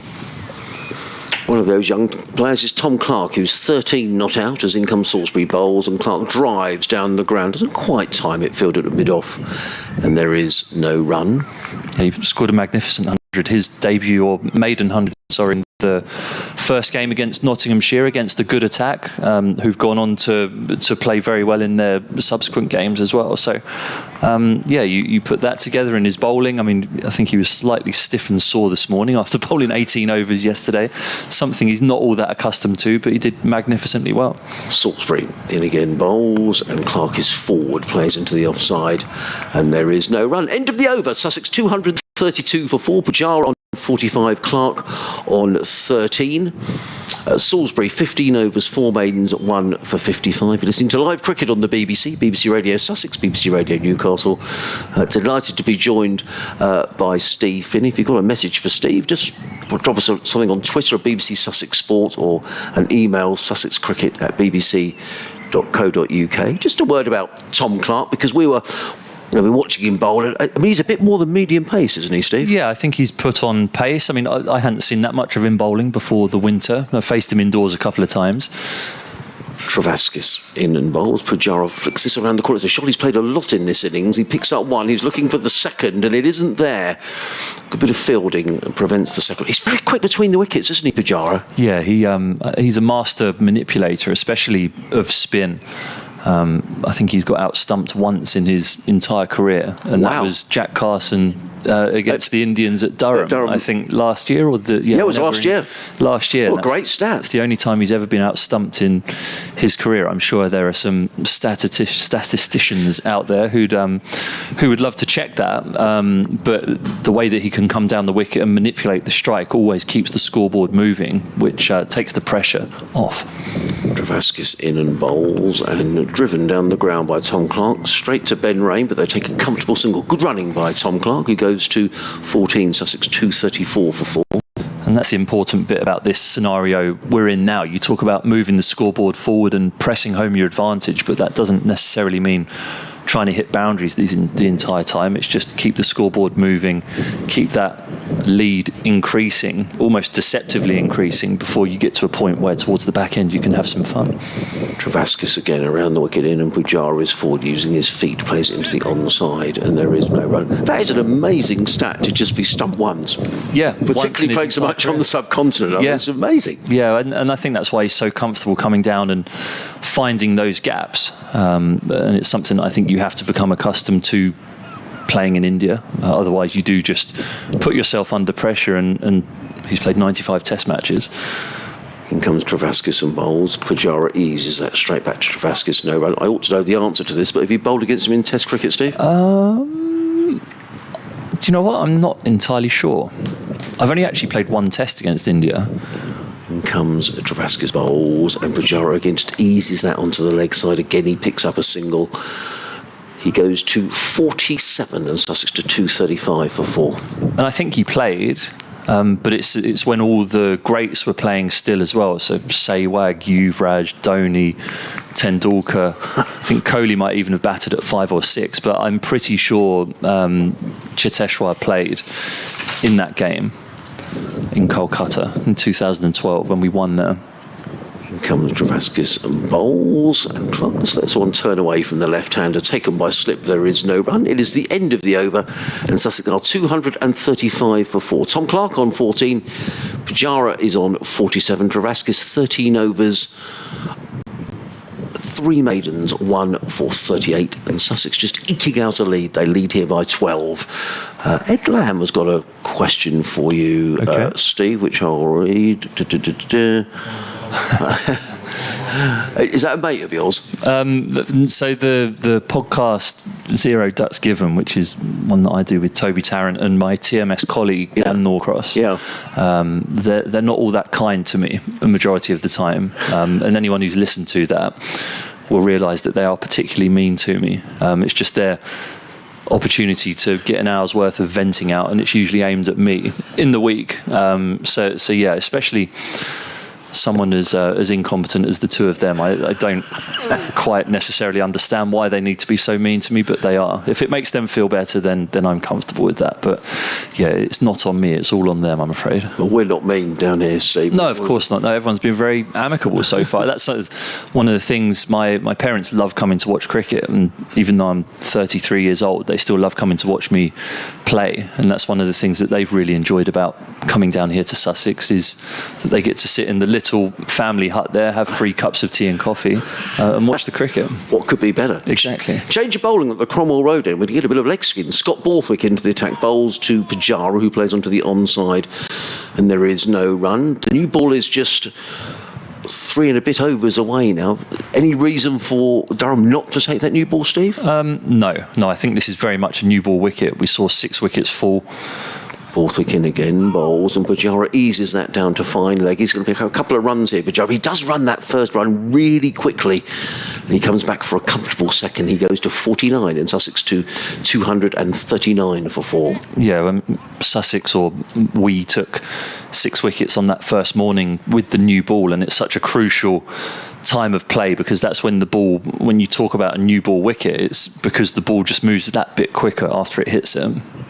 Borthwick again, bowls to Pujara, who thrashes that one away on the leg side, and what a way to go to your half century for Cheteshwar Pujara. He goes to 53. It's his debut here at Hove this week. He's thrashed that away through mid-wicket. He goes to a half century, raises his bat, his 50 coming in 117 balls in 160 minutes with 4 fours, and that was an innings that just oozed class, Steve. Yeah, he's crept up on that 50, hasn't he? Had a slow start, had to be circumspect against the seamers. Borthwick in again, and Pujara lets that go outside of the off stump. There's a yelp from Borthwick. But the introduction of spin, as you always naturally have just before the new ball, and with the over 8 at -2, has given him the opportunity to get his score ticking a bit quicker, and he's took advantage of that. Borthwick in, bowls, and maybe kept a little low, but Pujara nonetheless flicks the ball through square leg. He picks up another single. He goes to 54, Sussex to 242 for 4. You talk about the new ball, Steve. From when do you find that the shine and some of the hardness comes out of that new ball, and it becomes easier to bat? It very much depends on the wicket and how abrasive and hard it is. Borthwick in again, bowls to Clark, who plays a nice shot, cutting the ball through backward point, picks up a single to the sweeper on the cover boundary, who's Travascus. 1 more to Clark. He goes to 15, Sussex 243 for 4. You have to say it's at its most dangerous for about 20 overs, probably. This batch of balls this year have been a little bit softer, which is why you'd have seen the ball being changed, or the captains asking the umpires numerous times whether the ball fits through their little the ball measurer things that they've got, the silver spheres, but the balls are definitely that little bit softer this year, which I think is that, teamed up with better wickets, is the reason why we're seeing much more high scoring games and people actually able to build big innings. As a fast bowler, I don't know if I'm that enthused by the fact the ball goes soft quickly. In comes Liam Travascus, coming into bowl to Tom Clark. He's forward down the track, fielded by Travascus, no run. But it does mean that you have to get inventive with the way that you want to take wickets, and it's not just stick 3 slips in a gully in there and hope someone nicks one or misses one. Travascus in again. Clark straight back to Travascus, no run. It very much mirrors the way you have to try and take wickets in Test match cricket, which again can only be beneficial for the Test team in the long run, which is what a lot of us who were watching the Ashes in the winter were calling out for. In comes Travascus, bowls. Clark forward, plays into the offside. Total remains 243 for 4. We'll talk about some of your work during the winter in a moment, Steve. There's a lot of talk about wickets, and in general terms, the wicket seems to have favoured the batsmen in the early part of this season. Yeah, they have. I mean, that's the plan here at Hove. Travascus in again, bowls, and Clark flicks this to backward square leg. There is no run. Yeah, the plan here at Hove is for the groundsman to produce the best cricket wicket possible. Naturally, overhead conditions or the ability to be able to prepare a wicket because of the weather may be impaired throughout the season sometimes. Travascus in bowls, and Clark flicked this nicely through, and it's a run away for a couple of runs. I don't think it's going to make it all the way to the boundary for 4, but Clark picks up a couple more runs. He goes to 17, as opposed to 245 for 4. But definitely the wickets we've played on so far have offered some degree of help for the seamers in terms of lateral movement with the new ball, and a little bit of carry with the older ball. But generally, if you have the patience to be able to see those moments through. Travascus in again, bowls. Clark is forward, plays on down the track. There is no run. End of the over. Clark 17, Pujara 54, Sussex 245 for 4. Travascus 14 overs, 3 maidens, 1 for 40.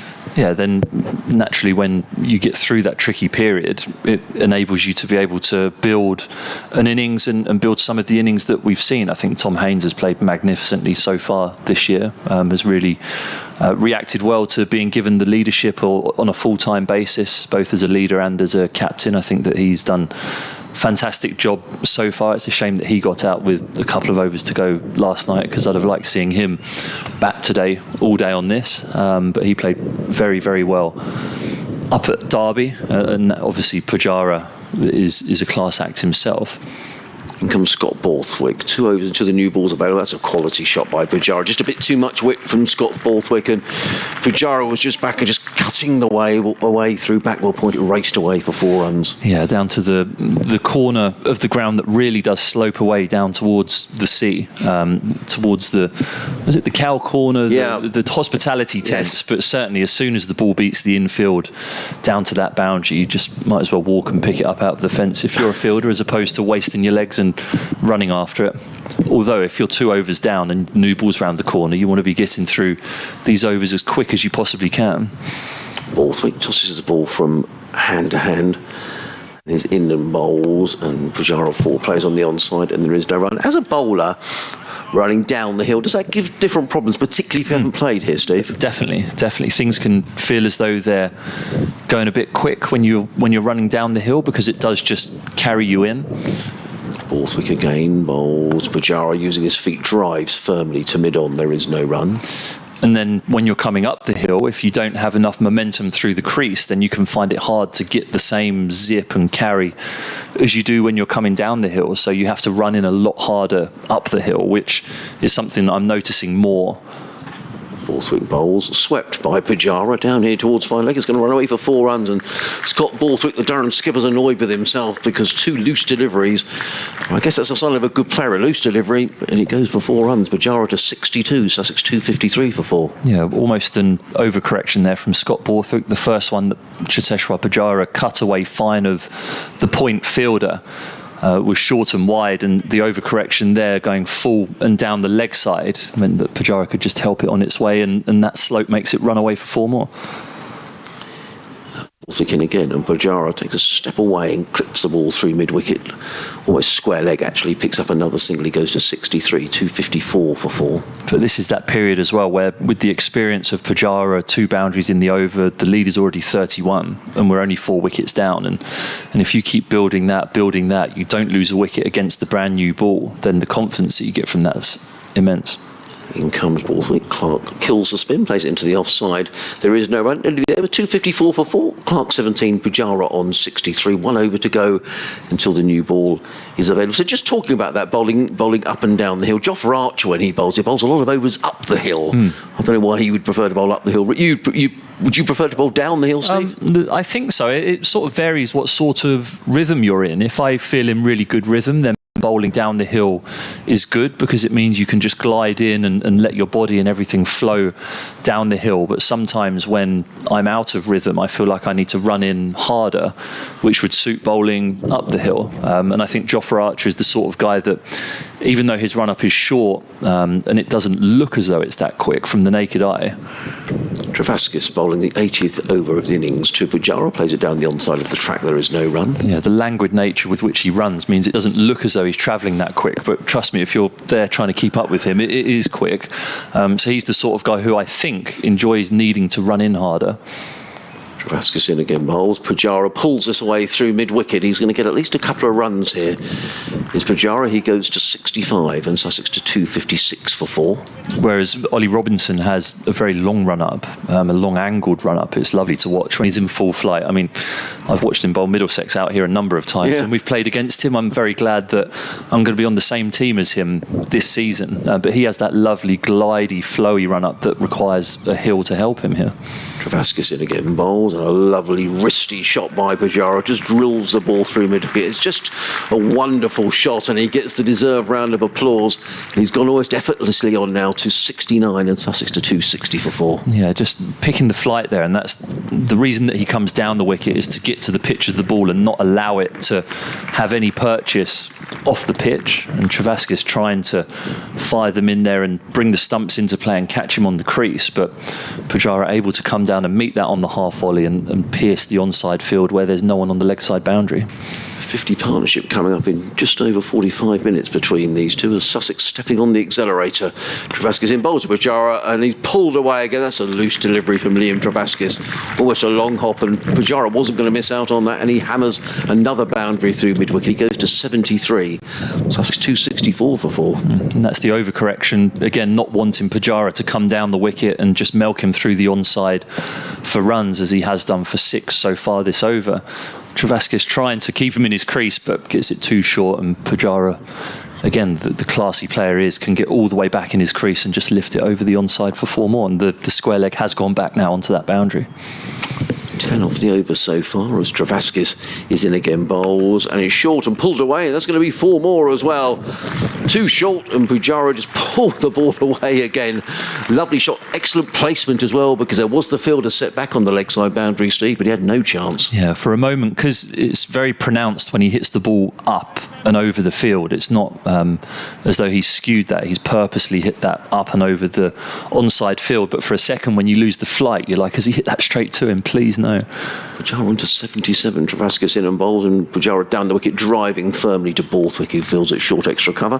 But I think that probably confirms, if there was any doubt, and I don't think there was really, that Durham will definitely take the new ball, because it is available now. 268 for 4. Clark on 17. Pujara on 77. 4 overs to go until tea. Can we just talk about pitches, Steve? There's a lot of talk about pitches, and without in any way wishing to take away wonderful innings from Pujara and Haynes at Derby, that was a pitch where there was only 21 wickets in the 4 days. Was that a wicket that was too much in favour of the batsman? I don't know. I think it's good to have games like that, because you do have to find different methods of taking wickets, and if you do go and play Test cricket, you're going to play on wickets such as that.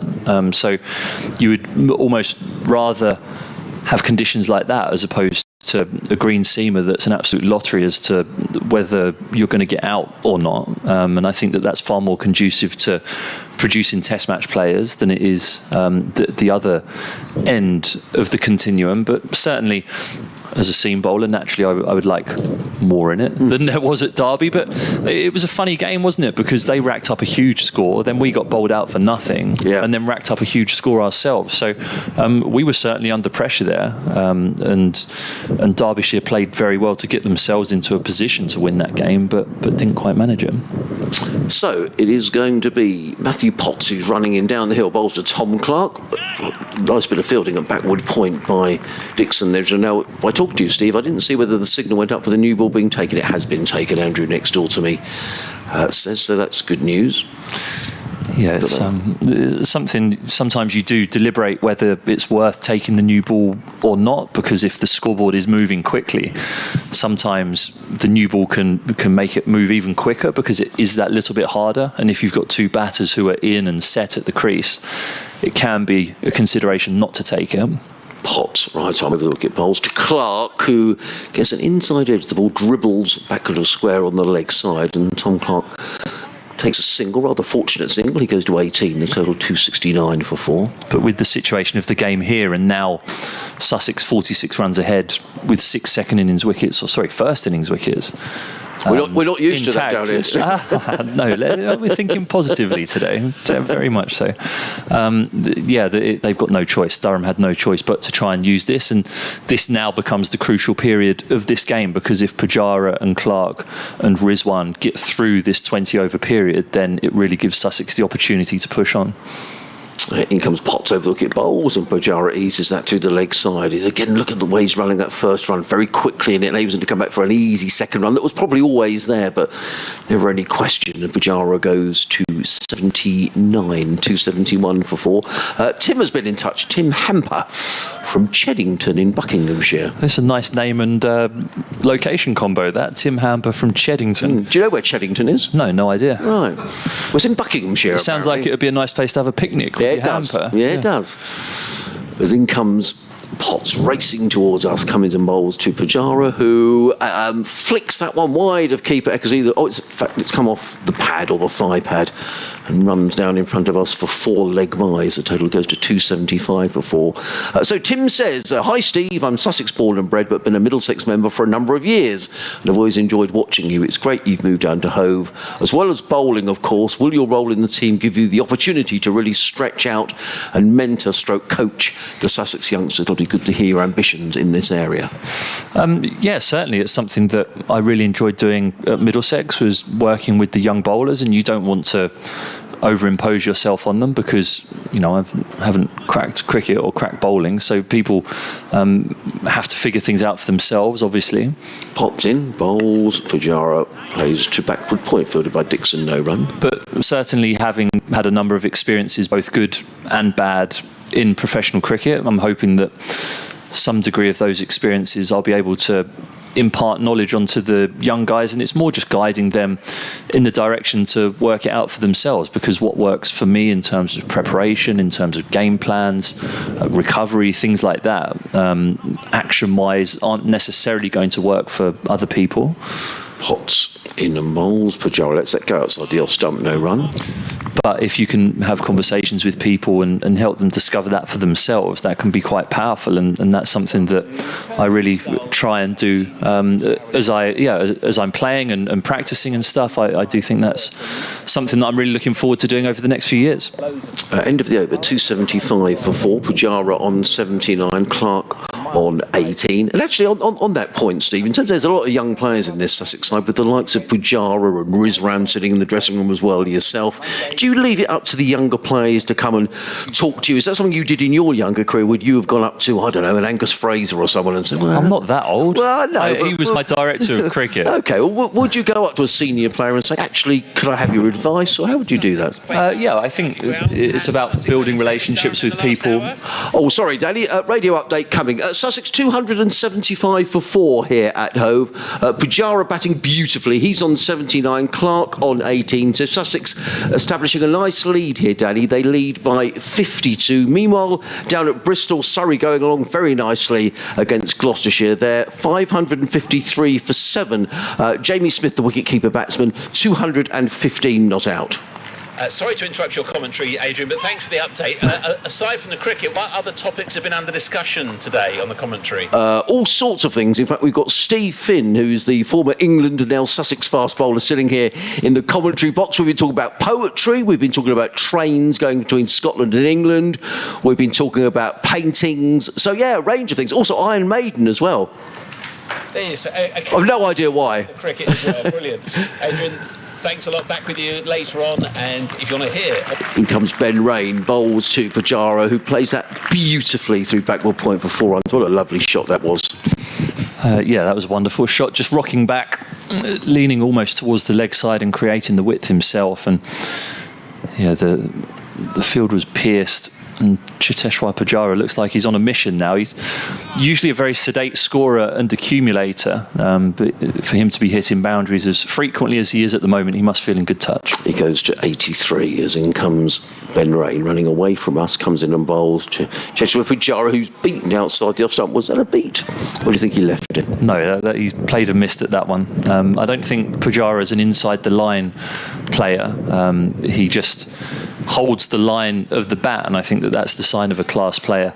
And someone who's in good rhythm is that they don't follow the ball with their hands when it goes past the outside edge, which can sometimes lead to the edge. Here he plays that very tight to his body and just accepts that this new ball will nip occasionally and he will play and miss.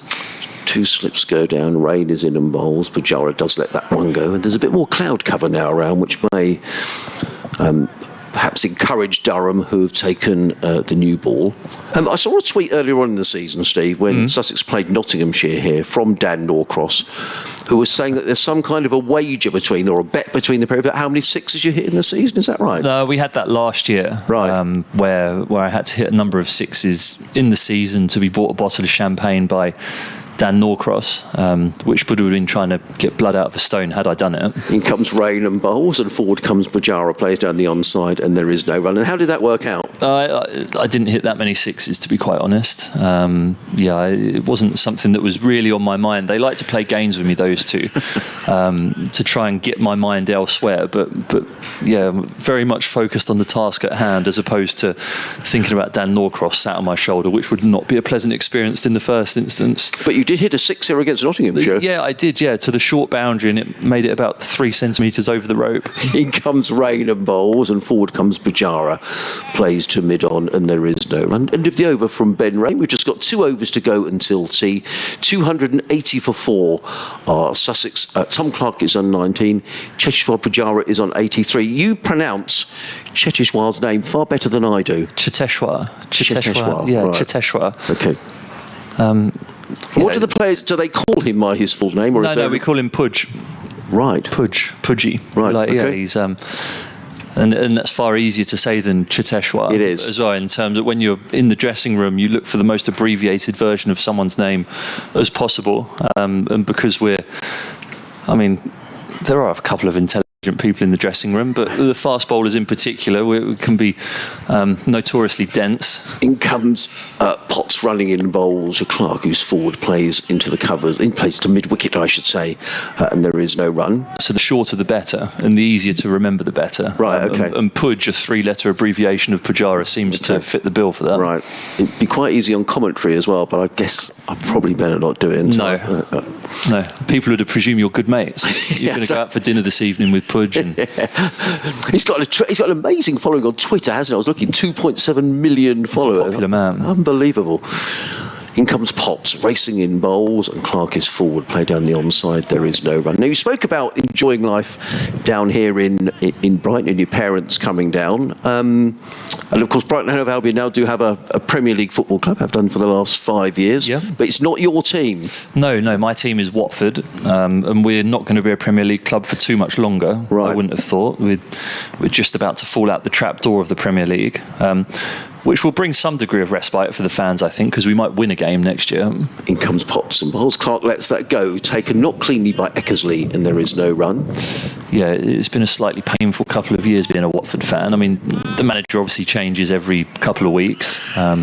We've got Roy Hodgson now until the end of the season, and then the search will start for another manager. So, and the Watford-Brighton game was actually right at the beginning of the year at the Amex, at the beginning of the football season in August, I think. So, I didn't even have the opportunity to go and watch my team at the Amex before we got relegated. In comes Potts over the wicket, in and bowls to Clark, who plays solidly to mid-off, and there is no run. And why Watford? Was that a childhood club? That's where I grew up. Yeah. I very much from the middle of Watford. My parents still live in the same house that I grew up in, a couple of miles from the stadium at Vicarage Road. It's something that, when I was younger, I loved football. I loved cricket, obviously, because my dad played in local leagues and for Hertfordshire, so I spent every weekend at a cricket club. But my mum's been a season ticket for something silly, like 30-odd years now. She puts herself through it. In comes Potts and bowls to Clark, plays to mid-on, and there is no run. And she decided to do it again for next year, took advantage of the early bird rates on the season ticket. So when she's not watching cricket down here in Hove, she's attending Watford football matches, which hopefully next year, I'm not sure she's seen a home win this year when she's been. Hopefully next year in the Championship we'll win a few games at home and she'll come home happy rather than a bit grumpy. Potts turns at the Cromwell Road end. The sun, there's just a few patches of blue sky now. It's pretty overcast as Potts is in bowls, and a lovely shot by Tom Clark. He just whips that one away beautifully through mid-wicket. It's a lovely shot. It's going to roll over the boundary rope now. And Tom Clark goes to 23, Sussex to 284 for 4. Just for the benefit of our listeners, Steve, just tell us how good a shot that was from Tom Clark. Yeah, lovely. Waited for the ball and waits for the loose delivery from Potts, who's actually bowled very well. I think his first 3 overs went for 20 yesterday, bowling to Tom Haynes, and he's now bowled 21 overs for 54. So if my math is correct, that's 18 overs for 34 runs, which has showed great control and skill, and he's on the back of 2 sixers. So, but he is into his 22nd over when he next gets the ball, which is a significant number of overs, and that's the benefit of making teams field for long periods of time, is that their best bowlers get more tired and give you loose deliveries. And that shot from Tom Clark was good patience to see off the good balls through the beginning of the over, and then Potts maybe getting greedy the over before tea, looking for LBW and clipping him away for 4. Ben Rain runs away from us. Last ball before tea, comes in and bowls to Pujara, who's forward. In fact, I see he's forward. He nudges that one down through third man. He's going to pick up at least a couple of runs, maybe 3. Well, they thought about 3, but in the end, Tom Clark said no, didn't fancy coming back for the third. So Pujara goes to 85 and Sussex to 286 for 4. Can I just ask you about Chris Rushworth as well? You know, fast bowlers union and all that kind of stuff. I mean, that was a nasty little incident yesterday. It was, yeah. It was a good bouncer from Tom Clark, out the blue, and you never like someone or seeing someone get injured, especially someone like Chris Rushworth. In comes Rain and bowls, who's bowled well. Bowls to Pujara, who's forward. There's a loud appeal, which umpire Debenham declares is not out. Why is he so interested in that, Steve? I think he thinks it's hit the pad first. Pujara looks to get forward decisively when he does. That's one of the reasons why he's such a good batter, is his ability to be able to pick the length of the ball up and commit either forward or back is so good. But that ball was full of length, and Pujara big stride forward, and with the length of stride, it meant that it flicked his pad first before it got to his bat, but it would have been outside the line. Rain in again. Around over the wicket bowls, and Pujara just flicks that for the umpteenth time during this innings down towards fine leg. It's going to race away for 4 runs. I don't think the fielders. Yes, he does get there, literally just inside the rope. Good chase by the Oliver Gibson, who's the concussion replacement, but not before Pujara comes back for 3 more runs. He goes to 88, and Sussex to 289 for 4. Beautifully played by Pujara. And those concussion protocols, a few people asked us about that, Steve. I mean, it's, the physio's out fairly quickly, and he did bowl yesterday, Chris Rushworth, which perhaps quite surprising. Yeah, I think concussion can sometimes come delayed as well. Overnight, typically when you stop and you've not got the adrenaline of the game or the situation running through your veins. Rain in again, bowls, and Clark up on his toes. Just a bit of extra bounce there from Ben Rain. Maybe the new ball accounting for that, but Clark played it well, and there is no run. But there are certainly strenuous tests that you have to go through in pre-season. When you come in, there are a series of questions, sequences of numbers, words that you have to remember, and what your score is then when you're not concussed is your baseline, and then you have to reach that baseline again in order to classify as not concussed to play in the game. Here comes Rain and bowls down the leg side, and Tom Clark looking to whip that one down to find a good tumbling take by Eckersley down the leg side, no run. Yeah, so there are a number of times where you worry if you wake up a bit sleepy and they ask you to do a concussion test that you might not be able to play cricket for a couple of weeks. And when you hit your head as frequently on door frames as I do, you do become a little bit worried every little time, or a headache, or every time you come in and you say you've whacked your head and you go through the concussion protocols, you're worried you're going to be out of cricket for a little while. But so far I've been okay, luckily. Rain on his way away from us, comes in and bowls, and Clark plays that to mid-wicket, and there is no run, and I think that is going to be tea. Sussex 289 for 4, Cheteshwar Pujara on 88, Tom Clark on 23. Steve, we've got a couple of questions just as the players leave the field for tea. One here.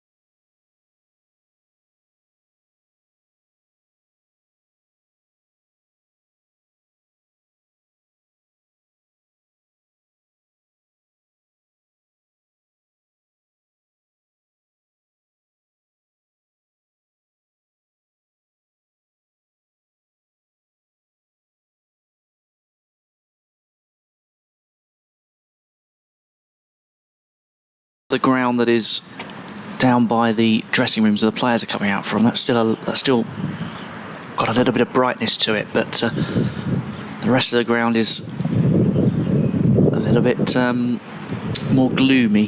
The lights aren't on yet, but I fancy if the clouds don't disperse, they soon will be in this session, this evening session.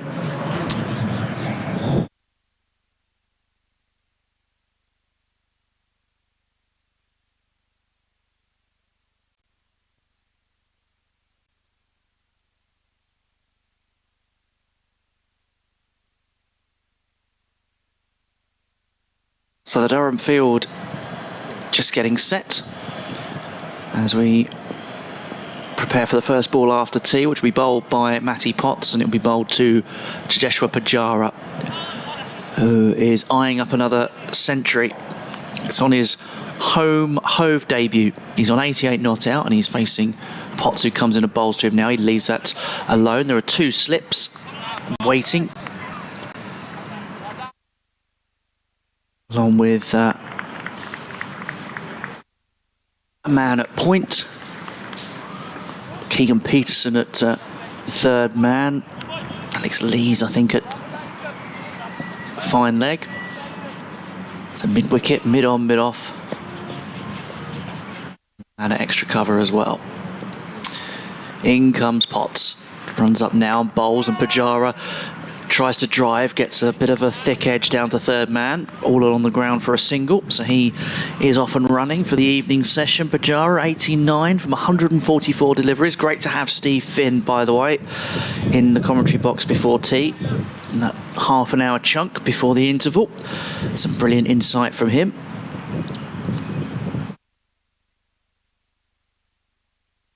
If you missed it, you can probably go onto the live stream or the BBC Sport website commentary and scroll back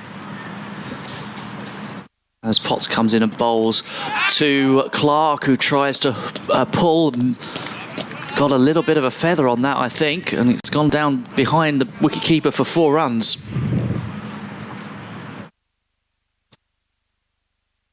So a boundary for Clark takes him on to 27. It takes Sussex to 294 for 4.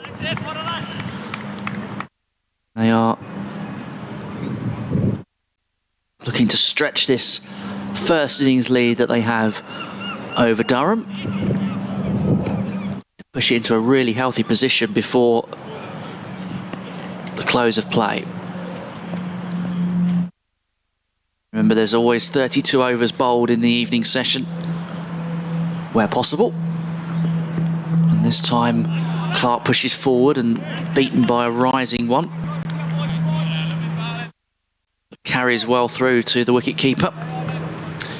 Don't fear, Adrian Harms is here with us, just tidying a few things up with BBC Radio Newcastle and with the BBC Sport Hub in Birmingham, but right now he is on board at the controls and ready to take us through every other over of this. What could be, Adrian, a kind of really telling final session, couldn't it? Because Sussex could really set their stall out in this final session, but if Durham hit back, then there is a route back into the match for them. Well, no question. And when Steve Finn was over, and as you said, Andrew, thanks to Steve for coming over, he was talking about the importance of the new ball and how the new ball gets softer, and while it's hard, more wickets fall. So, if Durham were to pick up 3 or 4 wickets with this new ball, and the lead is, around about 100, they'll still feel they're in with a chance in the game. Potts bowls and Clark plays back down the track, and there is no run. But certainly from here, you can imagine it, Sussex in a very strong position if they could back for the rest of this session. If you would think Sussex could perhaps score 100 runs in a session, that would give them a lead of 160 or so, perhaps going into the final day. But that's a little way ahead yet. Pujara is absolutely key here, isn't he? Yeah, I think so. And of course, that's something that, yes, is a very good point to make, that just before tea, Durham took that new ball, and it's now 5 overs old, that new ball, so still fresh, a relatively fresh cherry, as we see Ben Rain, Adrian. Yeah, running in from the C end of the ground, comes into bowl to Pujara, who lets that go outside the off stump, taken by Eckersley, and there is no run. I mean, apart from just before the new ball was taken, when Liam Travascus was particularly expensive, I think Durham have bowled well. I mean, Sussex haven't totally got away here. I mean, what have we had? 85 overs, 294, so they've been going at about 3 and a bit and over. It's accelerated. Pujara really stepped on the accelerator just leading up to tea. It was just before the new ball, wasn't it, as the 2 spinners were bowling, and Pujara decided that the new ball... Rain in bowls, clipped by Pujara down towards fine leg. More runs here. Is it going to go for a boundary? I've lost sight of the ball as it goes over the rope for 4 unders. Wait for the umpire signal. It did come off the bat. Pujara goes to 93 and Sussex to 298 for 4. Yeah, Pujara decided that just before the new ball was taken, that anything loose from the spinners, he was going to try and send it, because he thought, well, got to make the most of it, because the new ball is going to be more dangerous in the hands of the likes of Potts and Rain and Salisbury. Law, who's Ali's dad, has sent me through. Steve was saying that the only time Pujara has been stumped was off the bowling of Jack Carson last year in that game at the Emirates up in Durham, where it was a county 11 playing against India. So here comes Rain over the wicket bowls, and Pujara plays wristily into the onside, and there is no run. There's a picture here. In fact, I think we can see, well, we won't play it, but we could play it. So thank you, Duncan. Cheteshwar Pujara, renowned for tackling spinners by stepping down the track, was stumped off the bowling of a rookie off spinner. I don't think Jack Carson would like being called a rookie off spinner, but there you go. And he was stumped. I think for the only time in his career. In comes Rain, bowls to Pujara, again wristly down towards fine leg. He's picked up one, he's going to look for a second, but he won't come back for that second run as the throw comes into Eckersley. One more to Pujara, who goes to 94. I get the feeling Steve likes his cricket stats as well, so I think he's probably got that one spot on. Carson's sharp off-break turned past his inside edge and went through to the wicket-keeper, who reacted brilliantly to catch Pujara out of his crease. It was a proud moment for 17-year-old James Rue making his professional debut, who was behind the stumps. In comes Rain and bowls, and Clark clips this to mid-wicket, and there is no run. And actually Tom Clark's played a good hand in this partnership as well. Andrew, 27 he's on. Yeah, it took him a little while, didn't it, to get going? Partnership between these two is now worth 92. And it's coming quick time as well. Thank you, Duncan, for sending that through from his stat there in Wisdom. So yeah, good effort from the wicketkeeper as well then, if he's absolutely teenage wicketkeeper to effect a stumping of that magnitude. In comes Rain bowls. That went very low through to Eckersley, who takes there is no run. End of the over. 299 for 4 are Sussex. Clark on 27. Pujara on 94. Ben Rain 21 overs, 6 maidens, no wicket for 64. You're listening to live cricket on the BBC. BBC Radio Sussex, BBC Radio Newcastle. If you want to watch live pictures, then go to the Sussex Cricket Club website. Click on the link and be able to watch the pictures alongside the commentary with myself, Adrian Harms, alongside Andrew Raven. And don't forget, please get your messages in, sussexcricket@bbc.co.uk, to join our discussion on whatever we decide to talk about in the next couple of hours. Noticeable, I think, that one of the Durham backroom staff has brought out a couple of jumpers now to the players, so it suggests that it's getting a little nippier out there. I don't know, I presume that some of the people listening around the ground will be able to attest to that as well, but it's not been warm as Potts comes in and bowls to Pujara, lets that go through to the wicketkeeper. Yeah, it's not been warm at any stage of the match really. No. Certainly not warm with a capital W, but we are now looking at a picture ahead of us, really, aren't we, that we had most of yesterday in terms of the cloud and the light. This was very much what we had for yesterday, with not low cloud, but high grey cloud, thick blanket hanging above the county ground in Hove. Sussex 299 for 4. Pujara leaves that latest one from Potts I can imagine he's a frustrating character, Cheteshwar Pujara, when he digs in like this and leaves balls alone for fast bowlers, even with a new ball. You look to try and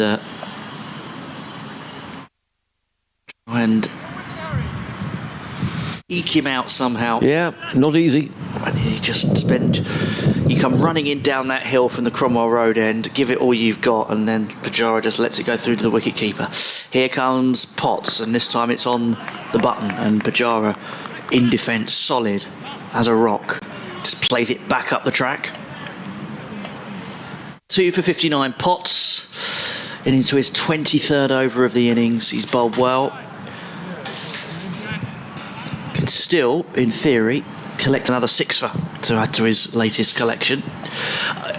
Ben Rain, I think, has bowled a lot better than the 0 for 64 that his 21 overs have produced, as Pujara leaves that one alone again from Potts outside the off stump, and wicketkeeper Ned Eckersley collects.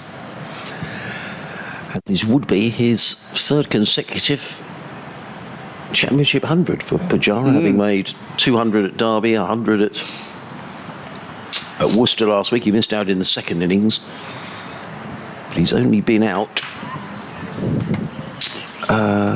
He's been out twice in his Sussex career. In comes Potts, bowls. That one again flies through a little bit lower, skids through to the wicket-keeper. Yeah. And Pujara happy just to see those comfortably go through. 109 and 12 last week at Worcester. He was out in both innings.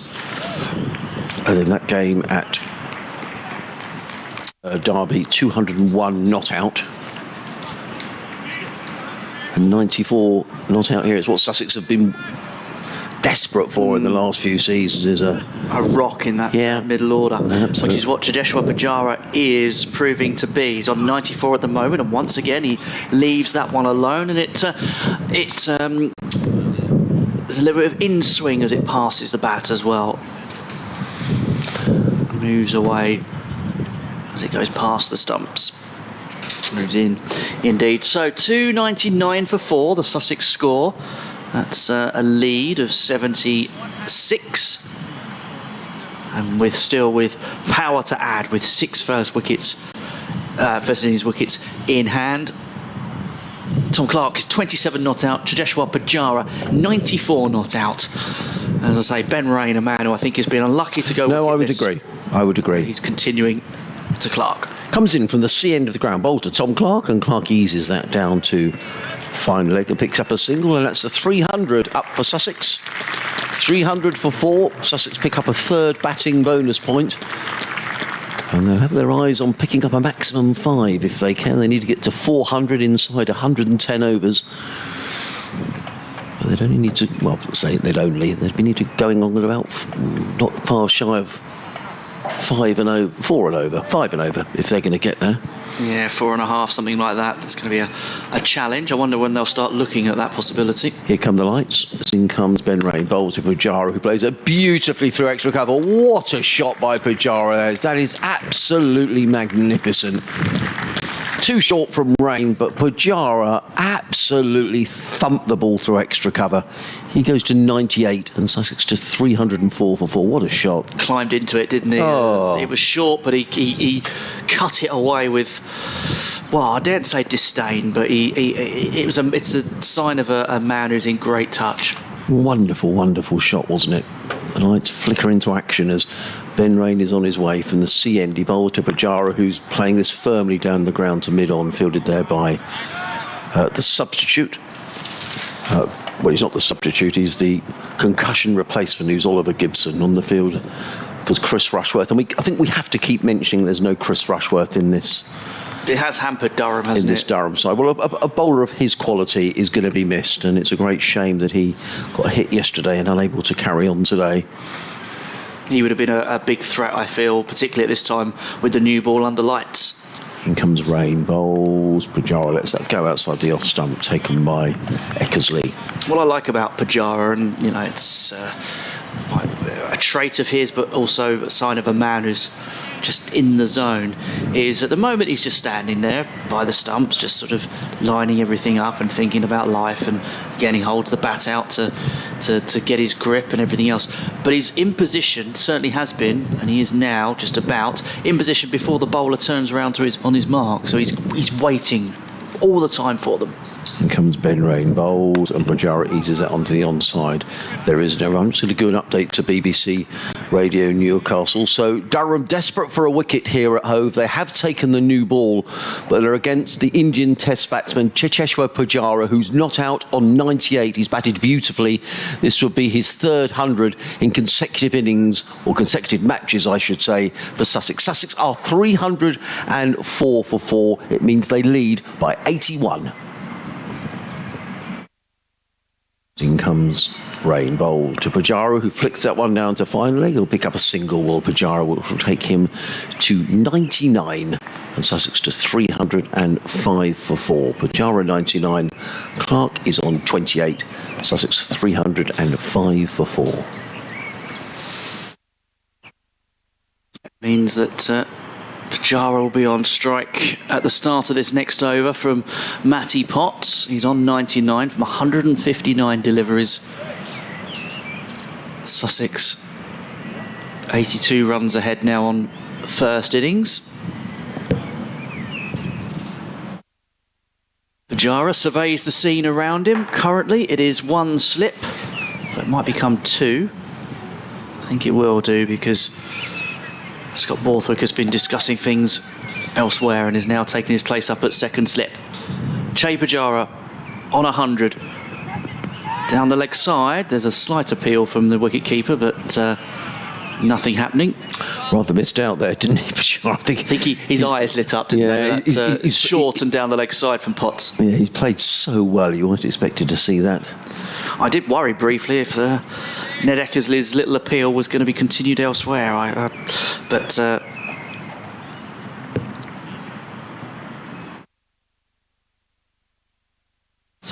305 for 4. Cheteshwar Pujara on 100 as Potts comes in and bowls, and it's left by Pujara, fumbled by Eckersley, who's actually taken the glove off. It's hurt his hand. That's hurt his hand, the wicket keeper. That's the last thing that Durham need, isn't it? And Eckersley looks in some discomfort there, you know. Yeah, he's got his hand between his legs, but wicket keepers are made of stern stuff. They have to be.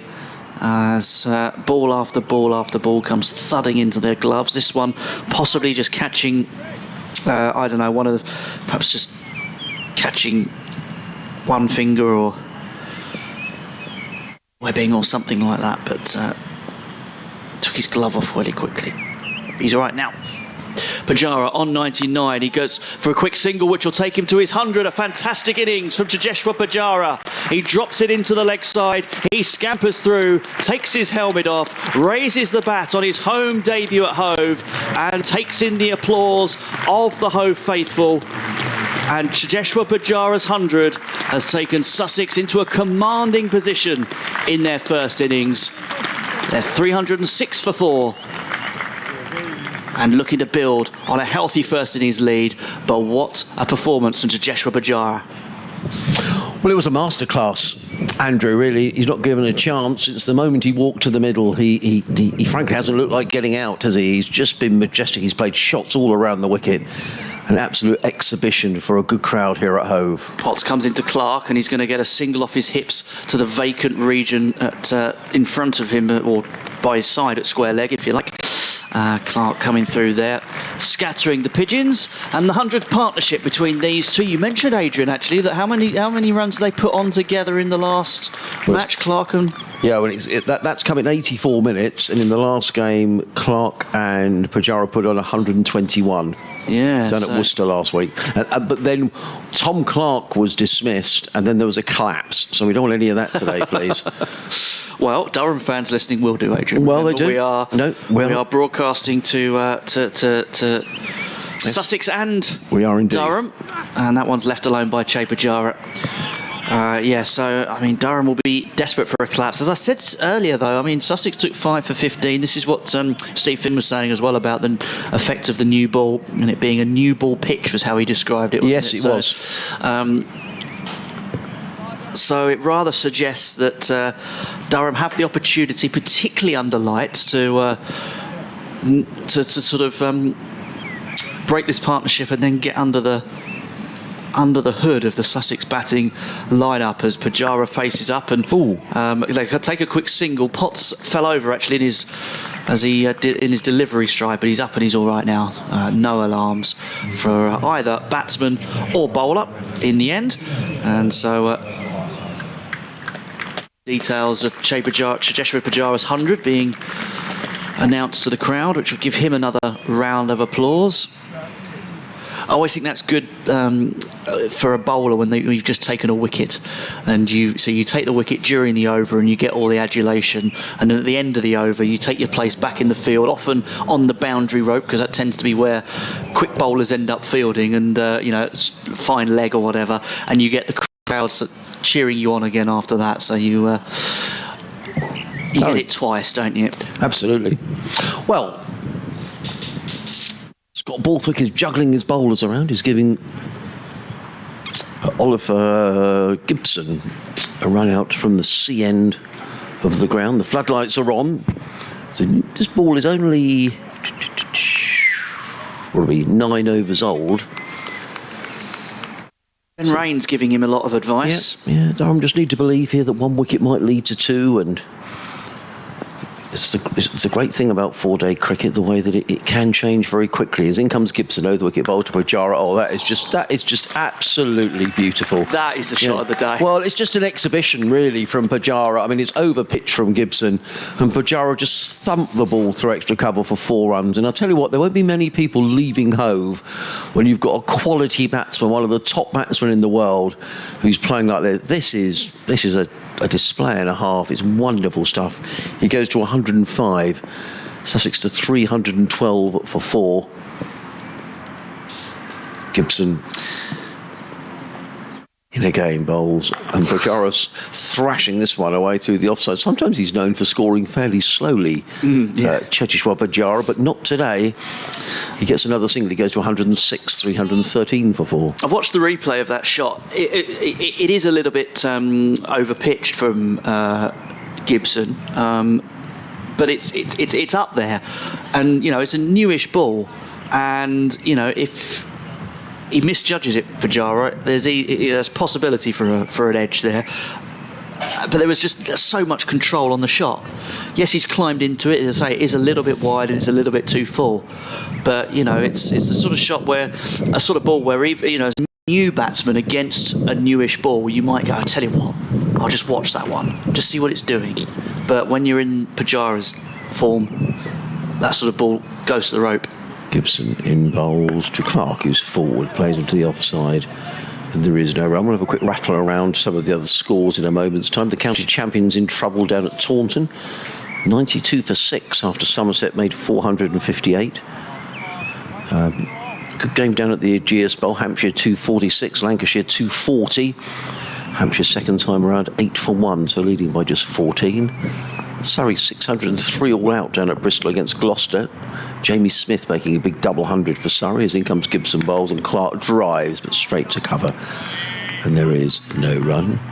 But Chelmsford Essex in trouble, 48 for 3 in reply to Northamptonshire's 390, and Yorkshire won 43 for 3 at Tea against Kent, who made 291. Second division is what we're really interested in, though. At Trent Bridge, Worcestershire have avoided an innings defeat. They're 125 for 5 against Nottinghamshire.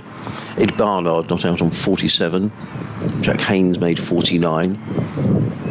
Gibson bowls and forward comes Clark, plays to mid-off, and there is no run. But you'd think that Notts well placed to win that game. At Lords, Middlesex just piling on the runs, 353 for 8. They are, after Leicestershire made 149 yesterday, so leading by 204. Century there for Mark Stoneman. John Simpson making 71. Gibson bowls and driven by Clark through backward point. He didn't intend it to go there, but it has gone there. They've taken one, they'll think about 2, but it isn't there. Good bit of fielding by Dixon, who Andrew was saying has been very good in the field for Durham. End of Oliver Gibson's over. 8 overs, no maidens, no wicket for 29. Sussex 314 for 4. Pujara 106, Clark on 30. These two coming together when Sussex were 207 for 4 when Tom Alsop was LBW to Liam Travascus. So just those other second, so 353 for 8 to Middlesex. Middlesex, the next visitors here to Hove in a game starting on Thursday, and then down in Derby 368 all out. Glamorgan going well in reply, 106 for 1. Yeah, this will sound a little bit silly and basic, I suppose, for a professional cricket team, but as Steve Finn was saying, this innings and this match, how it's developed so far for Sussex, it will give some of the younger Sussex players who have been involved in defeat after defeat, no matter what happens in this match now, it will give them some confidence going forward, won't it, about how they can measure up against other sides in this division. No, absolutely. And it just makes such a difference when you've got someone who can bat 3 or 4, who makes a stack of runs. In goes Potts, bowls to Clark, who ducks underneath a short delivery, rattles through to Eckersley, and there is no run. Interesting that Steve Finn thought that Matthew Potts had bowled very nicely. We'll have an update to the listeners on BBC Radio Sussex in a few moments' time. The lights are on. Fairly gloomy in the distance, but the clouds look reasonably high, so fingers crossed we're going to get by. The forecast for tomorrow is good. Sunday, I think, not quite so good. Potts bowls to Clark, who absolutely hammers that one down to deep backward square, picks up a single, a shot that probably deserved more than a single in truth. Clark's annoyed with himself. He didn't find the gap between the fielders. He goes to 31. Sussex 315 for 4. Scott Borthwick clapping his hands. In fact, that was Ben Rain at mid-on who's clapping his hands. Durham in desperate need of some inspiration. Nothing that a wicket or two wouldn't help, as in comes Potts. Runs in bowls, and Pujara flicks this down to fine leg and picks up a comfortable single. He goes to 107. And Sussex to 316 for 4. It means the lead is now 93. Yeah, Potts bowled him very well, and I was just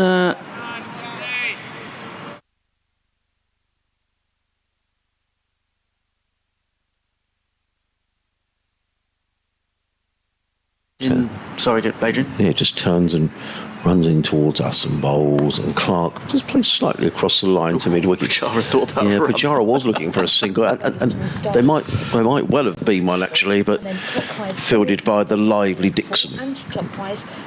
And there is no run.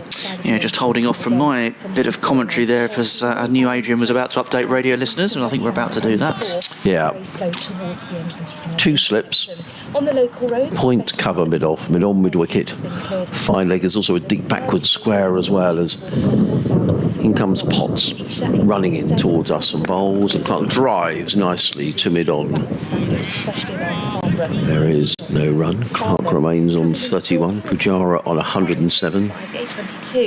Mentioned earlier that with a night watchman you could almost just say take off their score and imagine it's still to come. Well, on that basis, then with the 13 that Crane made, Sussex would be 303 for 3 at the moment, which would sound a very healthy score indeed. So the Sussex lead is 93 with 6 wickets in hand, as in comes Potts and bowls, and Clark thrashes that one away out to deep backward square. Single to Tom Clark. He goes to 32. It's the end of the over. Sussex 317 for 4. Stonking first innings from Surrey. Sussex pushing on. Details from Adrian Harms, County Ground. I'll tell you what, Danny, an absolute masterclass here from the Indian test batsman Cheteshwar Pujara, who's batted absolutely beautifully. He's 107 not out. It's his 3rd century for Sussex this season. His debut at Hove, and he hasn't disappointed. A standing ovation around the ground when he went through to his 100. And Sussex in a strong position here, 317 for 4. And Pujara has shared a century stand for this fifth wicket with Tom Clark, who's on 32. Meanwhile, you're quite right, down at Bristol, Surrey racking up a huge score, 234 to Jamie Smith. Surrey eventually all out for 603 in reply. Gloucestershire are one without loss in the second over. So a real treat for fans at the county ground watching Pujara today. Oh, huge, Danny. I mean, some of his shots have just been majestic, and he went through his 100 and the whole ground rose and applauded him. There won't be many people leaving here tonight while Pujara's batting. He's an absolute master. Nor while the sun's shining and the bars are open. Yeah, actually, funny you should say that, because it's got a bit cloudy here and the floodlights are on. But I'll tell you what, the bars are open. So, yeah, a pint and watch Pujara. What could be better? Back with you later. Full ball-by-ball commentary on the BBC Sport website. Well, I remember Danny saying, Danny Pike on BBC Radio Sussex FM frequencies saying that the next time they came over to you, you'd hope that Sussex would be in the lead, and that's been the case. Gibson coming into bowl now, and it's back foot defence from Clark. And I have to say, you extolled the virtues of Cheteshwar Pujara, and understandably so, because some of the shots, as you said in that update, have been beautiful. Tom Clark's role in this partnership should not be understated, Adrian. No, absolutely. I think he's batted really well. They batted very well together at Worcester last week, and he's picked up the ones and twos, hasn't he, Tom Clark? He's kept the scoreboard ticking along, and he's kept Pujara company. Gibson round the wicket to the left-handed Clark, and he's just defending out into the offside, into the covers for no run. And I would say, Andrew, I mean, what an experience for someone like Tom Clark. And I'll tell you what, if I was Tom Clark or any of those young Sussex players, I would be picking Pujara's brains all the time. I'd be taking him out for dinner or asking him to go to the pub, and just, you know how long he's going to be here for, do you? He's one of the world's great batsmen, and you want to spend time with him. Why is he so good? What does he do? I'm sure he would be very keen to implant all his knowledge. Tom Clark gets a full delivery, wide delivery, which he dispatches through the covers for four. That's a beautiful shot as well. That's one of Clark's best. It was full, it was wide, and it got the treatment from Clark, who moves on to 36. Sussex 321 for four. Gibson wicketless so far on his rather unexpected appearance in the field today. Or at least he may have known overnight, I suppose that was the possibility. But he's on as a concussion substitute for Chris Rushworth, who will play no further part in this match. A huge blow for Durham. Yeah, we have to remember that, because when you lose your strike bowler during the match, and Oliver Gibson is doing his best, but he's not the experience or the wickets of Chris Rushworth. Gibson is coming in now. He's right arm over round the wicket to Clark. It's tucked off his hips by Clark, but straight to Sean Dixon, who is fielding at mid-wicket. No run. Emails come in from Trevor Adams in Milton Keynes, and I'll read your email, Trevor, at the end of the over. If you want to join a conversation or start a conversation, Sussex Cricket at bbc.co.uk. Much like last night, some of the lights around the ground, looking at the players' bar away to our right-hand side, where the lights are shining fairly brightly. Gibson round the wicket, push forward and in defence from Clark, no run, end of the over. Yeah, Tom Clark, as you mentioned there, should be learning a lot from this experience of batting with Pujara. He's only just recently, in February, turned 21 himself, so Clark, so he'll be revelling in this, I dare say. He will. Trevor says, I'm enjoying the commentary. At last we have a happier match situation from a Sussex point of view. I think we were all pleasantly surprised yesterday, given the sparsity of our bowling resources at the moment. I wonder whether you could remind us of what we know about some of our injured bowlers. I was interested in Garton, Carson and Ibrahim. I understood we won't be seeing Archer in the Championship, and I'm guessing we likely won't see much Ollie Robinson either. I'll try and cover those points as we go through this over from Matthew Potts, who's been the pick of the Durham bowlers. He comes in and bowls a pacey delivery outside of Pujara's off stump, and he lets go through to Eckersley, and there is no run. He's in his 26th over, 6 maidens, 2 for 65, and they are good figures when you consider Sussex are 321 for 4. He's bowled his heart out, Matthew Potts. So running through those in order, George Garton, we understand, has been suffering the effects of COVID, but he was on the ground yesterday. Trevor, we saw him warming up bowling, so let's hope that George is on his way back. And the same with Jack Carson, who was also bowling. I think at lunchtime today we saw Jack Carson bowling on the outfield. He's had a knee injury that's had surgery But the fact he was out bowling suggests that his rehab is on course. As in comes Potts, bowls to Pujara, who's forward, plays down the track. There is no run. Daniel Ibrahim damaged shoulder ligaments in the first game of the season here against Nottinghamshire in the field. We understand he's out for several weeks. He was around the ground yesterday. I saw him talking to some of the Sussex guys. But I think that is meant to be a few weeks, so we're not going to see him for a while. Ollie Robinson was also on the ground yesterday, bowling. Seemed to be bowling flat out as well.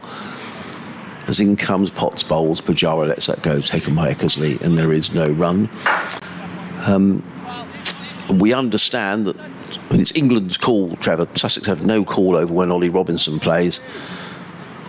Sussex would appear to be hopeful that Ollie Robinson will play next week against Middlesex. And as for Jofra Archer, someone got in touch and said that he was here as well, but won't be playing Championship cricket. I'm pretty certain about that, but possibly some T20s. As in comes Potts again, bowls, Pujara lets it go outside the off stump. Again, there is no run. That number that just came up on my phone is one of those annoying numbers when someone rings you up and says, dear Mr. Harms, you've recently been in a car accident, and you just say, well, no, I haven't. Do you get these irritating phone calls? I tend to, if I see a number that is an odd one like that, I tend to ignore it and then Google it, and then you tend to find any other search provider is available, and then you tend to find websites that list kind of malicious numbers, and you can see how many people have, reported it, and right.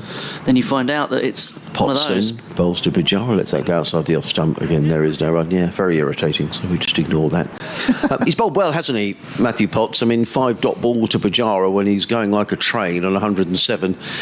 And Pujara has been in the game long enough to realise that perhaps this is the threat from Durham. Yeah, I think that was a very good point again that Steve Finn made earlier, that against the new ball, Pujara will just hold the line that he wants to play, and if the ball, if he plays and misses, and he's got the wherewithal to kind of park those moments and just leave them in the past. Potts in again, bowls, and a maiden over as Pujara lets that go by outside of the off stump. Matthew Potts 26 overs, 7 maidens, 2 for 65. Pujara 107, Clark 36. Sussex 321 for 4, lead by 98. We're not keeping ball by ball kind of analysis on this, but I don't actually think, I'm not so sure Potts made Pujara play in that last over. Yes, he didn't have to play at least 4 of those that I can think of. So yeah, you could say from that point of view, with the new ball relatively new, you're expecting him to play. But I guess from a Durham point of view at the minute, they may just be thinking, well, let's try and keep Pujara quiet. Yeah. Maybe as you say, dry up the runs, maybe hope to pick up a wicket. It's difficult, isn't it? It's that fine line. You're trying to bowl, you talk about hitting the top of off stump, but you're also trying to bowl corridor of uncertainty. And if you get that slightly wrong, it can end up being easy for the batsman to leave. Well, Tom Clark isn't leaving that one. He's driving it into the covers. But yes, as Adrian says, well fielded by Ben Rain, diving away to his right from mid-off, coming round to back up the fielder in the covers, who was Keegan Peterson, who couldn't quite make it down to his left. So Rain came down to his right and stopped it. But they did get through for a single, so Clark is on to 37, Pujara on 107, and Sussex 322 for 4. And even with my rudimentary maths, I could work out that's 99 ahead. Ben Rain, I think, hurt himself stopping that ball. He looks a bit uncomfortable in the field. Gibson comes in and bowls, flicked off the pads by Pujara, backward of square for a single. So that now means that the Sussex lead is 100. Yeah. Sorry, just looking at Ben Rain, he's down on his haunches down in front of him. He flung himself to his right to save that run, and he got up as he was sort of looked a little stiff and grimacing a little. That doesn't look good. No, and that's the other thing, of course. We've been talking about the spectators and the fact that it's cold for them. We're obviously watching finely honed athletes who are running around some of them are. Obviously, some fielders stand out. Oh, what a shot that is! There's going to be a man out there to stop that, though. But that's a good flashing drive from Clark for a single. But yes, so some of the fielders will feel the cold, I would imagine, out there. And when you do take a tumble, or indeed when the ball comes hurtling towards you, it can can be a little bit uncomfortable. I remember those test matches when test matches used to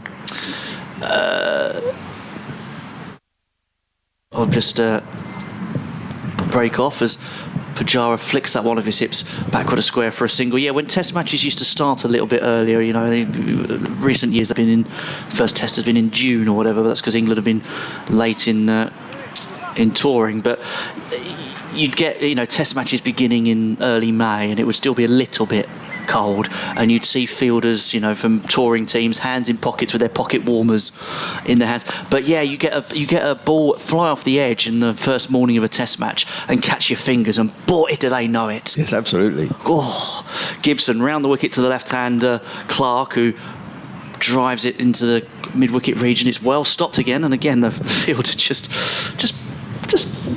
wipes his hand and just was like, yeah, that's a little bit painful sometimes, but you have to take the rough with the smooth as a fielder in England. A nice email that we read at the end of the over from Varun, and I hope I do pronounce your name correctly, Agarwal in New Jersey, USA. Varun, I've got your email and we'll read it in a few moments' time. As Gibson comes in round the wicket, bowls to Clark. Clark guides that away backward a square, possibly off pad or bat. We'll wait and see. It's going to be a single. We'll wait and see. It's going to be leg by. I would have got it wrong. I would have given it to Tom Clark. Hopefully not if you're out in the middle. No. The umpire has a better view. Yes, of course, there's an Agarwal who plays for India at present, Mayank Agarwal. Right, so hi guys, thanks for the commentary. Really in listening to and watching the YouTube coverage of the cricket, particularly of Sussex, now that my cricketing hero, Cheteshwar Pujara, is signed to play for the entire season. I've been closely following his career for many years now and thought I'd share a few tidbits about him that you might find interesting. You were speaking of this very meticulous routine prior to every ball. You will also notice that even at the non-striker's end, he's very diligent about watching the ball in the hand of the bowler up until it's delivered. It just seems that he's always keeping his eyes on the ball nearly at all times. Let's watch this now. And in comes Matthew Potts. Pujara does watch him as he bowls a short delivery to Tom Clark, and Tom Clark pulls that away down to fine leg, and that's 4 runs. Clark goes to 42. And Sussex to 330 for 4. It's very interesting to see, and there are very few other international cricketers that do something similar, one being Kane Williamson. Well, he's a pretty good player as well.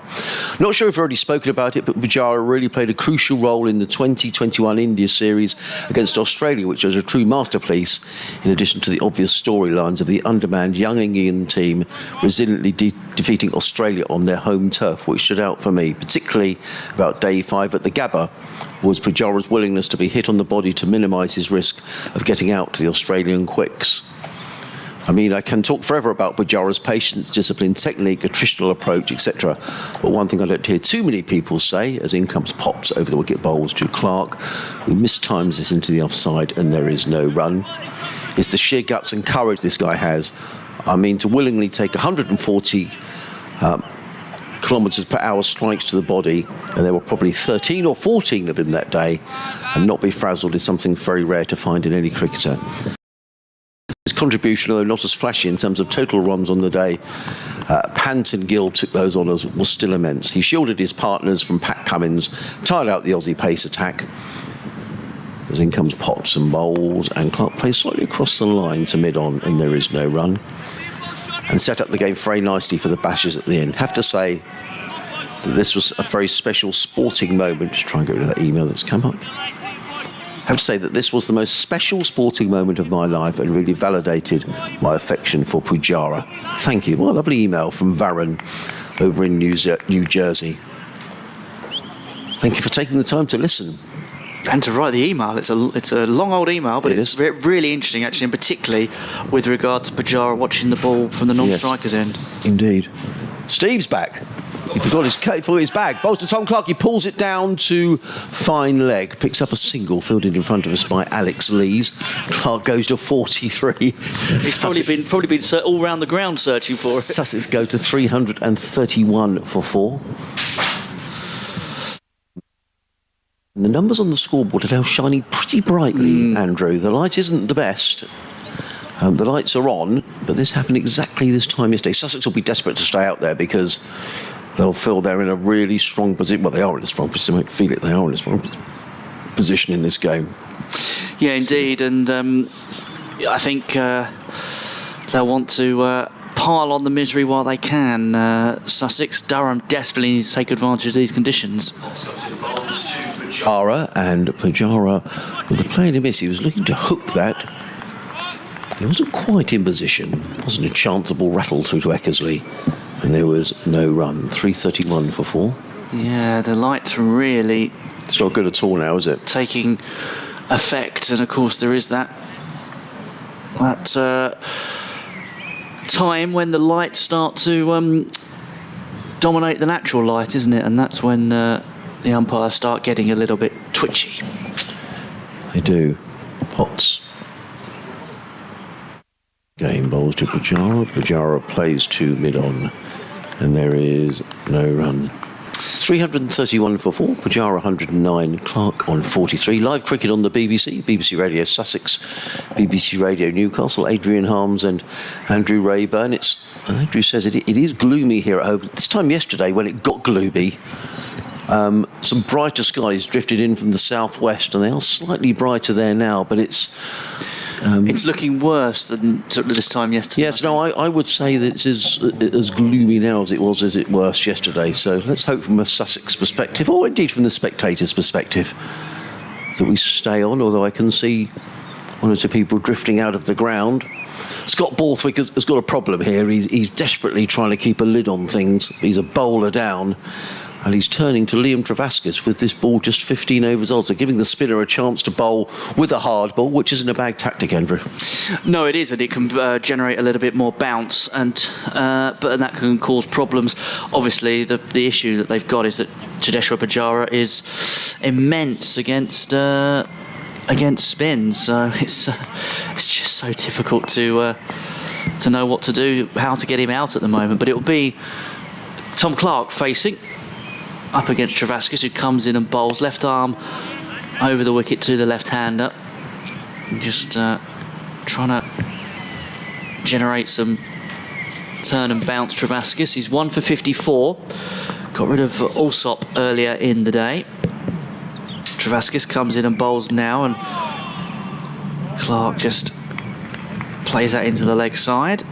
He's really got under the radar, hasn't he, this year, Tom Clark, for a young batsman who was sort of in and out the side, plenty of 20s and 30s, but he's really come into his own this season.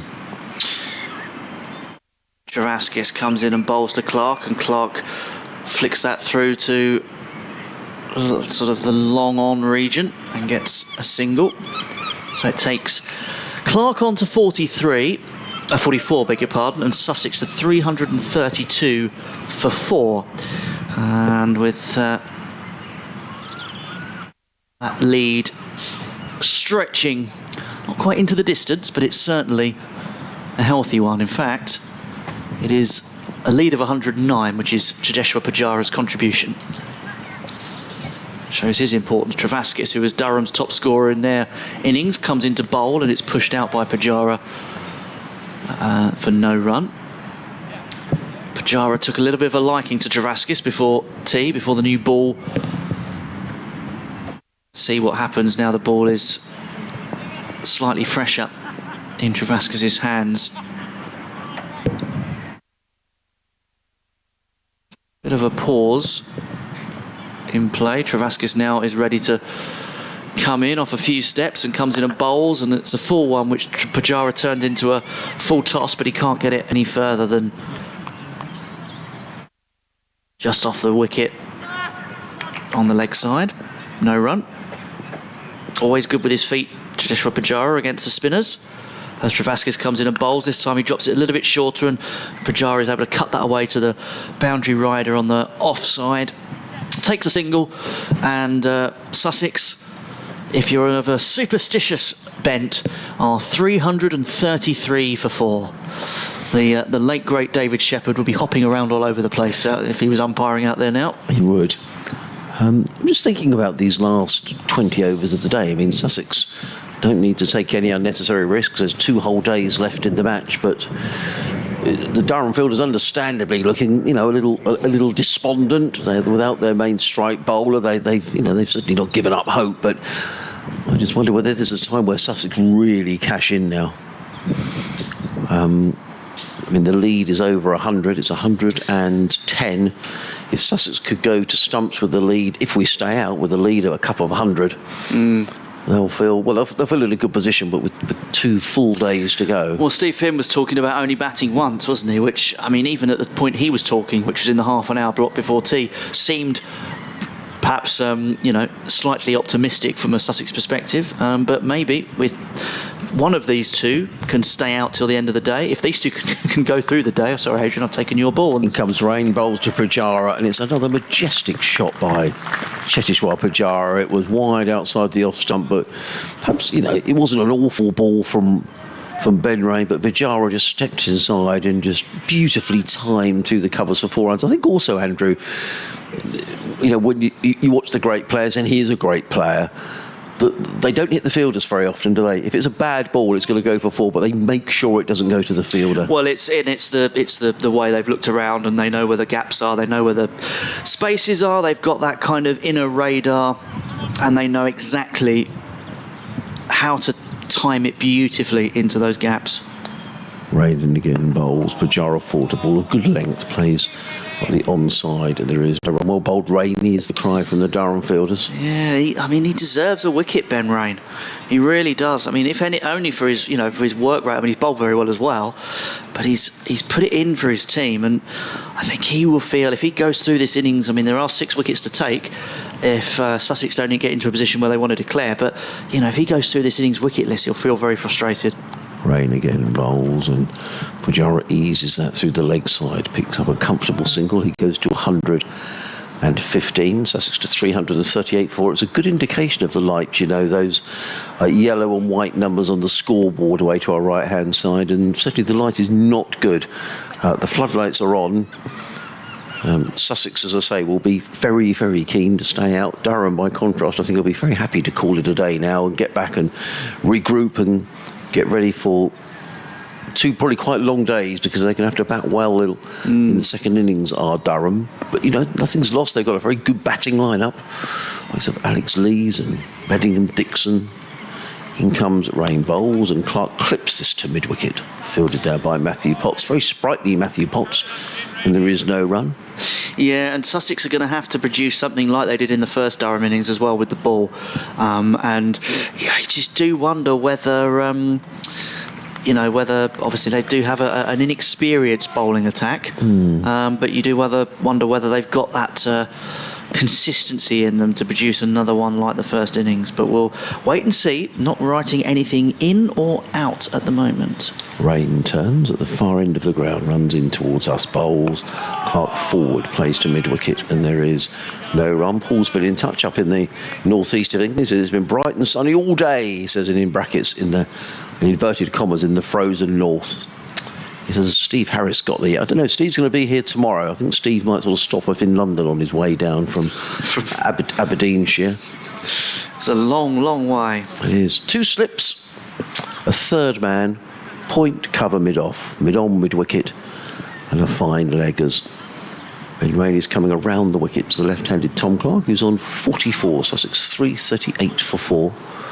There's a change in the field as Ben Rain. He's bringing his mid-wicket, is going to go to a deep mid-wicket. The third man is coming up to point, and everyone moving round one. So the third man is up to point. Cover has gone across to deep mid-wicket, and the point has gone to cover. Just as you told us what the field was, they changed it. They've changed it. Thanks. In comes Rain. Bowls. Clark forward. Plays it into the offside. And there is no run. End of another over. Ben Rain has bowled 23 overs, 6 maidens, no wicket for 75. And I think he's bowled very well. He's kept plugging away on another day. You never know. He may have picked up some wickets, but it's hard work for Durham at the minute. 338 for 4. Clark on 44. Pujara on 115. So the lead for Sussex is now 115. And it's going to be Liam Travascus who's going to carry on from this sea end. What it is doing, Andrew, is rattling through the over 8. Durham were -2 at one stage, but now back to level which will please their skipper.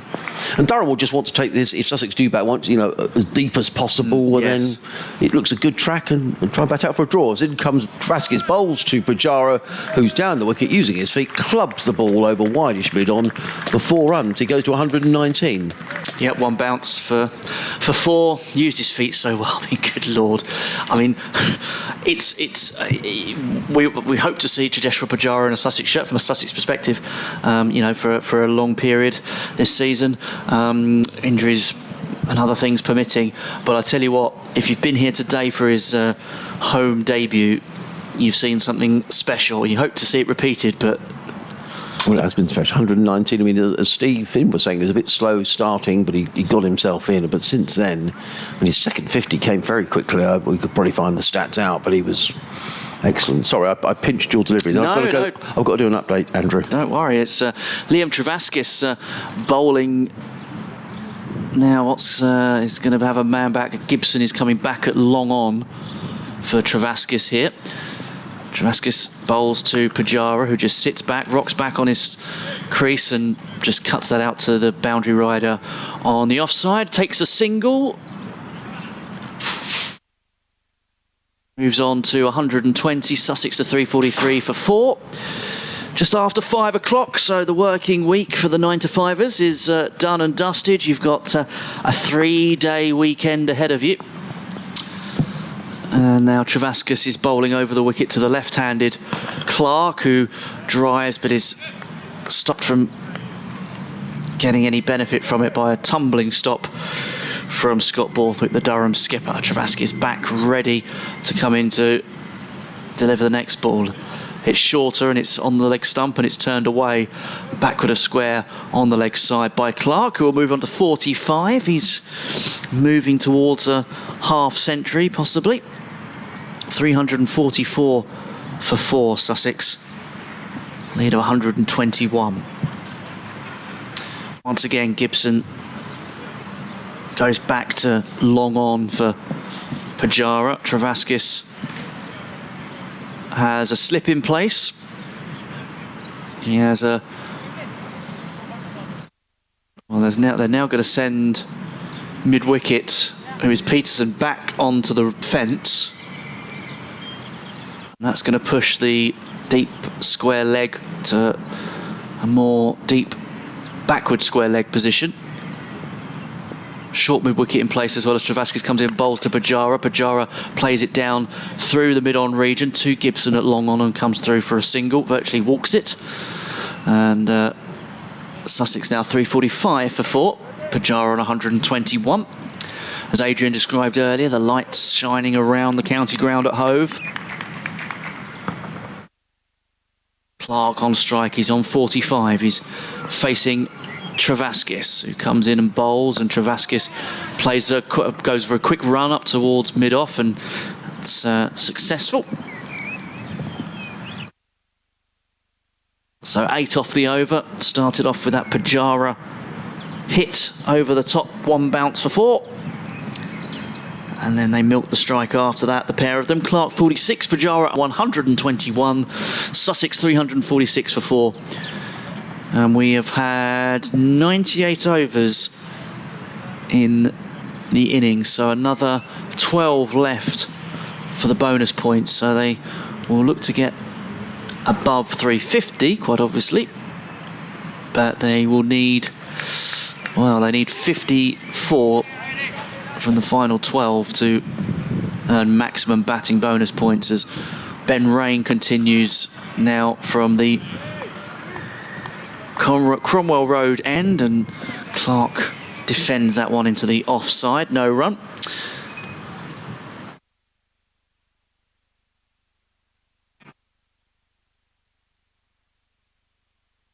Some of the crowd have dispersed, but there's still a few people round the ground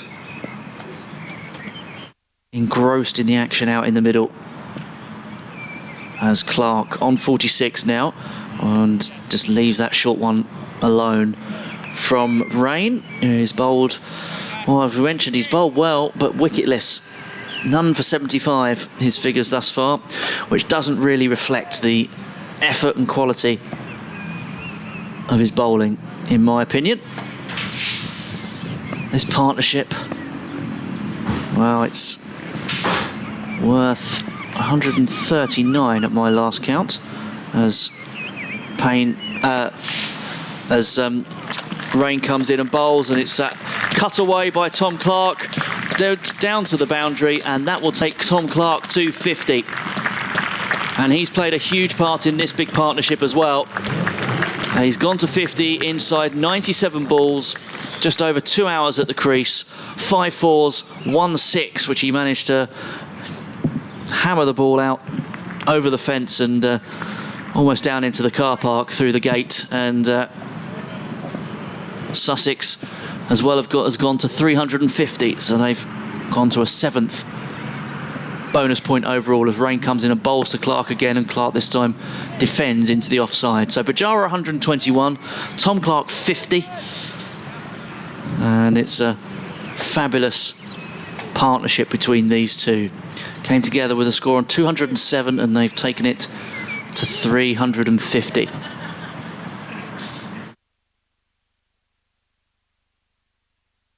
Seemed a little while ago for Durham that they had Sussex 207 for 4. Now on to 350 as Rain comes in and bowls, and it's been pulled round the corner. Is this a chance for a catch? It is. What a fabulous catch that is, at deep backward square leg by Matty Potts, and that is a stupendous catch. It was a hook from Clark, who has to haul himself off. We tried to pull it away, and everybody held their breath as it flew through the air. Durham fielders looked towards their teammate, and boy, he didn't let them down. Matty Potts has pulled off a blinder of a catch to dismiss Tom Clark, who is still trudging off the field. It's almost funereal pace, his walk towards the dressing room. He's gutted. He's enjoyed every minute of it out there. He's gone for 50. He made his half-century, completed his half-century a moment ago. But the Durham boys are gathered round, and they are delighted with that. A brilliant way to end a fantastic partnership. It was going to take something special, you felt. And boy, has Matty Potts produced something special. Fabulous catch. So that brings Mohammad Rizwan out to bat to join Cheteshwar Pujara, the two overseas players. India and Pakistan meeting in the middle on the south coast of England. And Sussex 350 for 5 now.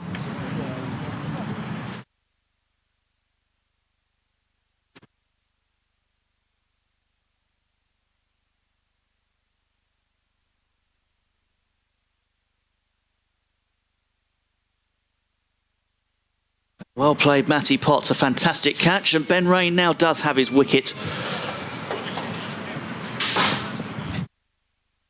1 for 79. He'll be delighted that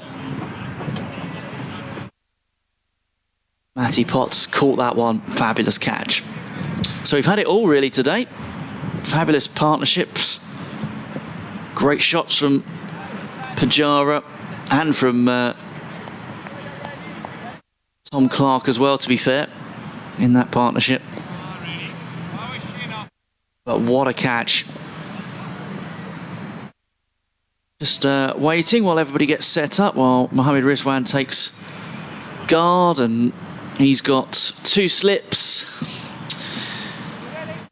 Point. Extra cover, mid-on, mid-off, mid-wicket, and then a man on the rope. Backward a square on both sides of the wicket. Third man, and what is effectively, I suppose, deep backward square leg out on the 45, really. Still waiting for everybody to be ready.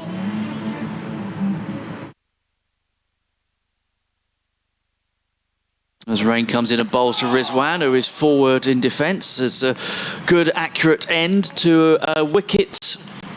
A successful over, really, for Ben Rain. A wicket in it. just breaking that huge partnership for Sussex.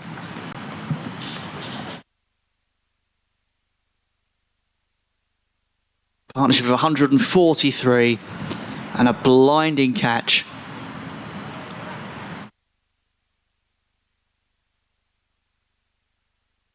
Blinding catch to end it. So 11 overs for Sussex to try and get another 50 runs maybe for the bonus points. Would need to take a good effort, a lot of quick runs, but with this ball now 19 overs old, might start losing its shine. So we're going to see Travascus continue, 1 for 64 from his 17 overs, and he's going to continue to Cheteshwar Pujara. They're just sorting out the field for him at the moment.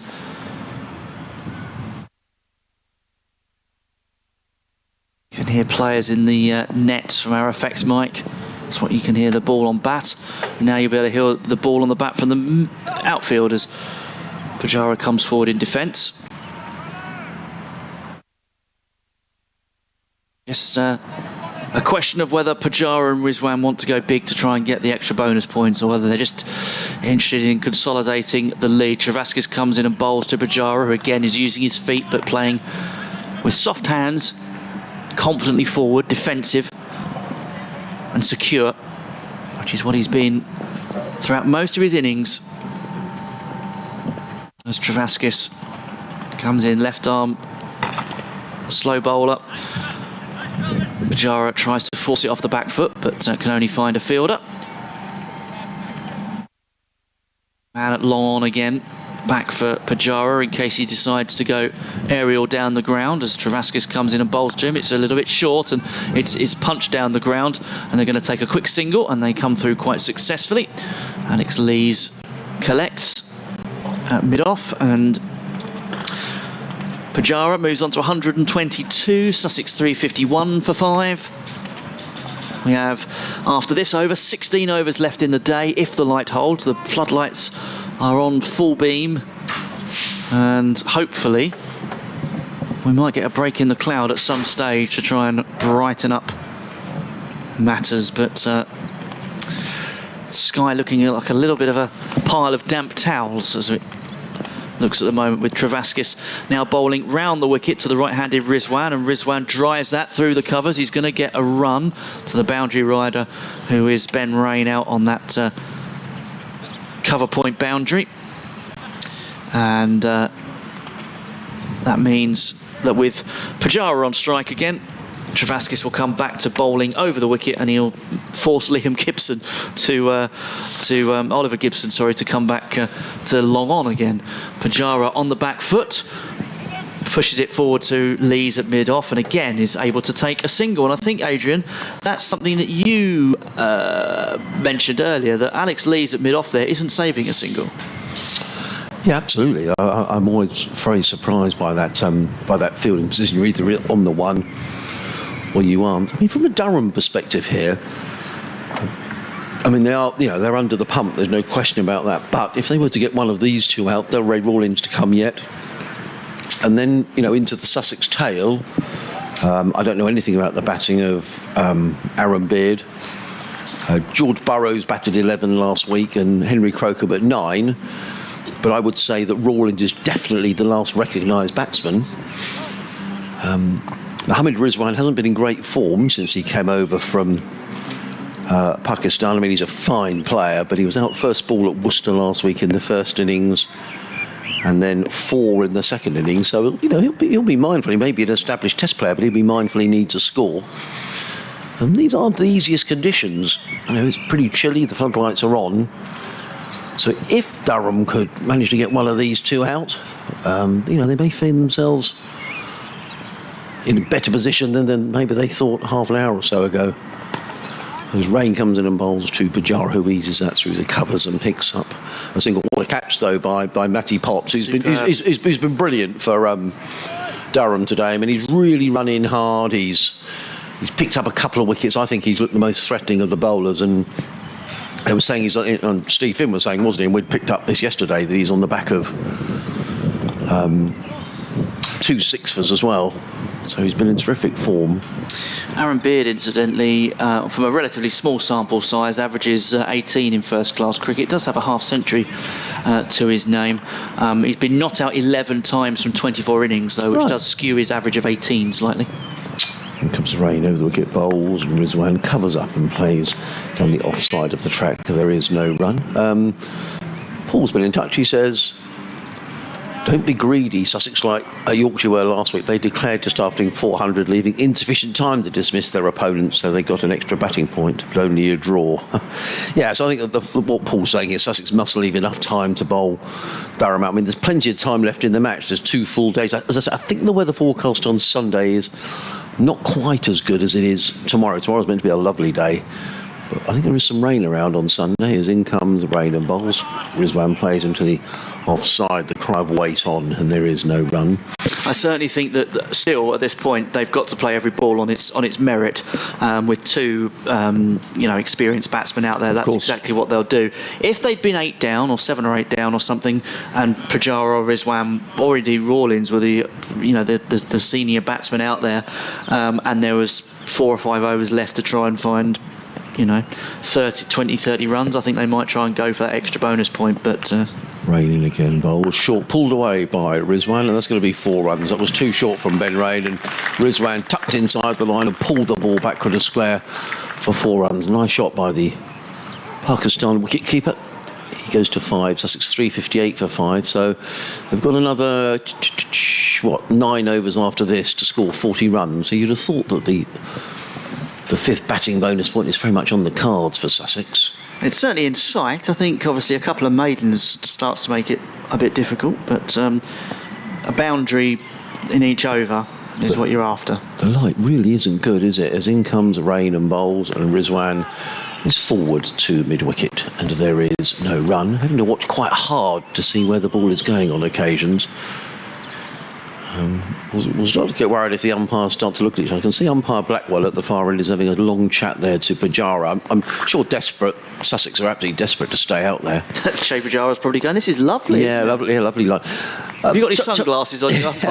Tom Clark will be disappointed, won't he? Having batted beautifully to 50, he's got out to a stonking catch. Yeah. In comes Rain over the wicket, bowls. Pujara is forward, plays to mid-off, and there is no run. Yeah, I mean, he had to really haul himself. Not seen a batsman walk off quite that trudgingly and slowly in a long time. It was. Now the umpires are having a chat. Now, I think the light is really quite poor. And the umpires are having a chat, and I'm almost certain that is about the light. Ian Blackwell and Ben Debenham standing arms crossed, and it really isn't good. I mean, I was struggling to see the ball in that last over as to where it had gone, and I wouldn't be a bit surprised if we don't go off here, 2 batsmen are in the middle of the pitch. Everybody's looking. Fielders, batsmen, crowd. The wind has all dropped. Focused on 2 people. Yeah, I think we are... Oh, we're staying on, I think. Or are we coming Who's off? going to square leg? No, we are. Going to square leg. We are staying. Yeah, we're staying on. I mean, I'm sure Durham would very happily, and I wouldn't blame them at all if the umpires decided that it was unplayable, because it's right on the cusp here. And the wind. Now the wind has got up a little bit. I can see the flag just fluttering away on the flagpole, but the light really isn't good. Matt Salisbury is going to come into the Durham attack. 15 overs, 4 maidens, 1 for 55. Matt Salisbury, but I say lest we get a bit of breeze here and some of these lighter skies drift across, we may well lose a bit of time here. They won't call the play off for the day just yet. It's only 20 past 5, so there's still plenty of time in the day. 15 overs remaining.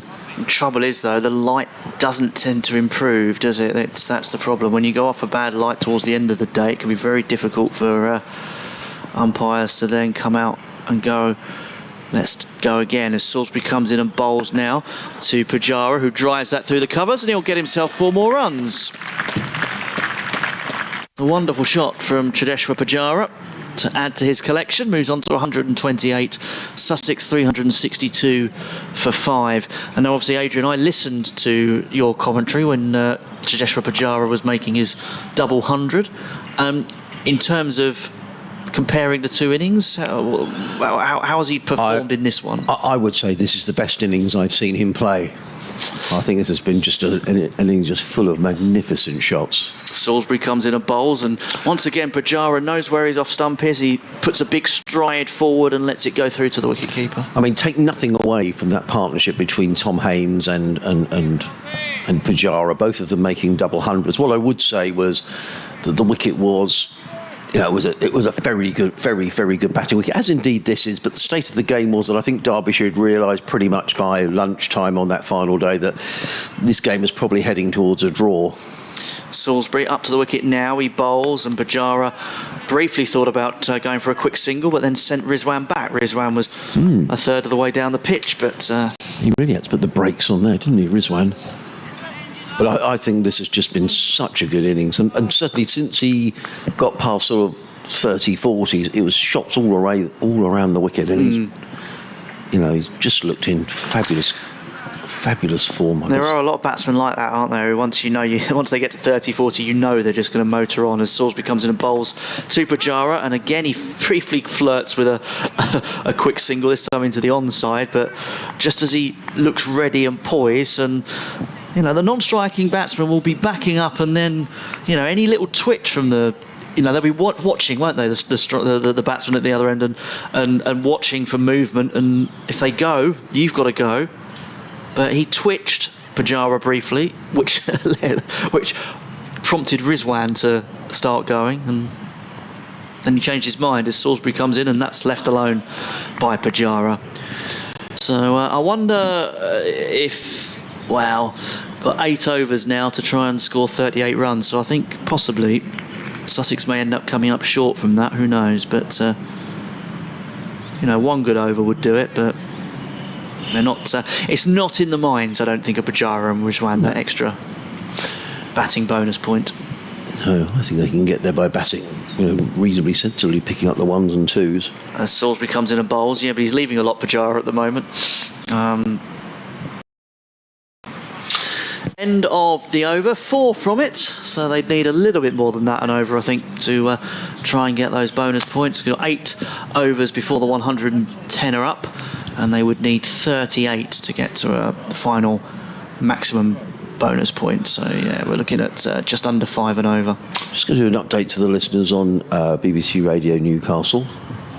So Sussex in a strong position here at Hove, 362 for 5, a batting masterclass by the Indian Test batsman Cheteshwar Pujara, who's 128. With him, Mohammad Rizwan on 5. Durham have taken a wicket, though, the wicket of Tom Clark, who was out for exactly 50, a partnership of 143 with Pujara, before he was quite brilliantly caught by Matthew Potts off of the bowling of Ben Rain. We've got another 14 overs remaining in the day. If Durham could pick up a couple of wickets here, all will not be lost. But at the minute, Sussex with a lead of 139, a 362 for 5. As in comes Rain and bowls to Rizwan, who plays firmly to backward point, and there is no run. You just saw the fielder there wring his hands. That was played very firmly to Sean Dixon at backward point, and there is no run. The light is really not good here at Hove. Floodlights on. A little bit of breeze, which may help to maybe blow some of this cloud away, but it's pretty gloomy around the ground, and I don't think we're at all far from play being called off for a time. Rain is in, bowls. Rizwan right in behind that, place to mid-off, and there is no run. Elsewhere, good recovery by Worcestershire at Trent Bridge. That game's going to go into a third day. Worcestershire 167 for 5, leading Notts by 60. Ed Barnard, who's a fine all-round cricketer, he's 72 not out for Worcestershire.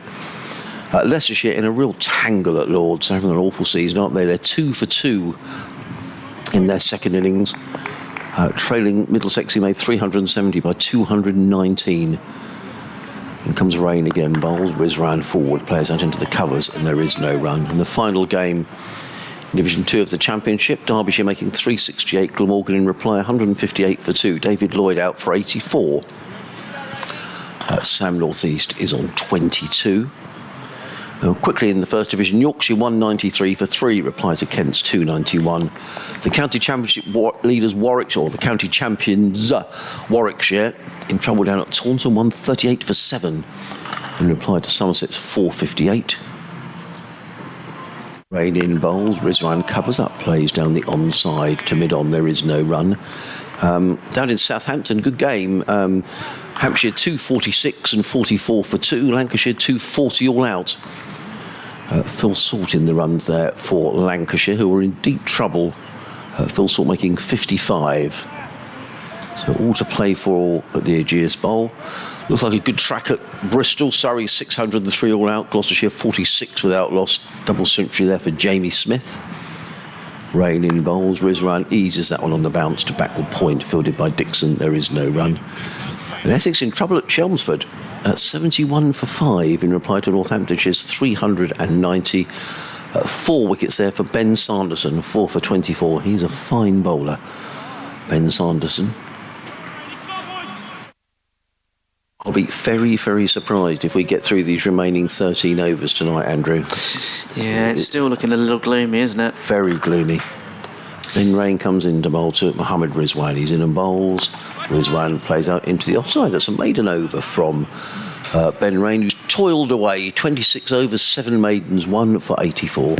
Sussex 3. Yeah, here go the umpires again. I wouldn't be a bit surprised if we're not taken off. I think the light's really bad. This will be the first interruption Sussex have had this season due to the weather.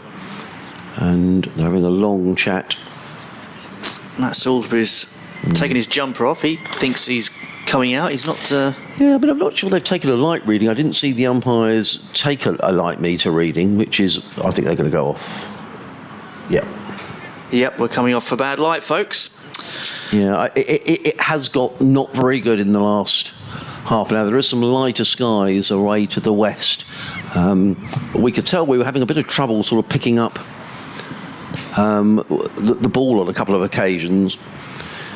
And so I'm not surprised the players are going off. There's a bit more breeze now, so it may not be it for the day.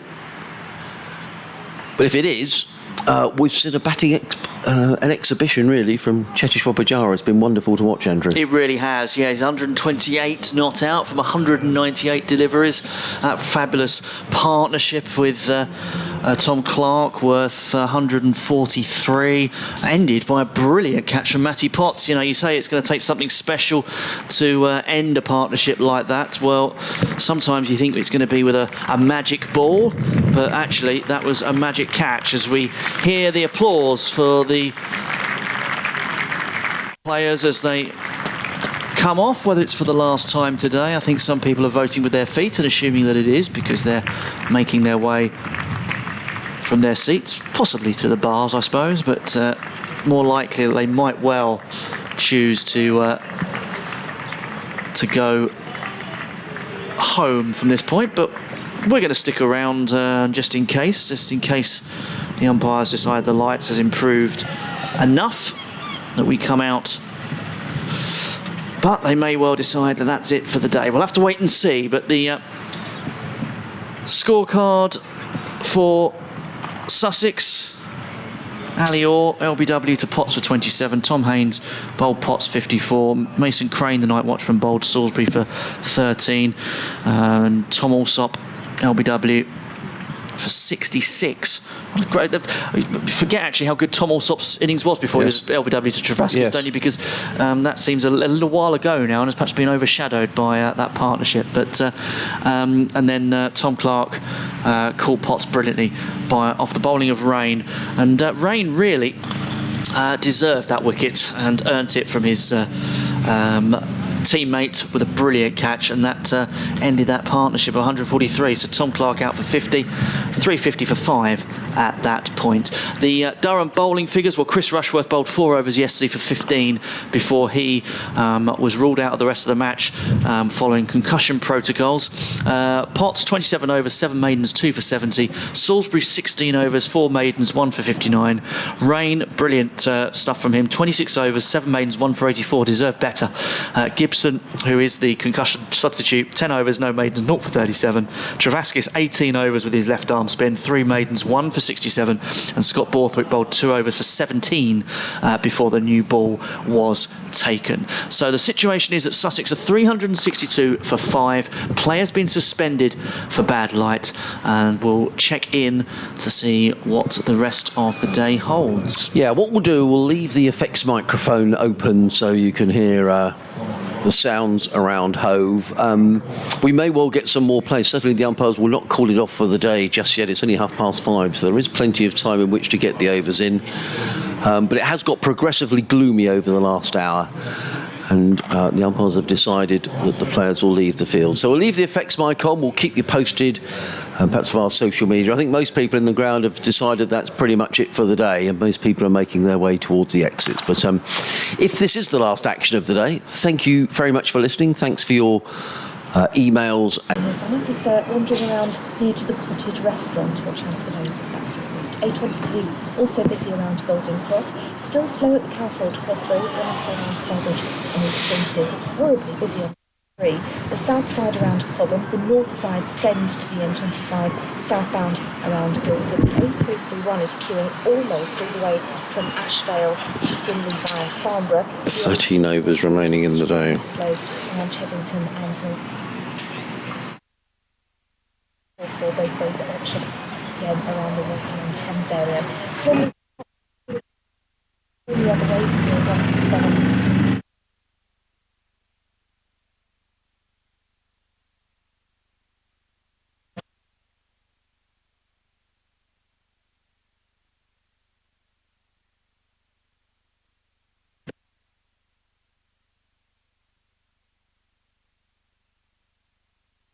Let's get the latest from the county ground in Hove with Adrian Hove. Yes, thank you, Danny. Sadly.